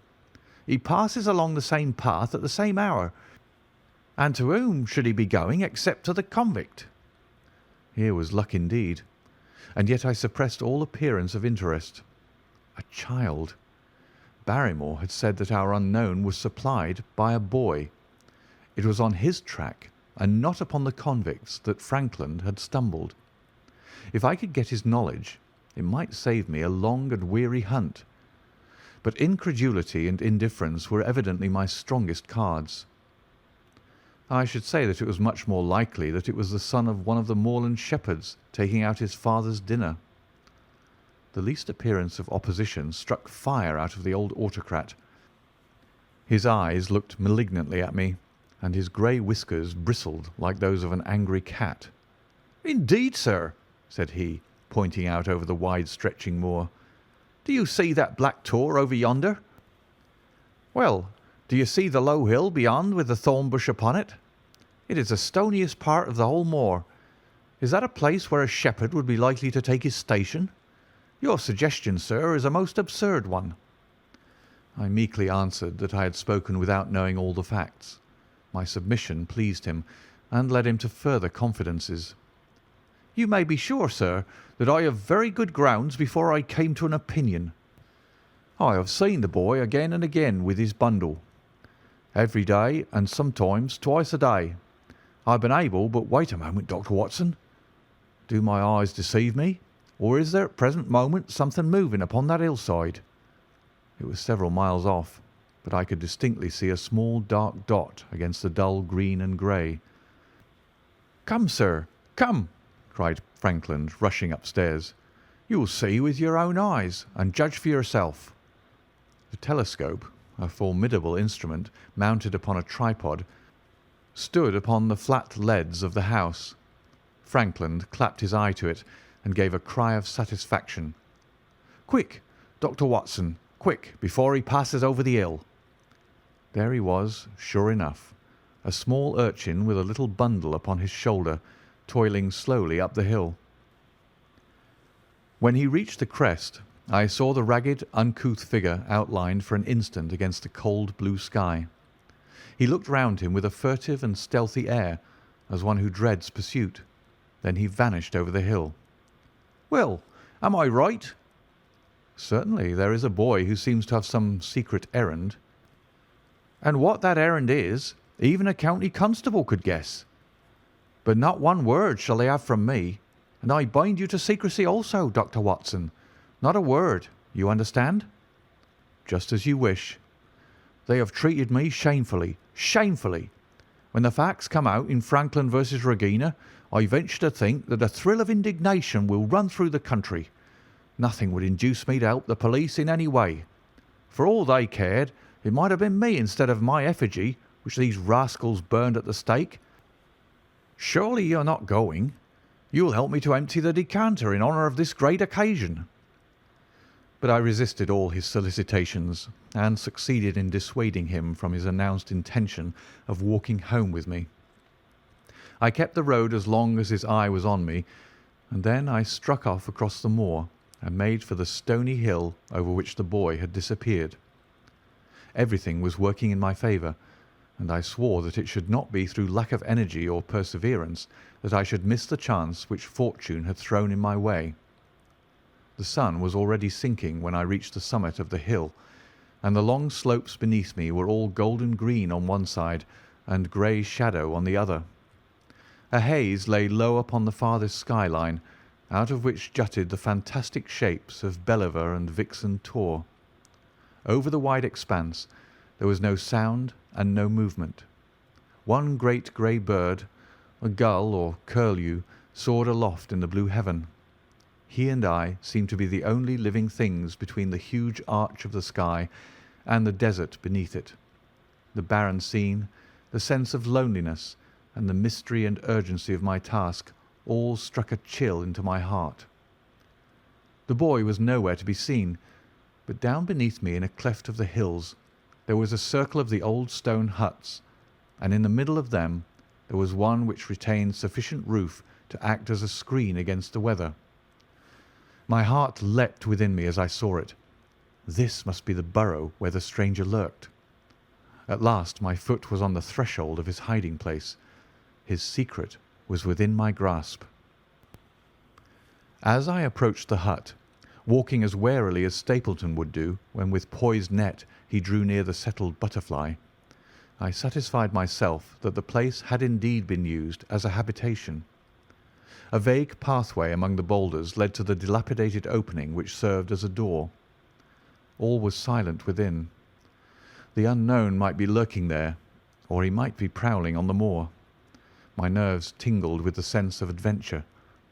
Throwing aside my cigarette, I closed my hand upon the butt of my revolver, and, walking swiftly up to the door, I looked in. The place was empty. But there were ample signs that I had not come upon a false scent. This was certainly where the man lived. Some blankets rolled in a waterproof lay upon the very stone slab upon which Neolithic man had once slumbered. The ashes of a fire were heaped in a rude grate. Beside it lay some cooking utensils and a bucket half full of water. A litter of empty tins showed that the place had been occupied for some time, and I saw, as my eyes became accustomed to the checkered light, a pannikin and a half-full bottle of spirits standing in the corner. In the middle of the hut a flat stone served the purpose of a table, and upon this stood a small cloth bundle, the same, no doubt, which I had seen through the telescope upon the shoulder of the boy. It contained a loaf of bread, a tin tongue, and 2 tins of preserved peaches. As I set it down again, after having examined it, my heart leapt to see that beneath it there lay a sheet of paper with writing upon it. I raised it, and this was what I read, roughly scrawled in pencil. Dr. Watson has gone to Coombe Tracey. For a minute I stood there with the paper in my hands, thinking out the meaning of this curt message. It was I, then, and not Sir Henry, who was being dogged by this secret man.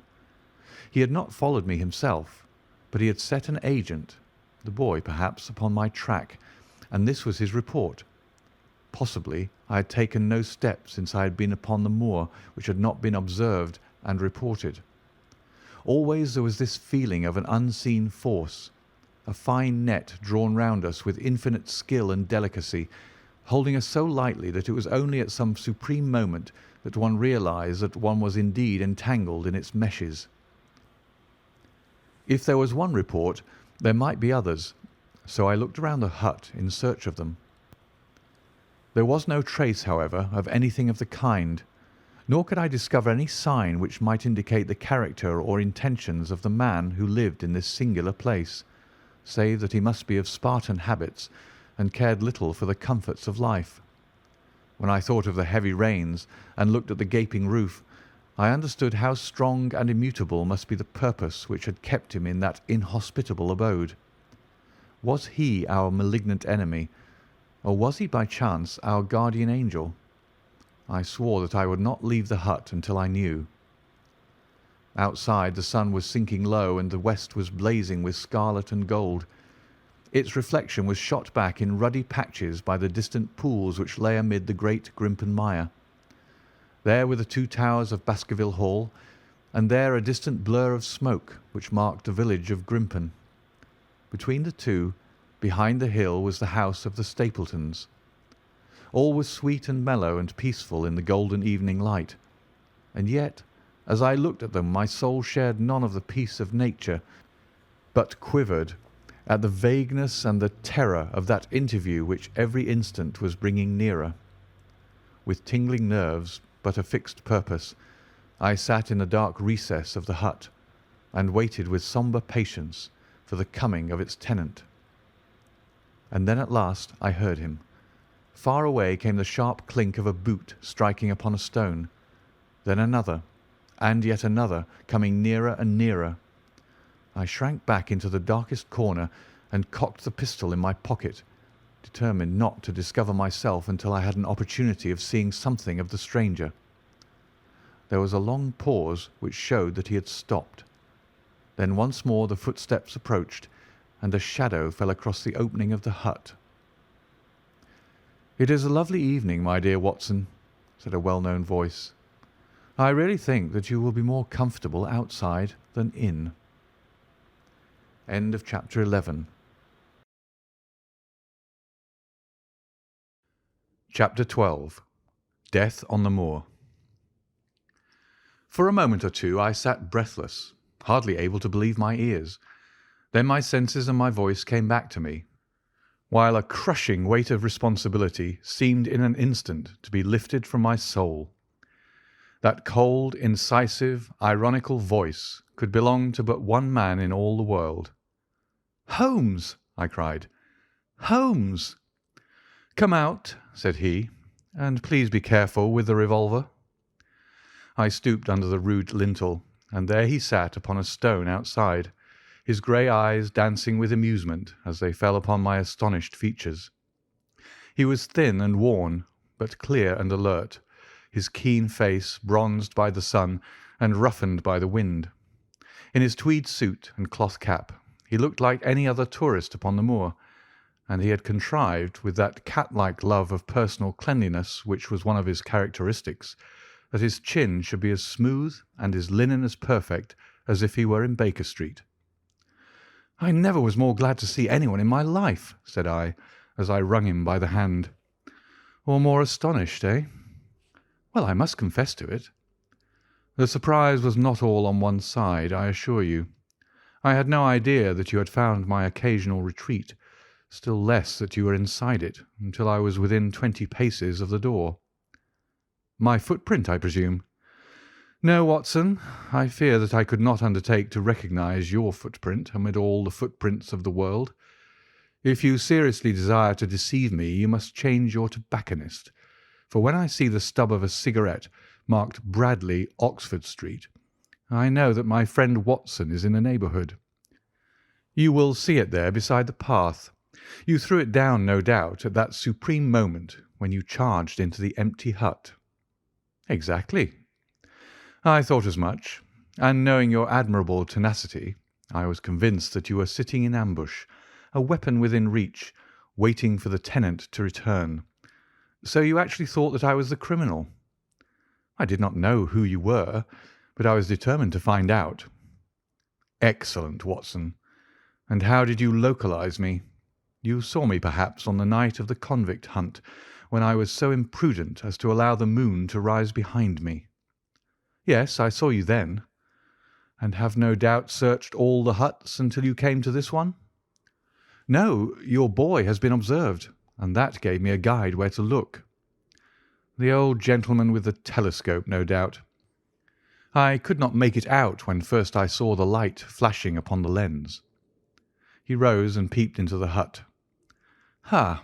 I see that Cartwright has brought up some supplies. What's this paper?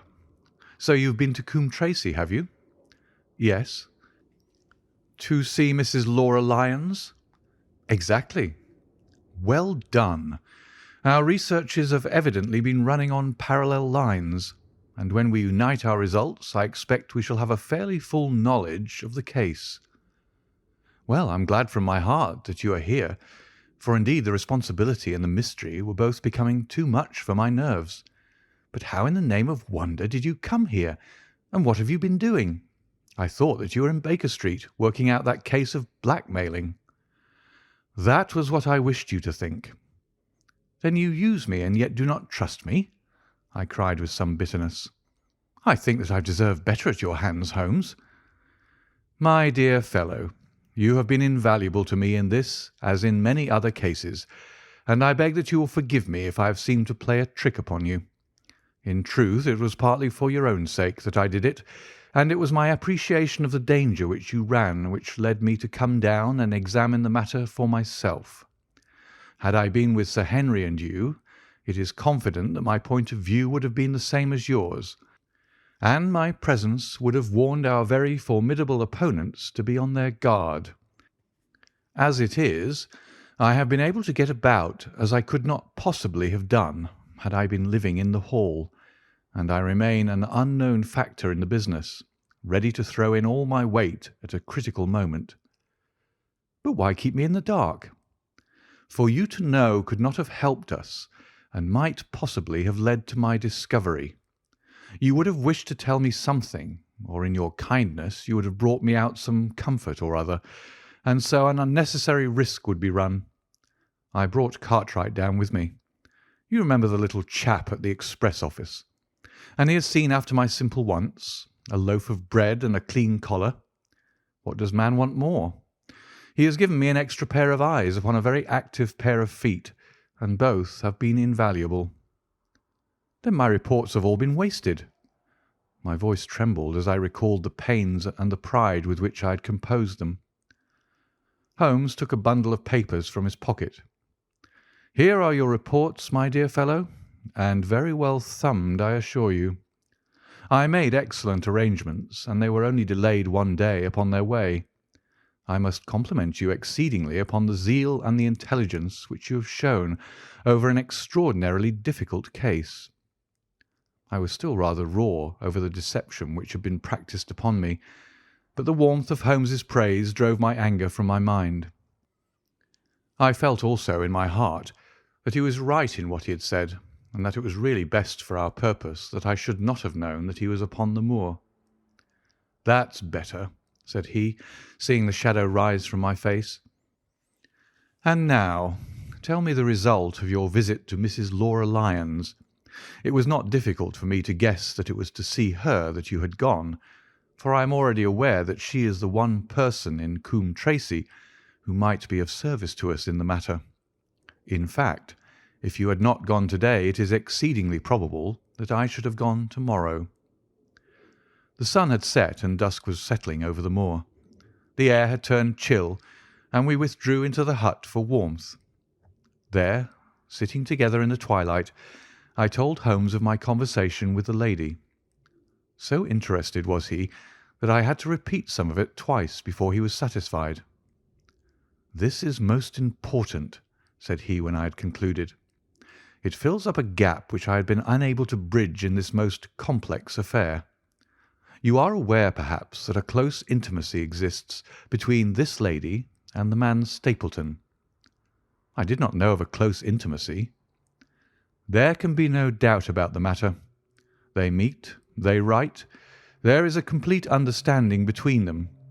Now, this puts a very powerful weapon into our hands. If I could only use it to detach his wife." "His wife?" "I am giving you some information now in return for all that you have given me. The lady who has passed here as Miss Stapleton is in reality his wife." "Good heavens, Holmes! Are you sure of what you say? How could he have permitted Sir Henry to fall in love with her?" "Sir Henry's falling in love could do no harm to anyone except Sir Henry. He took particular care that Sir Henry did not make love to her, as you have yourself observed. I repeat that the lady is his wife and not his sister." "But why this elaborate deception?" "Because he foresaw that she would be very much more useful to him in the character of a free woman." All my unspoken instincts, my vague suspicions, suddenly took shape and centred upon the naturalist. In that impassive, colourless man, with his straw hat and his butterfly net, I seemed to see something terrible, a creature of infinite patience and craft, with a smiling face and a murderous heart. "It is he, then, who is our enemy. It is he who dogged us in London." "So I read the riddle." And the warning, it must have come from her. Exactly. The shape of some monstrous villainy, half seen, half guessed, loomed through the darkness which had girt me so long. But are you sure of this, Holmes? How do you know that the woman is his wife? Because he so far forgot himself as to tell you a true piece of autobiography upon the occasion when he first met you, and I dare say he has many a time regretted it since. He was once a schoolmaster in the north of England. Now there is no one more easy to trace than a schoolmaster. There are scholastic agencies by which one may identify any man who has been in the profession. A little investigation showed me that a school had come to grief under atrocious circumstances, and that the man who had owned it, the name was different, had disappeared with his wife. The descriptions agreed. When I learned that the missing man was devoted to entomology, the identification was complete. The darkness was rising, but much was still hidden by the shadows. If this woman is in truth his wife, where does Mrs. Laura Lyons come in? I asked. That is one of the points upon which your own researches have shed a light. Your interview with the lady has cleared the situation very much. I did not know about a projected divorce between herself and her husband. In that case, regarding Stapleton as an unmarried man, she counted no doubt upon becoming his wife. And when she is undeceived, why then we may find the lady of service. It must be our first duty to see her, both of us, tomorrow. Don't you think, Watson, that you are away from your charge rather long? Your place should be at Baskerville Hall. The last red streaks had faded away in the west, and night had settled upon the moor. A few faint stars were gleaming in a violet sky. "One last question, Holmes," I said as I rose. "Surely there's no need of secrecy between you and me. What is the meaning of it all? What is he after?" Holmes' voice sank as he answered. "It is murder, Watson. Refined, cold-blooded, deliberate murder. Do not ask me for particulars. My nets are closing upon him even as his are upon Sir Henry, and with your help he is already almost at my mercy. There is but one danger which can threaten us. It is that he should strike before we are ready to do so. Another day, 2 at the most, and I have my case complete. But until then guard your charge as closely as ever a fond mother watched her ailing child. Your mission to-day has justified itself, and yet I could almost wish that you had not left his side. Hark!" A terrible scream, a prolonged yell of horror and anguish, burst out of the silence of the moor. That frightful cry turned the blood to ice in my veins. "Oh, my God!" I gasped. "What is it? What does it mean?" Holmes had sprung to his feet, and I saw his dark, athletic outline at the door of the hut, his shoulders stooping, his head thrust forward, his face peering into the darkness. "Hush!" he whispered. "Hush!" The cry had been loud on account of its vehemence, but it had pealed out from somewhere far off on the shadowy plain. Now it burst upon our ears, nearer, louder, more urgent than before. "Where is it?" Holmes whispered, and I knew from the thrill of his voice that he, the man of iron, was shaken to the soul. "Where is it, Watson?" "There, I think." I pointed into the darkness. "No, there." Again the agonized cry swept through the silent night, louder and much nearer than ever.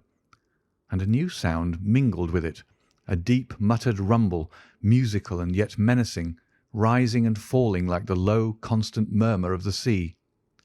"The hound!" cried Holmes. "Come, Watson, come. Great heavens, if we are too late!" He had started running swiftly over the moor, and I had followed at his heels. But now from somewhere among the broken ground immediately in front of us there came one last despairing yell, and then a dull, heavy thud. We halted and listened. Not another sound broke the heavy silence of the windless night. I saw Holmes put his hand to his forehead like a man distracted. He stamped his feet upon the ground. "He has beaten us, Watson. We are too late." No, no, surely not. Fool that I was to hold my hand. And you, Watson, see what comes of abandoning your charge. But by heaven, if the worst has happened, we'll avenge him. Blindly we ran through the gloom, blundering against boulders, forcing our way through gorse bushes, panting up hills and rushing down slopes, heading always in a direction whence those dreadful sounds had come. At every rise Holmes looked eagerly around him, but the shadows were thick upon the moor, and nothing moved upon its dreary face. "Can you see anything?" "Nothing. But hark! What is that?" A low moan had fallen upon our ears. There it was again upon our left. On that side a ridge of rocks ended in a sheer cliff which overlooked a stone-strewn slope. On its jagged face was spread-eagled some dark, irregular object. As we ran towards it, the vague outline hardened into a definite shape. It was a prostrate man, face downward upon the ground, the head doubled under him at a horrible angle, the shoulders rounded, and the body hunched together as if in the act of throwing a somersault. So grotesque was the attitude that I could not for the instant realize that that moan had been the passing of his soul. Not a whisper, not a rustle rose now from the dark figure over which we stooped. Holmes laid his hand upon him and held it up again with an exclamation of horror. The gleam of the match which he struck shone upon his clotted fingers and upon the ghastly pool which widened slowly from the crushed skull of the victim. And it shone upon something else which turned our hearts sick and faint within us. The body of Sir Henry Baskerville. There was no chance of either of us forgetting that peculiar ruddy tweed suit, the very one which he had worn on the first morning that we had seen him in Baker Street. We caught the one clear glimpse of it, and then the match flickered and went out, even as the hope had gone out of our souls. Holmes groaned, and his face glimmered white through the darkness. "The brute! The brute!" I cried with clenched hands. "Oh, Holmes, I shall never forgive myself for having left him to his fate." "I am more to blame than you, Watson. In order to have my case well rounded and complete, I have thrown away the life of my client. It is the greatest blow which has befallen me in my career. But how could I know? How could I know that he would risk his life alone upon the moor in the face of all my warnings? That we should have heard the screams, my God, those screams, and yet have been unable to save him. Where is this brute of a hound which drove him to his death? It may be lurking among those rocks at this instant. And Stapleton, where is he? He shall answer for this deed." "He shall. I will see to that. Uncle and nephew have been murdered, the one frightened to death by the very sight of a beast which he thought to be supernatural, the other driven to his end in this wild flight to escape from it. But now we have to prove the connection between the man and the beast. Save from what we heard, we cannot even swear to the existence of the latter, since Sir Henry has evidently died from the fall. But by heavens, cunning as he is, the fellow shall be in my power before another day is passed." We stood with bitter hearts on either side of the mangled body, overwhelmed by this sudden and irrevocable disaster which had brought all our long and weary labours to so piteous an end. Then, as the moon rose, we climbed to the top of the rocks over which our poor friend had fallen, and from the summit we gazed out over the shadowy moor, half silver and half gloom. Far away, miles off in the direction of Grimpen, a single steady yellow light was shining. It can only come from the lonely abode of the Stapletons. With a bitter curse, I shook my fist at it as I gazed. Why should we not seize him at once? Our case is not complete. The fellow is wary and cunning to the last degree. It is not what we know, but what we can prove. If we make one false move, the villain may escape us yet. What can we do? There will be plenty for us to do tomorrow. Tonight we can only perform the last offices to our poor friend. Together we made our way down the precipitous slope, and approached the body, black and clear against the silvered stones. The agony of those contorted limbs struck me with a spasm of pain and blurred my eyes with tears. "We must send for help, Holmes. We cannot carry him all the way to the Hall. Good heavens, are you mad?" He had uttered a cry and bent over the body. Now he was dancing and laughing and wringing my hand. Could this be my stern, self-contained friend? These were hidden fires indeed. "A beard! A beard! The man has a beard!" "A beard?" "It is not the baronet. It is—why, it is my neighbour, the convict." With feverish haste we had turned the body over, and that dripping beard was pointing up to the cold, clear moon. There could be no doubt about the beetling forehead, the sunken animal eyes. It was indeed the same face which had glared upon me in the light of the candle from over the rock, the face of Selden, the criminal. Then, in an instant, it was all clear to me. I remembered how the baronet had told me that he had handed his old wardrobe to Barrymore. Barrymore had passed it on in order to help Selden in his escape. Boots, shirt, cap, it was all Sir Henry's. The tragedy was still black enough, but this man had at least deserved death by the laws of his country. I told Holmes how the matter stood, my heart bubbling over with thankfulness and joy. "Then the clothes have been the poor devil's death," said he. "It is clear enough that the hound has been laid on from some article of Sir Henry's, the boot which was abstracted in the hotel in all probability, and so ran this man down. There is one very singular thing, however. How came Selden, in the darkness, to know that the hound was on his trail?" "He heard him." To hear a hound upon the moor would not work a hard man like this convict into such a paroxysm of terror that he would risk recapture by screaming wildly for help. By his cries he must have run a long way after he knew the animal was on his track. How did he know? A greater mystery to me is why this hound, presuming that all our conjectures are correct— I presume nothing. Well, then, why this hound should be loose tonight. I suppose that it does not always run loose upon the moor. Stapleton would not let it go unless he had reason to think that Sir Henry would be there.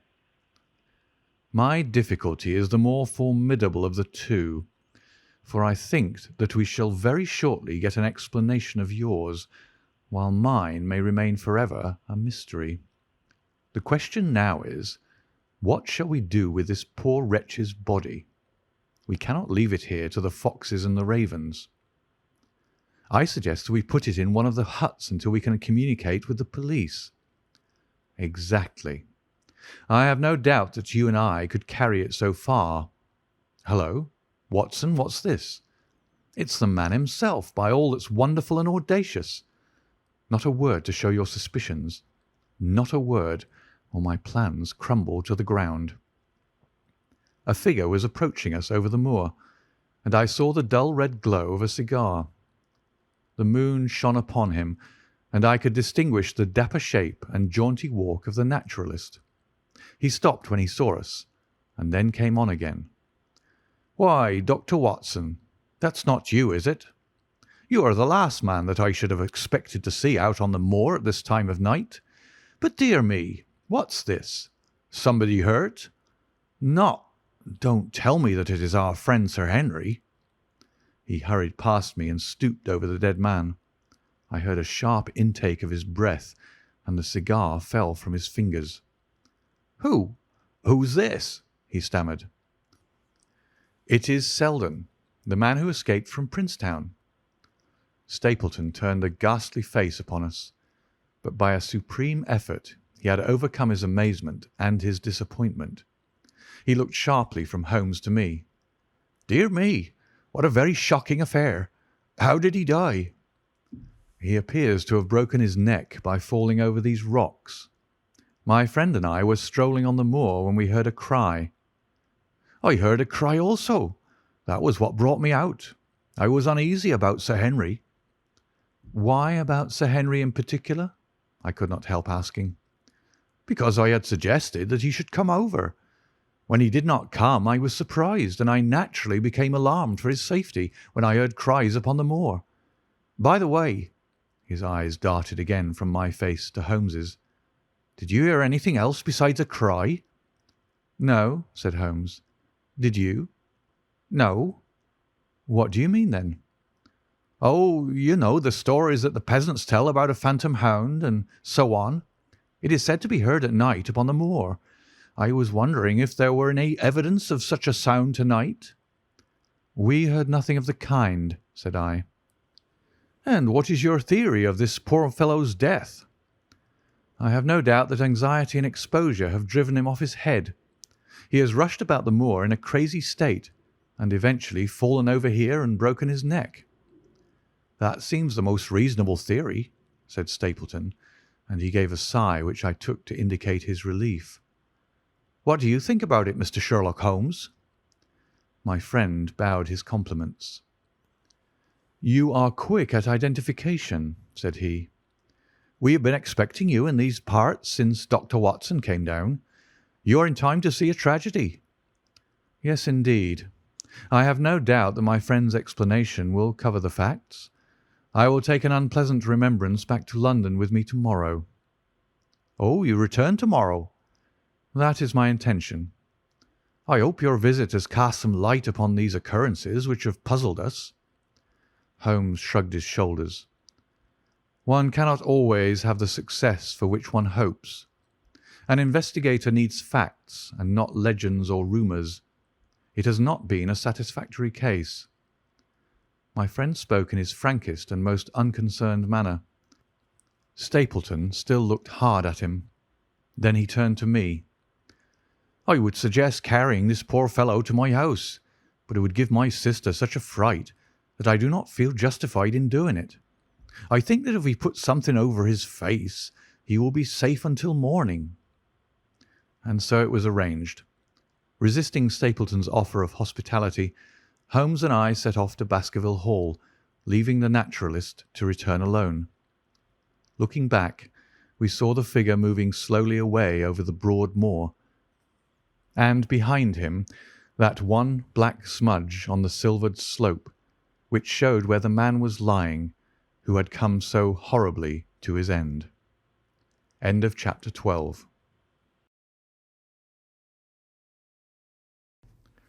Chapter 13. Fixing the Nets. "We're at close grips at last," said Holmes as we walked together across the moor. "What a nerve the fellow has! How he pulled himself together in the face of what must have been a paralysing shock when he found that the wrong man had fallen a victim to his plot. I told you in London, Watson, and I tell you now again, that we have never had a foeman more worthy of our steel." "I'm sorry that he's seen you." "And so was I at first, but there was no getting out of it." "What effect do you think it will have upon his plans now that he knows you're here?" "It may cause him to be more cautious, or it may drive him to desperate measures at once. Like most clever criminals, he may be too confident in his own cleverness and imagine that he has completely deceived us." "Why should we not arrest him at once?" "My dear Watson, you were born to be a man of action. Your instinct is always to do something energetic. But supposing, for argument's sake, that we had him arrested tonight, what on earth the better off should we be for that? We could prove nothing against him. There's the devilish cunning of it. If he were acting through a human agent, we could get some evidence, but if we were to drag this great dog to the light of day, it would not help us in putting a rope around the neck of its master. Surely we have a case?" "Not a shadow of a one. Only surmise and conjecture. We should be laughed out of court if we came with such a story and such evidence." "There is Sir Charles's death." "Found dead without a mark upon him. You and I know that he died of sheer fright, and we know also what frightened him. But how are we to get 12 stolid jurymen to know it? What signs are there of a hound? Where are the marks of the fangs? Of course, we know that a hound does not bite a dead body, and that Sir Charles was dead before ever the brute overtook him. But we have to prove all this, and we are not in a position to do it." Well then, tonight? We are not much better off tonight. Again, there was no direct connection between the hound and the man's death. We never saw the hound. We heard it, but we could not prove that it was running upon this man's trail. There is a complete absence of motive. No, my dear fellow, we must reconcile ourselves to the fact that we have no case at present, and that it is worth our while to run any risk in order to establish one. And how do you propose to do so? I have great hopes of what Mrs. Laura Lyons may do for us when the position of affairs is made clear to her. And I have my own plan as well. Sufficient for tomorrow is the evil thereof, but I hope before the day is past to have the upper hand at last. I could draw nothing further from him, and he walked lost in thought as far as the Baskerville gates. Are you coming up? Yes, I see no reason for further concealment. But one last word, Watson. Say nothing of the hound to Sir Henry. Let him think that Selden's death was as Stapleton would have us believe. He will have a better nerve for the ordeal which he will have to undergo tomorrow when he is engaged, if I remember your reporter right, to dine with these people. And so am I. Then you must excuse yourself, and he must go alone. That will be easily arranged. And now, if we are too late for dinner, I think that we are both ready for our suppers. Sir Henry was more pleased than surprised to see Sherlock Holmes, for he had for some days been expecting that recent events would bring him down from London. He did raise his eyebrows, however, when he found that my friend had neither any luggage nor any explanations for its absence. Between us, we soon supplied his wants, and then over a belated supper we explained to the baronet as much of our experience as it seemed desirable that he should know. But first I had the unpleasant duty of breaking the news to Barrymore and his wife. To him it may have been an unmitigated relief, but she wept bitterly in her apron. To all the world he was the man of violence, half animal and half demon, but to her he has always remained the little wilful boy of her own girlhood, the child who had clung to her hand. Evil indeed is the man who has not one woman to mourn him. "I've been moping in the house all day since Watson went off in the morning," said the baronet. "I guess I should have some credit, for I have kept my promise. If I hadn't sworn not to go about alone, I might have had a more lively evening, for I had a message from Stapleton asking me over there." "I have no doubt that you would have had a more lively evening," said Holmes dryly. "By the way, I don't suppose you appreciate that we have been mourning over you as having broken your neck." Sir Henry opened his eyes. "How was that?" "This poor wretch was dressed in your clothes. I fear your servant who gave them to him may get into trouble with the police." "That is unlikely. There was no mark on any of them, as far as I know." "That's lucky for him. In fact, it's lucky for all of you, since you are all on the wrong side of the law in this matter. I am not sure that as a conscientious detective, my first duty is not to arrest the whole household. Watson's reports are most incriminating documents." "But how about the case?" asked the baronet. "Have you made anything out of the tangle? I don't know that Watson and I are much the wiser since we came down." "I think that I shall be in a position to make the situation rather more clear to you before long. It has been an exceedingly difficult and most complicated business. There are several points upon which we still want light, but it is coming all the same." "We've had one experience, as Watson has no doubt told you. We heard the hound on the moor, so I can swear that it is not all empty superstition. I had something to do with dogs when I was out west, and I know one when I hear one. If you can muzzle that one and put him on a chain, I'll be ready to swear you are the greatest detective of all time." "I think I will muzzle him and chain him all right if you will give me your help." "Whatever you tell me to do, I will do." "Very good. And I will ask you also to do it blindly, without always asking the reason." "Just as you like." "If you will do this, I think the chances are that our little problem will soon be solved. I have no doubt." He stopped suddenly and stared fixedly up over my head into the air. The lamp beat upon his face, and so intent was it, and so still, that it might have been that of a clear-cut classical statue, a personification of alertness and expectation. "What is it?" we both cried. I could see, as he looked down, that he was repressing some internal emotion. His features were still composed, but his eyes shone with amused exultation. "Excuse the admiration of a connoisseur," said he, as he waved his hand towards the line of portraits which covered the opposite wall. "Watson won't allow that I know anything of art, but that is mere jealousy because our views upon the subject differ. Now, these are a really very fine series of portraits." "Well, I am glad to hear you say so," said Sir Henry, glancing with some surprise at my friend. "I don't pretend to know much about these things, and I'd be a better judge of a horse or a steer than of a picture. I didn't know that you found time for such things." "I know what is good when I see it, and I see it now. That's a Kneller, I'll swear. That lady in the blue silk over yonder, and the stout gentleman with the wig ought to be a Reynolds. They are all family portraits, I presume." "Every one." "Do you know the names?" "Barrymore has been coaching me in them, and I think I can say my lessons fairly well."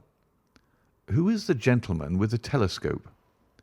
"That is Rear Admiral Baskerville, who served under Rodney in the West Indies. The man with the blue coat and the roll of paper is Sir William Baskerville, who was the chairman of committees of the House of Commons under Pitt." "And this cavalier opposite to me, the one with the black velvet and the lace?" "Ah, you have a right to know about him. That is the cause of all the mischief, the wicked Hugo, who started the Hound of the Baskervilles. We're not likely to forget him." I gazed with interest and some surprise upon the portrait. "Dear me," said Holmes, "he seems a quiet, meek-mannered man enough, but I dare say that there was a lurking devil in his eyes. I had pictured him as a more robust and ruffianly person." "There's no doubt about the authenticity, for the name and the date, 1647, are on the back of the canvas." Holmes said little more, but the picture of the old roisterer seemed to have a fascination for him, and his eyes were continually fixed upon it during supper. It was not until later, when Sir Henry had gone to his room, that I was able to follow the trend of his thoughts. He led me back into the banqueting hall, his bedroom candle in his hand, and he held it up against the time-stained portrait on the wall. "Do you see anything there?" I looked at the broad-plumed hat, the curling love-locks, the white lace collar, and the straight, severe face which was framed between them. It was not a brutal countenance, but it was prim, hard, and stern, with a firm-set, thin-lipped mouth and a coldly intolerant eye. "Is it like anyone you know?" "There is something of Sir Henry about the jaw." "Just a suggestion, perhaps. But wait an instant." He stood upon a chair, and holding up the light in his left hand, he curved his right arm over the broad hat and round the long ringlets. "Good heavens!" I cried in amazement. The face of Stapleton had sprung out of the canvas. "Ha! You see it now. My eyes have been trained to examine faces and not their trimmings. It is the first quality of a criminal investigator that he should see through a disguise. But this is marvellous. It might be his portrait." "Yes, it is an interesting instance of a throwback, which appears to be both physical and spiritual. A study of family portraits is enough to convert a man to the doctrine of reincarnation. The fellow is a Baskerville, that is evident." "With designs upon the succession?" "Exactly. This chance of the picture has supplied us with one of our most obvious missing links. We have him, Watson. We have him, and I dare swear that before tomorrow night he will be fluttering in our net as helpless as one of his own butterflies. A pin, a cork, and a card, and we add him to the Baker Street collection." He burst into one of his rare fits of laughter as he turned away from the picture. I've not heard him laugh often, and it has always boded ill to somebody.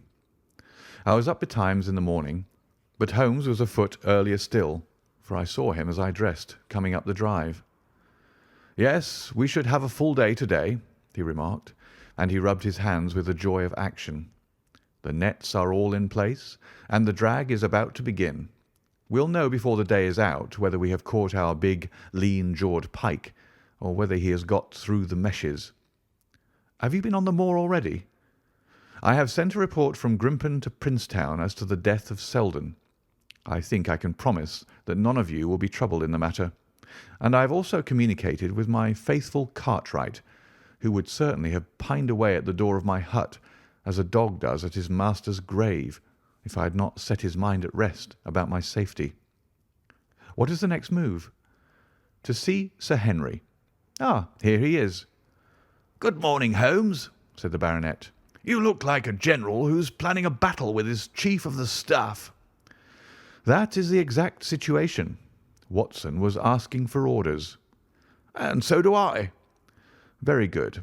You are engaged, as I understand, to dine with our friends the Stapletons tonight." "I hope that you'll come also. They're very hospitable people, and I am sure that they would be very glad to see you." "I fear that Watson and I must go to London." "To London?" "Yes, I think that we should be more useful there at the present juncture." The baronet's face perceptibly lengthened. "I hoped that you were going to see me through this business. The Hall and the Moor are not very pleasant places when one is alone." "My dear fellow, you must trust me implicitly, and do exactly what I tell you. You can tell your friends that we should have been happy to come with you, but that urgent business required us to be in town. We hope very soon to return to Devonshire. Will you remember to give them that message?" "If you insist upon it." "There is no alternative, I assure you." I saw by the baronet's clouded brow that he was deeply hurt by what he regarded as our desertion. "When do you desire to go?" he asked coldly. "Immediately after breakfast. We will drive into Coombe Tracey, but Watson will leave his things as a pledge that he will come back to you. Watson, you will send a note to Stapleton to tell him that you regret that you cannot come." "I have a good mind to go to London with you," said the baronet. "Why should I stay here alone?" "Because it is your post of duty. Because you gave me your word that you would do as you were told, and I tell you to stay." "All right, then, I'll stay." "One more direction. I wish you to drive to Merripit House. Send back your trap, however, and let them know that you intend to walk home." "To walk across the moor?" "Yes." "But that is the very thing which you have so often cautioned me not to do." "This time you may do it with safety. If I had not every confidence in your nerve and courage, I would not suggest it, but it is essential that you should do it." "Then I will do it."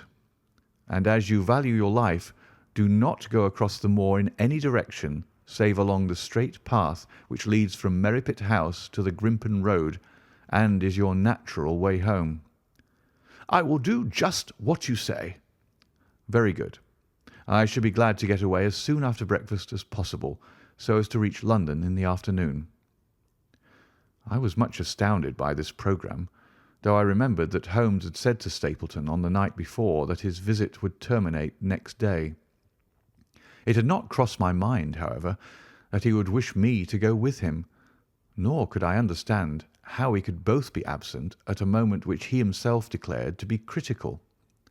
There was nothing for it, however, but implicit obedience, so we bade good-bye to our rueful friend, and a couple of hours afterwards we were at the station of Coombe Tracey, and had dispatched the trap upon its return journey. A small boy was waiting upon the platform. "Any orders, sir?" "You will take this train to town, Cartwright. The moment you arrive you will send a wire to Sir Henry Baskerville in my name, to say that if he finds the pocket-book which I have dropped he is to send it by registered post to Baker Street." "Yes, sir." "And ask at the station office if there is a message for me." The boy returned with a telegram which Holmes handed to me. It ran, "Wire received. Coming down with unsigned warrant. Arrive 5:40. Lestrade." That is in answer to mine of this morning. He is the best of the professionals, I think, and we may need his assistance. Now, Watson, I think that we cannot employ our time better than by calling upon your acquaintance, Mrs. Laura Lyons." His plan of campaign was beginning to be evident. He would use the baronet in order to convince the Stapletons that we were really gone, while we should actually return at the instant when we were likely to be needed. That telegram from London, if mentioned by Sir Henry to the Stapletons, must remove the last suspicions from their minds. Already I seem to see our nets drawing closer around that lean-jawed pike. Mrs. Laura Lyons was in her office, and Sherlock Holmes opened his interview with a frankness and directness which considerably amazed her. "I am investigating the circumstances which attended the death of the late Sir Charles Baskerville," said he. "My friend here, Dr. Watson, has informed me of what you have communicated, and also of what you have withheld in connection with that matter." "What have I withheld?" she asked defiantly. "You have confessed that you asked Sir Charles to be at the gate at 10 o'clock. We know that that was the place and hour of his death. You have withheld what the connection is between these events." "There is no connection." "In that case the coincidence must indeed be an extraordinary one. But I think that we shall succeed in establishing a connection after all. I wish to be perfectly frank with you, Mrs. Lyons. We regard this case as one of murder, and the evidence may implicate not only your friend Mr. Stapleton, but his wife as well." The lady sprang from her chair. "His wife?" she cried. "The fact is no longer a secret. The person who has passed for his sister is really his wife." Mrs. Lyons had resumed her seat. Her hands were grasping the arms of her chair, and I saw that the pink nails had turned white with the pressure of her grip. "His wife?" she said again. "His wife? He is not a married man." Sherlock Holmes shrugged his shoulders. "Prove it to me. Prove it to me, and if you can do so—" The fierce flash of her eyes said more than any words. "I have come prepared to do so," said Holmes, drawing several papers from his pocket. "Here is a photograph of the couple taken in York 4 years ago. It is endorsed Mr. and Mrs. Vandeleur, but you will have no difficulty in recognising him and her also, if you know her by sight. Here are 3 written descriptions by trustworthy witnesses of Mr. and Mrs. Vandeleur, who at that time kept St. Oliver's private school. Read them and see if you can doubt the identity of these people." She glanced at them and then looked up at us with the set, rigid face of a desperate woman. "Mr. Holmes," she said, "this man had offered me marriage on condition that I could get a divorce from my husband. He has lied to me, the villain, in every conceivable way. Not one word of truth has he ever told me. And why? Why? I imagined that all was for my own sake, but now I see that I was never anything but a tool in his hands. Why should I preserve faith with him who never kept any with me? Why should I try to shield him from the consequences of his own wicked acts? Ask me what you like, and there is nothing which I shall hold back. One thing I swear to you, and that is that when I wrote the letter I never dreamed of any harm to the old gentleman who had been my kindest friend." "I entirely believe you, madam," said Sherlock Holmes. "The recital of these events must be very painful to you, and perhaps it will make it easier if I tell you what occurred, and you can check me if I make any material mistake. The sending of this letter was suggested to you by Stapleton?" "He dictated it." "I presume that the reason he gave was that you would receive help from Sir Charles for the legal expenses connected with your divorce." "Exactly." "And then after you had sent the letter he dissuaded you from keeping the appointment?" "He told me that it would hurt his self-respect that any other man should find the money for such an object, and that though he was a poor man himself, he would devote his last penny to removing the obstacles which divided us." "He appears to be a very consistent character. And then you heard nothing until you read the reports of the death in the paper?" "No." "And he made you swear to say nothing about your appointment with Sir Charles?" "He did. He said that the death was a very mysterious one, and that I should certainly be suspected if the facts came out. He frightened me into remaining silent." "Quite so. But you had your suspicions." She hesitated and looked down. "I knew him," she said, "but if he had kept faith with me, I should always have done so with him." "I think that on the whole you have had a fortunate escape," said Sherlock Holmes. "You have had him in your power, and he knew it, and yet you are alive. You have been walking for some months very near to the edge of a precipice. We must wish you good morning now, Mrs. Lyons, and it is probable that you will very shortly hear from us again. Our case becomes rounded off, and difficulty after difficulty thins away in front of us," said Holmes, as we stood waiting for the arrival of the express from town. "I shall soon be in the position of being able to put into a single connected narrative one of the most singular and sensational crimes of modern times. Students of criminology will remember the analogous incidents in Godno, in Little Russia, in the year '66, and of course there are the Anderson murders in North Carolina. But this case possesses some features which are entirely its own. Even now we have no clear case against this very wily man, but I shall be very much surprised if it is not clear enough before we go to bed this night." The London express came roaring to the station, and a small, wiry bulldog of a man had sprung from a first-class carriage. We all three shook hands, and I saw at once from the reverential way in which Lestrade gazed at my companion that he had learned a good deal since the days when they had first worked together. I could well remember the scorn which the theories of the reasoner used then to excite in the practical man. "Anything good?" he asked. "The biggest thing for years," said Holmes. "We have 2 hours before we need think of starting. I think we might employ it in getting some dinner, and then, Lestrade, we will take the London fog out of your throat by giving you a breath of the pure night air of Dartmoor. Never been there? Ah, well, I don't suppose you will forget your first visit." End of chapter 13. Chapter 14. The Hound of the Baskervilles.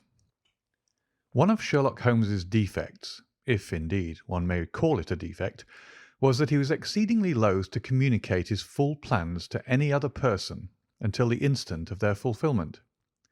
Partly it came, no doubt, from his own masterful nature, which loved to dominate and surprise those who were around him. Partly also from his professional caution, which urged him never to take any chances. The result, however, was very trying for those who were acting as his agents and assistants.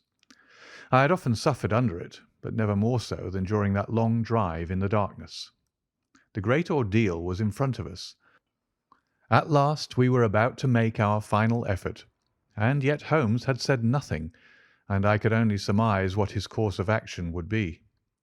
My nerves thrilled with anticipation when at last the cold wind upon our faces and the dark void spaces on either side of the narrow road told me that we were back upon the moor once again.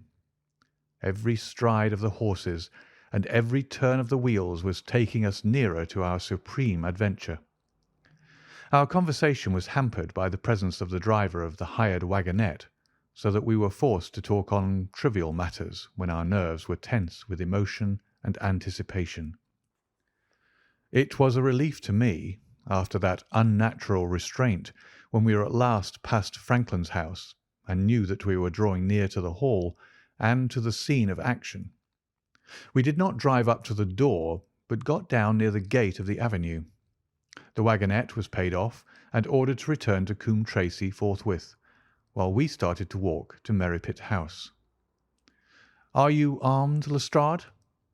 The little detective smiled. "As long as I have my trousers, I have a hip pocket, and as long as I have my hip pocket, I have something in it." "Good. My friend and I are also ready for emergencies." "You're mighty close about this affair, Mr. Holmes. What's the game now?" "A waiting game." "My word, it does not seem a very cheerful place," said the detective with a shiver, glancing round him at the gloomy slopes of the hill and at the huge lake of fog which lay over the Grimpen Mire. "I see the lights of a house ahead of us." "That is Merripit House and the end of our journey. I must request you to walk on tiptoe and not talk above a whisper." We moved cautiously along the track as if we were bound for the house, but Holmes halted us when we were about 200 yards from it. "This will do," said he. "These rocks upon the right make an admirable screen." "We are to wait here?" "Yes, we shall make our little ambush here. Get into this hollow, Lestrade. You have been inside the house, have you not, Watson? Can you tell the position of the rooms? What are those latticed windows at this end?" "I think they are the kitchen windows." "And the one beyond, which shines so brightly?" "That is certainly the dining room." "The blinds are up. You know the lie of the land best. Creep forward quietly and see what they are doing. But for heaven's sake, don't let them know that they are watched." I tiptoed down the path and stooped behind the low wall which surrounded the stunted orchard. Creeping in its shadow, I reached a point whence I could look straight through the uncurtained window. There were only two men in the room, Sir Henry and Stapleton. They sat with their profiles toward me on either side of the round table. Both of them were smoking cigars, and coffee and wine were in front of them. Stapleton was talking with animation, but the baronet looked pale and distrait. Perhaps the thought of that lonely walk across the ill-omened moor was weighing heavily upon his mind. As I watched them, Stapleton rose and left the room, while Sir Henry filled his glass again and leaned back in his chair, puffing at his cigar. I heard the creak of a door and the crisp sound of boots upon the gravel. The steps passed along the path on the other side of the wall under which I crouched. Looking over, I saw the naturalist pause at the door of an outhouse in the corner of the orchard. A key turned in a lock, and as he passed in there was a curious scuffling noise from within. He was only a minute or so inside, and then I heard the key turn once more, and he passed me and re-entered the house. I saw him rejoin his guest, and I crept quietly back to where my companions were waiting to tell them what I had seen. "You say, Watson, that the lady is not there?" Holmes asked when I had finished my report. "No." "Where can she be, since there is no light in any other room except the kitchen?" "I cannot think where she is." "I have said that over the great Grimpen Mire there hung a dense white fog. It was drifting slowly in our direction, and banked itself up like a wall on that side of us, low but thick and well defined. The moon shone on it, and it looked like a great shimmering ice field, with the heads of the distant tors as rocks borne upon its surface. Holmes's face was turned towards it, and he muttered impatiently as he watched its sluggish drift. "It's moving towards us, Watson." "Is that serious?" "Very serious indeed. The one thing upon earth which could have disarranged my plans. He can't be very long now. It is already 10 o'clock. Our success, and even his life, may depend upon his coming out before the fog is over the path." The night was clear and fine above us. The stars shone cold and bright, while a half-moon bathed the whole scene in a soft, uncertain light. Before us lay the dark bulk of the house, its serrated roof and bristling chimneys hard outlined against the silver-spangled sky. Broad bars of golden light from the lower windows stretched across the orchard and the moor. One of them was suddenly shut off. The servants had left the kitchen. There only remained the lamp in the dining room, where the two men, the murderous host and the unconscious guest, still chatted over their cigars. Every minute that white woolly plain which covered one half of the moor was drifting closer and closer to the house. Already the first thin wisps of it were curling across the golden square of the lighted window. The farther wall of the orchard was already invisible, and the trees were standing out of a swirl of a white vapour. As we watched it, The fog wreaths came crawling round both corners of the house and rolled slowly into one dense bank, on which the upper floor and the roof floated like a strange ship upon a shadowy sea. Holmes struck his hand passionately upon the rock in front of us and stamped his feet in his impatience. "If he isn't out in a quarter of an hour, the path will be covered. In half an hour we won't be able to see our hands in front of us." "Shall we move further back upon high ground?" "Yes, I think it would be as well." So, as the fog bank flowed onward, we fell back before it until we were half a mile from the house. And still that dense white sea, with the moon silvering its upper edge, swept slowly and inexorably on. "We are going too far," said Holmes. "We dare not take the chance of his being overtaken before he can reach us. At all costs we must hold our ground where we are." He dropped on his knees and clapped his ear to the ground. "Thank God! I think that I hear him coming."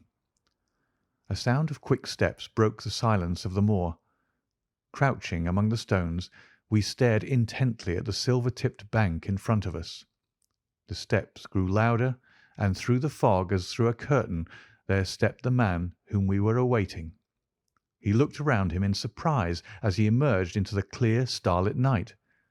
Then he came swiftly along the path, passed close to where we lay, and went on up the long slope behind us. As he walked, he glanced continually over either shoulder, like a man who is ill at ease. "Hist!" cried Holmes, and I heard the sharp click of a cocking pistol. "Look out! It's coming!" There was a thin, crisp, continuous patter from somewhere in the heart of that crawling bank. The cloud was within 50 yards of where we lay, and we glared at it, all three uncertain what horror was about to break from the heart of it. I was at Holmes's elbow, and I glanced for an instant at his face. It was pale and exultant, his eyes shining brightly in the moonlight. But suddenly they started forward in a rigid, fixed stare, and his lips parted in amazement. At the same instant Lestrade gave a yell of terror and threw himself face downward upon the ground. I sprang to my feet, my inert hand grasping my pistol, my mind paralysed by the dreadful shape which had sprung out upon us from the shadows of the fog. A hound it was, an enormous coal-black hound, but not such a hound as mortal eyes have ever seen. Fire burst from its open mouth. Its eyes glowed with a smouldering glare. Its muzzle and hackles and dewlap were outlined in flickering flame. Never in the delirious dream of a disordered brain could anything more savage, more appalling, more hellish be conceived than that dark form and savage face which broke upon us out of the wall of fog. With long bounds the huge black creature was leaping down the track, following hard upon the footsteps of our friend.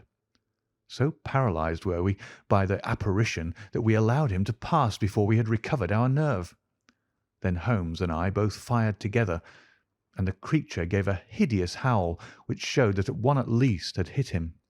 He did not pause, however, but bounded onward. Far away on the path we saw Sir Henry looking back, his face white in the moonlight, his hands raised in horror, glaring helplessly at the frightful thing which was hunting him down.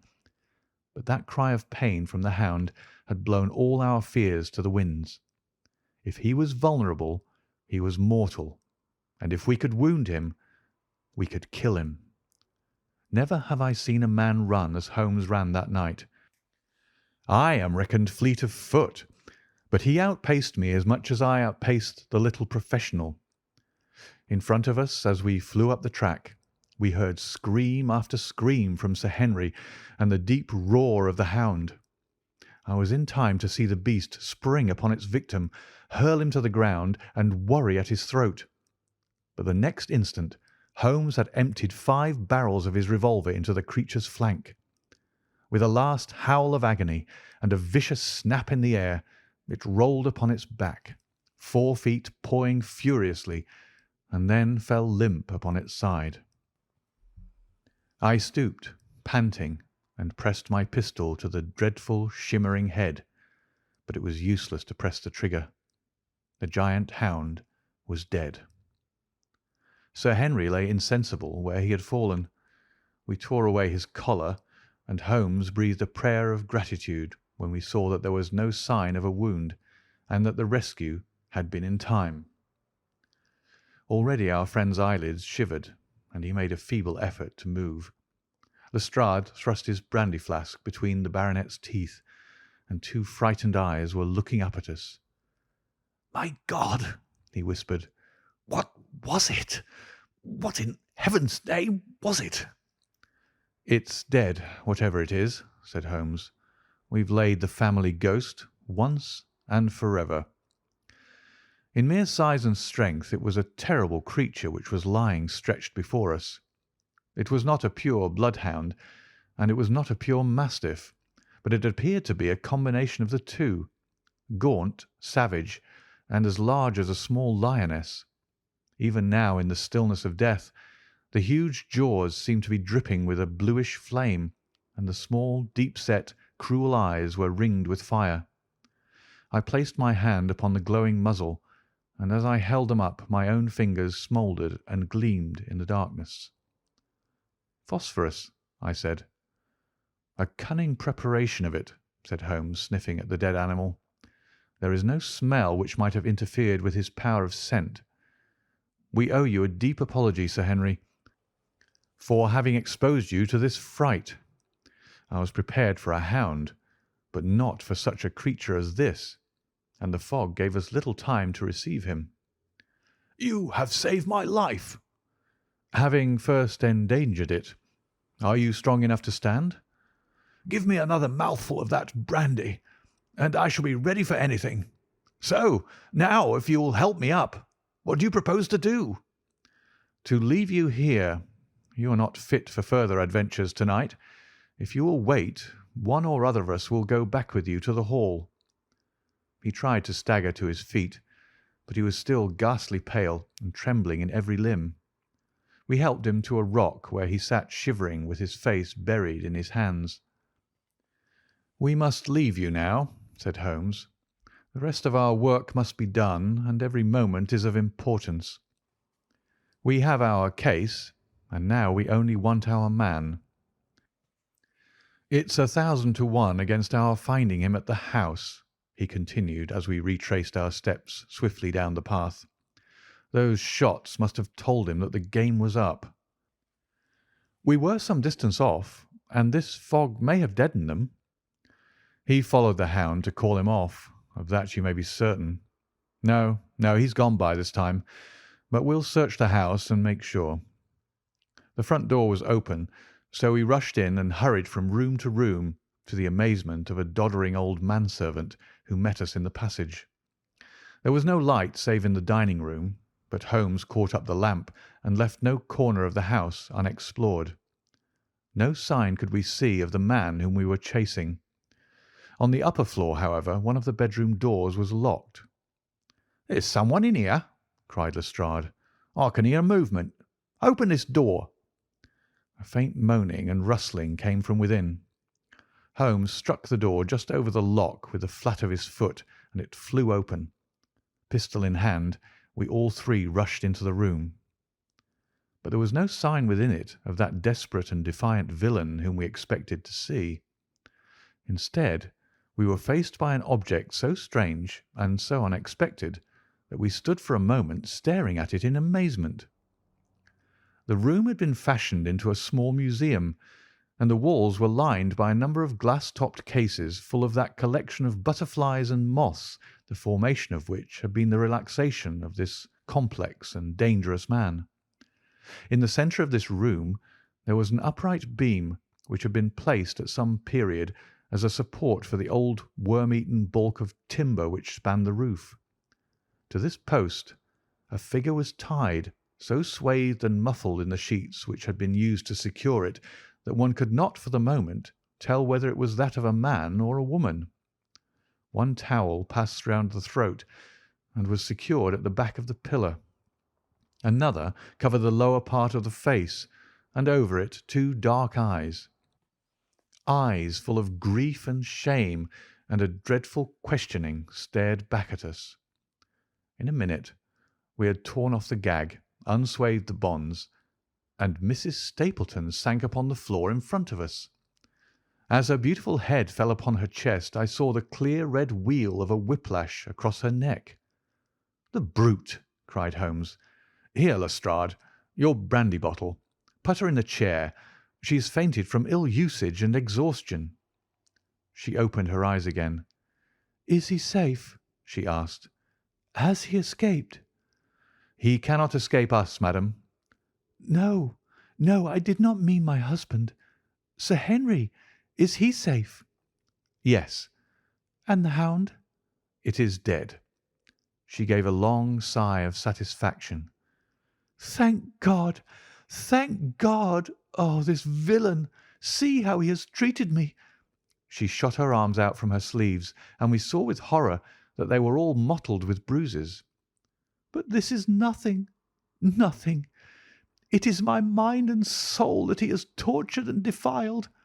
I could endure it all, ill usage, solitude, a life of deception, everything, as long as I could still cling to the hope that I had his love. But now I know that in this also I have been his dupe and his tool." She broke into a passionate sobbing as she spoke. "You bear him no good will, madam," said Holmes. "Tell us, then, where we shall find him. If you have ever aided him in evil, help us now and so atone." "There is but one place where he can have fled," she answered. "There is an old tin mine on an island in the heart of the mire. It was there that he kept his hound, and there also he had made preparations so that he might have a refuge. That is where he would fly." The fog bank lay like white wool against the window. Holmes held the lamp towards it. "See," said he, "no one could find his way into the Grimpen Mire to-night."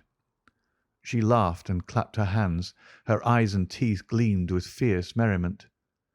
"He may find his way in, but never out," she cried. "How can he see the guiding wands to-night? We planted them together, he and I, to mark the pathway through the mire. Oh, if I could only have plucked them out to-day, then indeed you would have had him at your mercy." It was evident to us that all pursuit was in vain until the fog had lifted. Meanwhile we left Lestrade in possession of the house, while Holmes and I went back with the baronet to Baskerville Hall. The story of the Stapletons could no longer be withheld from him, but he took the blow bravely when he learned the truth about the woman whom he had loved. But the shock of the night's adventures had shattered his nerves, and before morning he lay delirious in a high fever under the care of Dr. Mortimer. The two of them were destined to travel together round the world before Sir Henry had become once more the hale, hearty man that he had been before he became master of that ill-omened estate. And now I come rapidly to the conclusion of this singular narrative, in which I have tried to make the reader share those dark fears and vague surmises which cloud our lives so long and ended in so tragic a manner. On the morning after the death of the hound, the fog had lifted, and we were guided by Mrs. Stapleton to the point where they had found a pathway through the bog. It helped us to realize the horror of this woman's life when we saw the eagerness and joy with which she laid us on her husband's track. We left her standing upon the thin peninsula of firm, peaty soil which tapered out into the widespread bog. From the end of it, a small wand planted here and there showed where the path zigzagged from tuft to tuft of rushes among those green-scummed pits and foul quagmires which barred the way to the stranger. Rank reeds and lush, slimy water plants sent an odour of decay and a heavy miasmatic vapour onto our faces, while a false step plunged us more than once thigh-deep into the dark, quivering mire which shook for yards in soft undulations around our feet.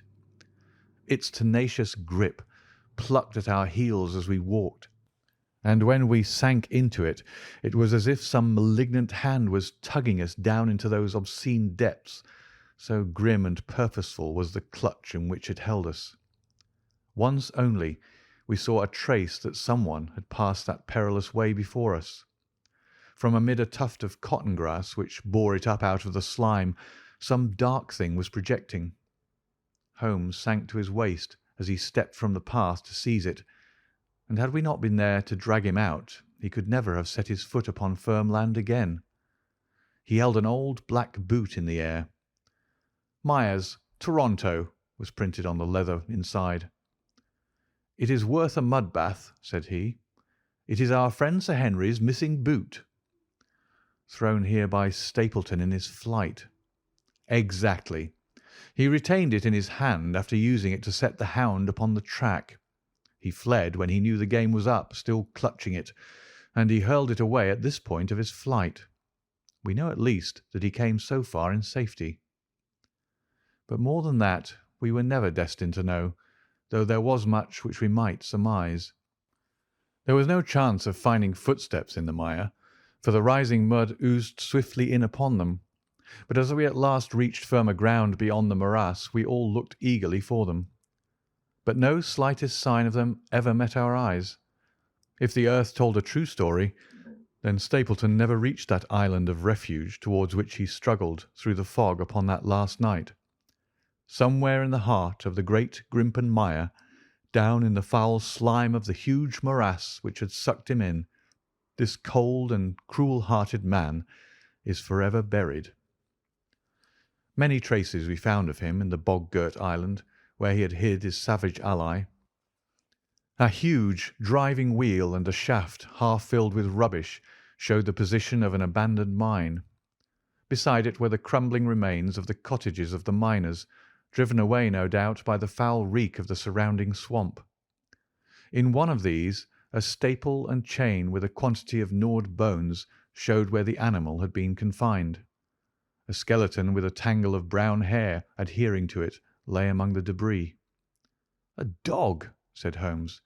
"By Jove, a curly-haired spaniel. Poor Mortimer will never see his pet again. Well, I do not know that this place contains any secret which we would not already have fathomed.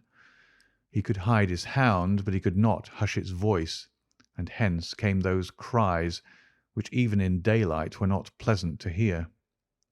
On an emergency he could keep the hound in the outhouse at Merripit, but it was always a risk, and it was only on the supreme day, which he regarded as the end of all his efforts, that he dared do it. This paste in the tin is no doubt the luminous mixture with which the creature was daubed. It was suggested, of course, by the story of the family hell-hound and by the desire to frighten old Sir Charles to death. No wonder the poor devil of a convict ran and screamed, even as our friend did, and as we ourselves might have done, when he saw such a creature bounding through the darkness of the moor upon his track. It was a cunning device, for apart from the chance of driving your victim to his death, what peasant would venture to inquire too closely into such a creature should he get a sight of it, as many have done upon the moor? I said it in London, Watson, and I say it again now, that never yet have we helped to hunt down a more dangerous man than he who is lying yonder. He swept his long arm towards the huge mottled expanse of green splotched bog, which stretched away until it merged into the russet slopes of the moor. End of chapter 14. Chapter 15. A Retrospection. It was the end of November, and Holmes and I sat upon a raw and foggy night on either side of a blazing fire in our sitting-room in Baker Street.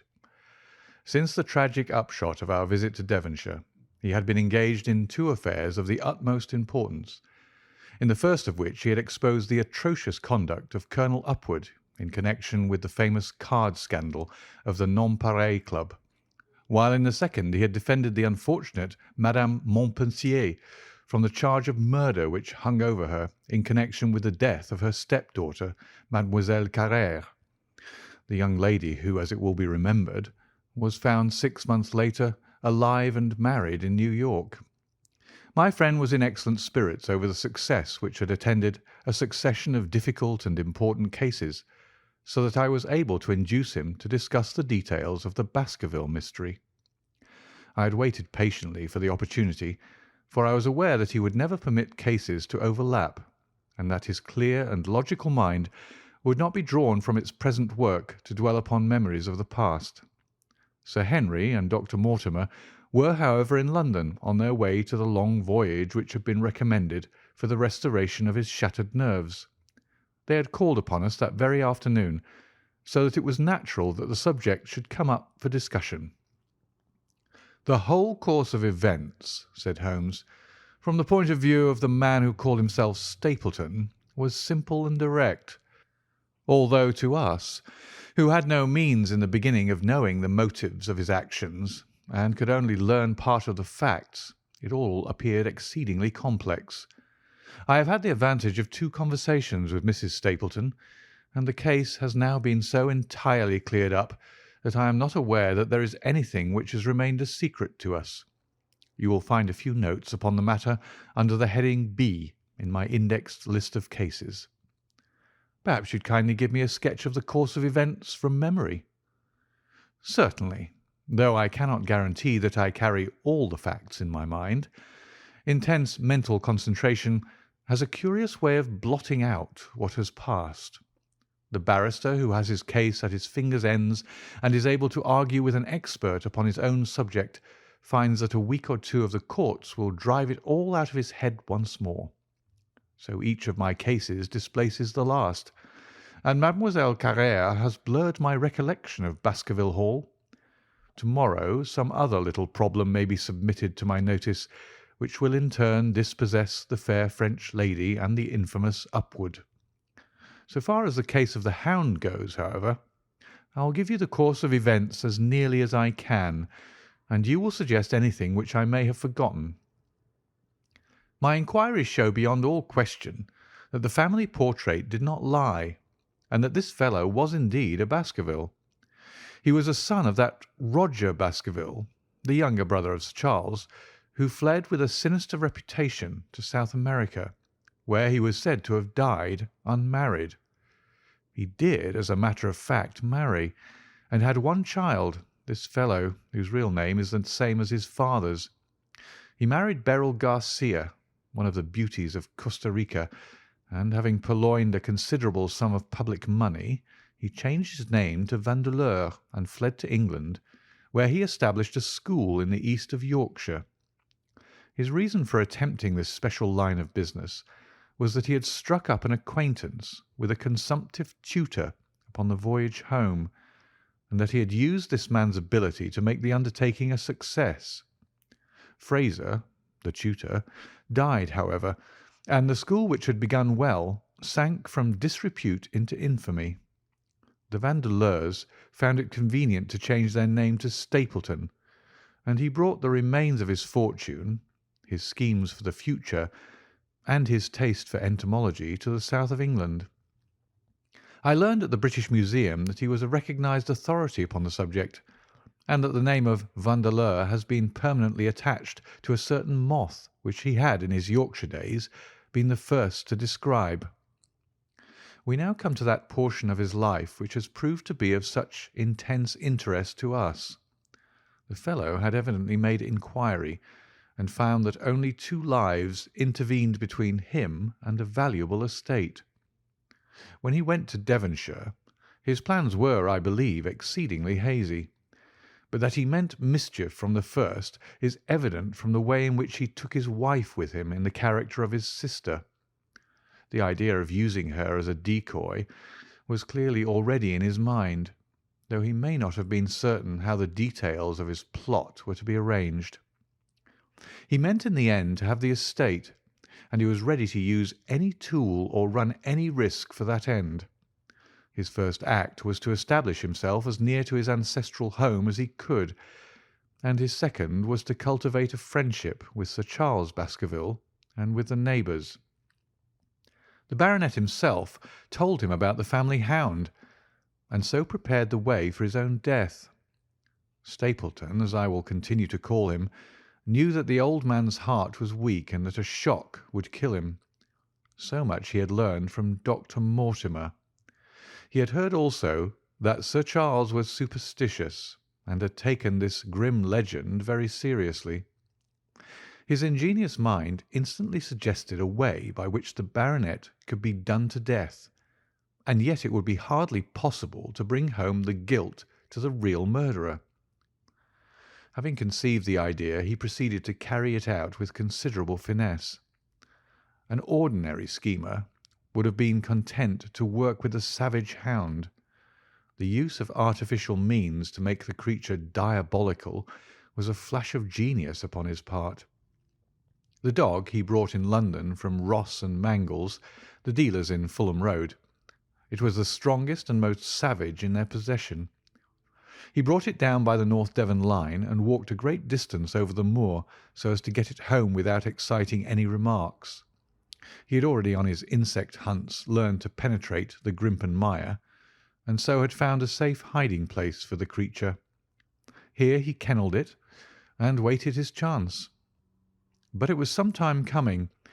The old gentleman could not be decoyed outside of his grounds at night. Several times Stapleton lurked about with his hound, but without avail.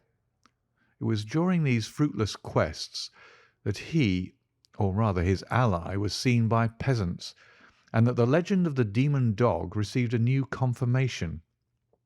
He had hoped that his wife might lure Sir Charles to his ruin, but here she proved unexpectedly independent.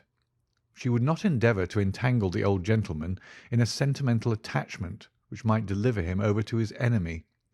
Threats, and even, I am sorry to say, blows refused to move her. She would have nothing to do with it, and for a time Stapleton was at a deadlock. He found a way out of his difficulties through the chance that Sir Charles, who had conceived a friendship for him, made him the minister of his charity in the case of this unfortunate woman, Mrs. Laura Lyons.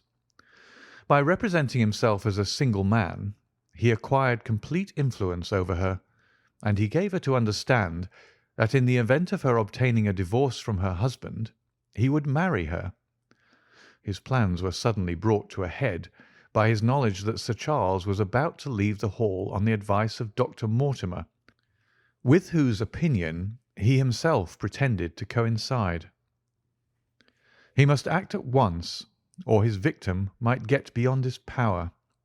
He therefore put pressure upon Mrs. Lyons to write this letter, imploring the old man to give her an interview on the evening before his departure for London.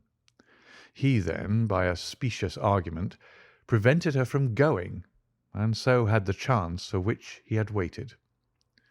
Driving back in the evening from Coombe Tracey, he was in time to get his hound, to treat it with his infernal paint, and to bring the beast round to the gate at which he had reason to expect that he would find the old gentleman waiting. The dog, incited by his master, sprang over the wicket gate and pursued the unfortunate baronet, who fled screaming down the yew alley. In that gloomy tunnel it must indeed have been a dreadful sight to see that huge black creature, with its flaming jaws and blazing eyes, bounding after its victim. He fell dead at the end of the alley from heart disease and terror. The hound had kept upon the grassy border while the baronet had run down the path, so that no track but the man's was visible. On seeing him lying still, the creature had probably approached to sniff at him, but finding him dead, had turned away again. It was then that it left the print which was actually observed by Dr. Mortimer. The hound was called off and hurried away to its lair in the Grimpen Mire, and a mystery was left which puzzled the authorities, alarmed the countryside, and finally brought the case within the scope of our observation. So much for the death of Sir Charles Baskerville. You perceive the devilish cunning of it, for really it would be almost impossible to make a case against the real murderer. His only accomplice was one who could never give him away, and the grotesque, inconceivable nature of the device only served to make it more effective. Both of the women concerned in the case, Mrs. Stapleton and Mrs. Laura Lyons, were left with a strong suspicion against Stapleton. Mrs. Stapleton knew that he had designs upon the old man, and also of the existence of the hound. Mrs. Lyons knew neither of these things, but had been impressed by the death occurring at the time of an uncancelled appointment which was only known to him. However, Both of them were under his influence, and he had nothing to fear from them. The first half of his task was successfully accomplished, but the more difficult still remained. It is possible that Stapleton did not know of the existence of an heir in Canada. In any case, he would very soon learn it from his friend Dr. Mortimer, and he was told by the latter all details about the arrival of Henry Baskerville. Stapleton's first idea was that this young stranger from Canada might possibly be done to death in London without coming down to Devonshire at all. He distrusted his wife ever since she had refused to help him in laying a trap for the old man, and he dared not leave her long out of his sight for fear he should lose his influence over her. It was for this reason that he took her to London with him. They lodged, I find, at the Mexborough Private Hotel in Craven Street, which was actually one of those called upon by my agent in search of evidence.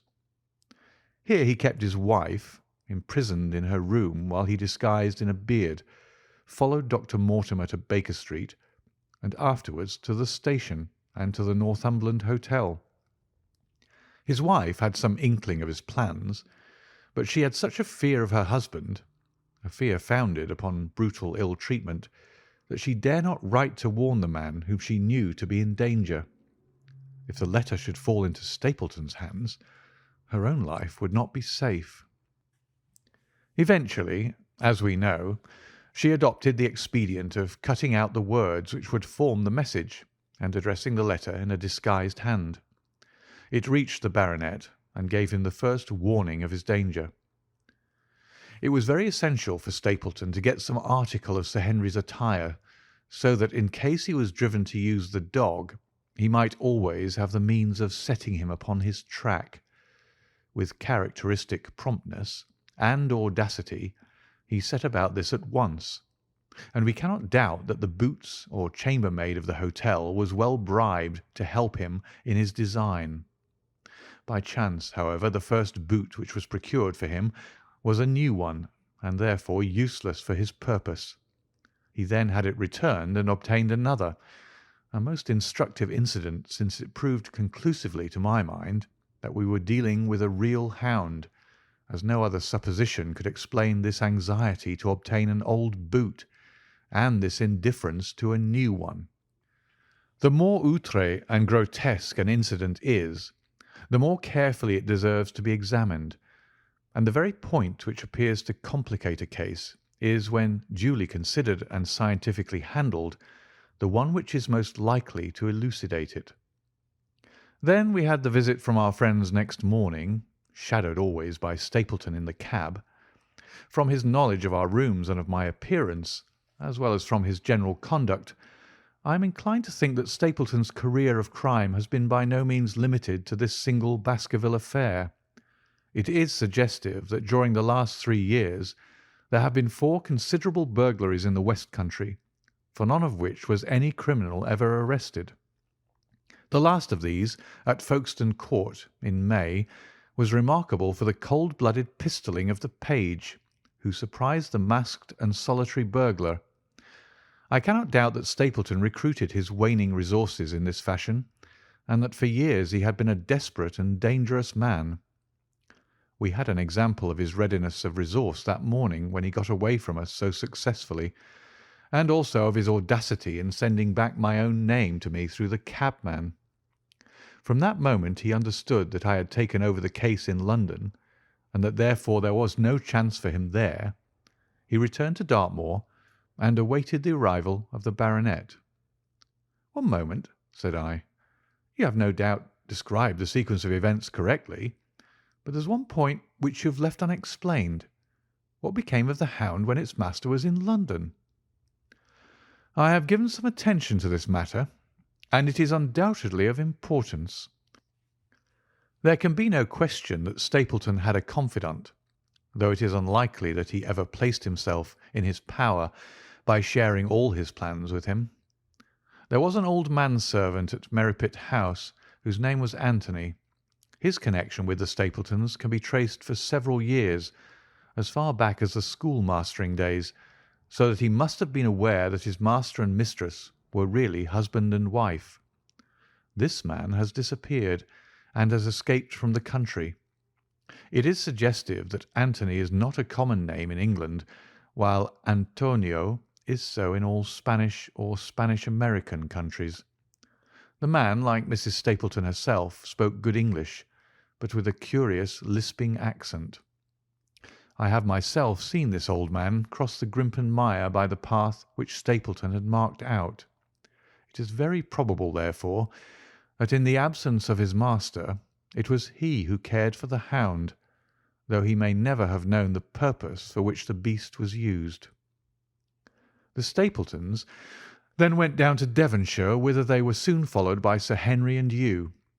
One word now as to how I stood myself at that time. It may possibly recur to your memory that when I examined the paper upon which the printed words were fastened, I made a close inspection for the watermark. In doing so I held it within a few inches of my eyes, and was conscious of a faint smell of the scent known as white jessamine. There are 75 perfumes, which is very necessary that a criminal expert should be able to distinguish from each other, and cases have more than once within my own experience depended upon their prompt recognition. The scent suggested the presence of a lady, and already my thoughts began to turn towards the Stapletons. Thus I had made certain of the hound, and had guessed at the criminal before ever we went to the West Country. It was my game to watch Stapleton. It was evident, however, that I could not do this if I were with you, since he would be keenly on his guard. I deceived everybody, therefore, yourself included, and I came down secretly when I was supposed to be in London. My hardships were not so great as you imagined, though such trifling details must never interfere with the investigation of a case. I stayed for the most part at Coombe Tracey, and only used the hut upon the moor when it was necessary to be near the scene of action.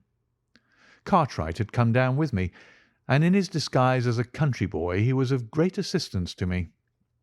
I was dependent upon him for food and clean linen. When I was watching Stapleton, Cartwright was frequently watching you, so that I was able to keep my hand upon all the strings. I have already told you that your reports reached me rapidly, being forward instantly from Baker Street to Coombe Tracey. They were of great service to me, and especially that one incidentally truthful piece of biography of Stapleton's. I was able to establish the identity of the man and the woman, and knew at last exactly how I stood. The case had been considerably complicated through the incident of the escaped convict and the relations between him and the Barrymores.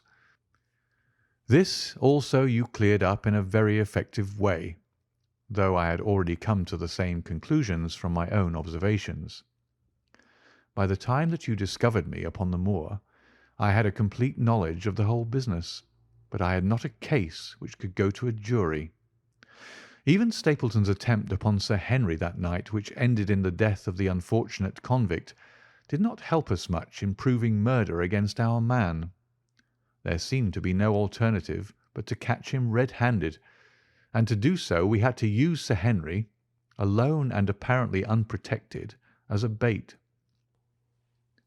We did so, and at the cost of a severe shock to our client, we succeeded in completing our case and driving Stapleton to his destruction.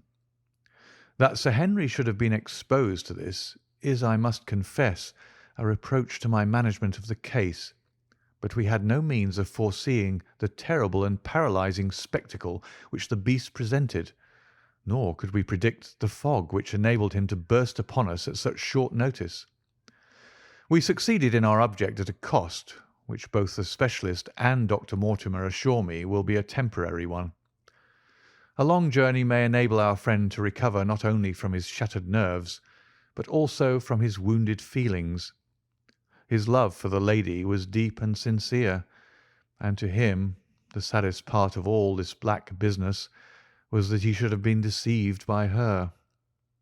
It only remains to indicate the part which she had played throughout. There can be no doubt that Stapleton exercised an influence over her which may have been love or may have been fear, or very possibly both, since they are by no means incompatible emotions. It was at least absolutely effective. At his command, she consented to pass as his sister, though he found the limits of his power over her when he endeavoured to make her the direct accessory to murder. She was ready to warn Sir Henry so far as she could without implicating her husband, and again she tried to do so. Stapleton himself seems to have been capable of jealousy, and when he saw the baronet paying court to the lady, even though it was part of his own plan, still he could not help interrupting with a passionate outburst which revealed the fiery soul which his self-contained manner so cleverly concealed. By encouraging the intimacy he made it certain that Sir Henry would frequently come to Merripit House, and that he would sooner or later get the opportunity which he desired. On the day of the crisis, however, his wife turned suddenly against him. She had learned something of the death of the convict, and she knew that the hound was being kept in the outhouse on the evening that Sir Henry was coming to dinner. She taxed her husband with his intended crime, and a furious scene followed, in which he showed her for the first time that she had a rival in his love. Her fidelity turned in an instant to bitter hatred, and he saw that she would betray him. He tied her up, therefore, that she might have no chance of warning Sir Henry, and he hoped, no doubt, that when the whole countryside put down the baronet's death to the curse of his family, as they certainly would do, he could win his wife back to accept an accomplished fact and to keep silent upon what she knew. In this I fancy that in any case he made a miscalculation, and that if we had not been there, his doom would none the less have been sealed. A woman of Spanish blood does not condone such an injury so lightly.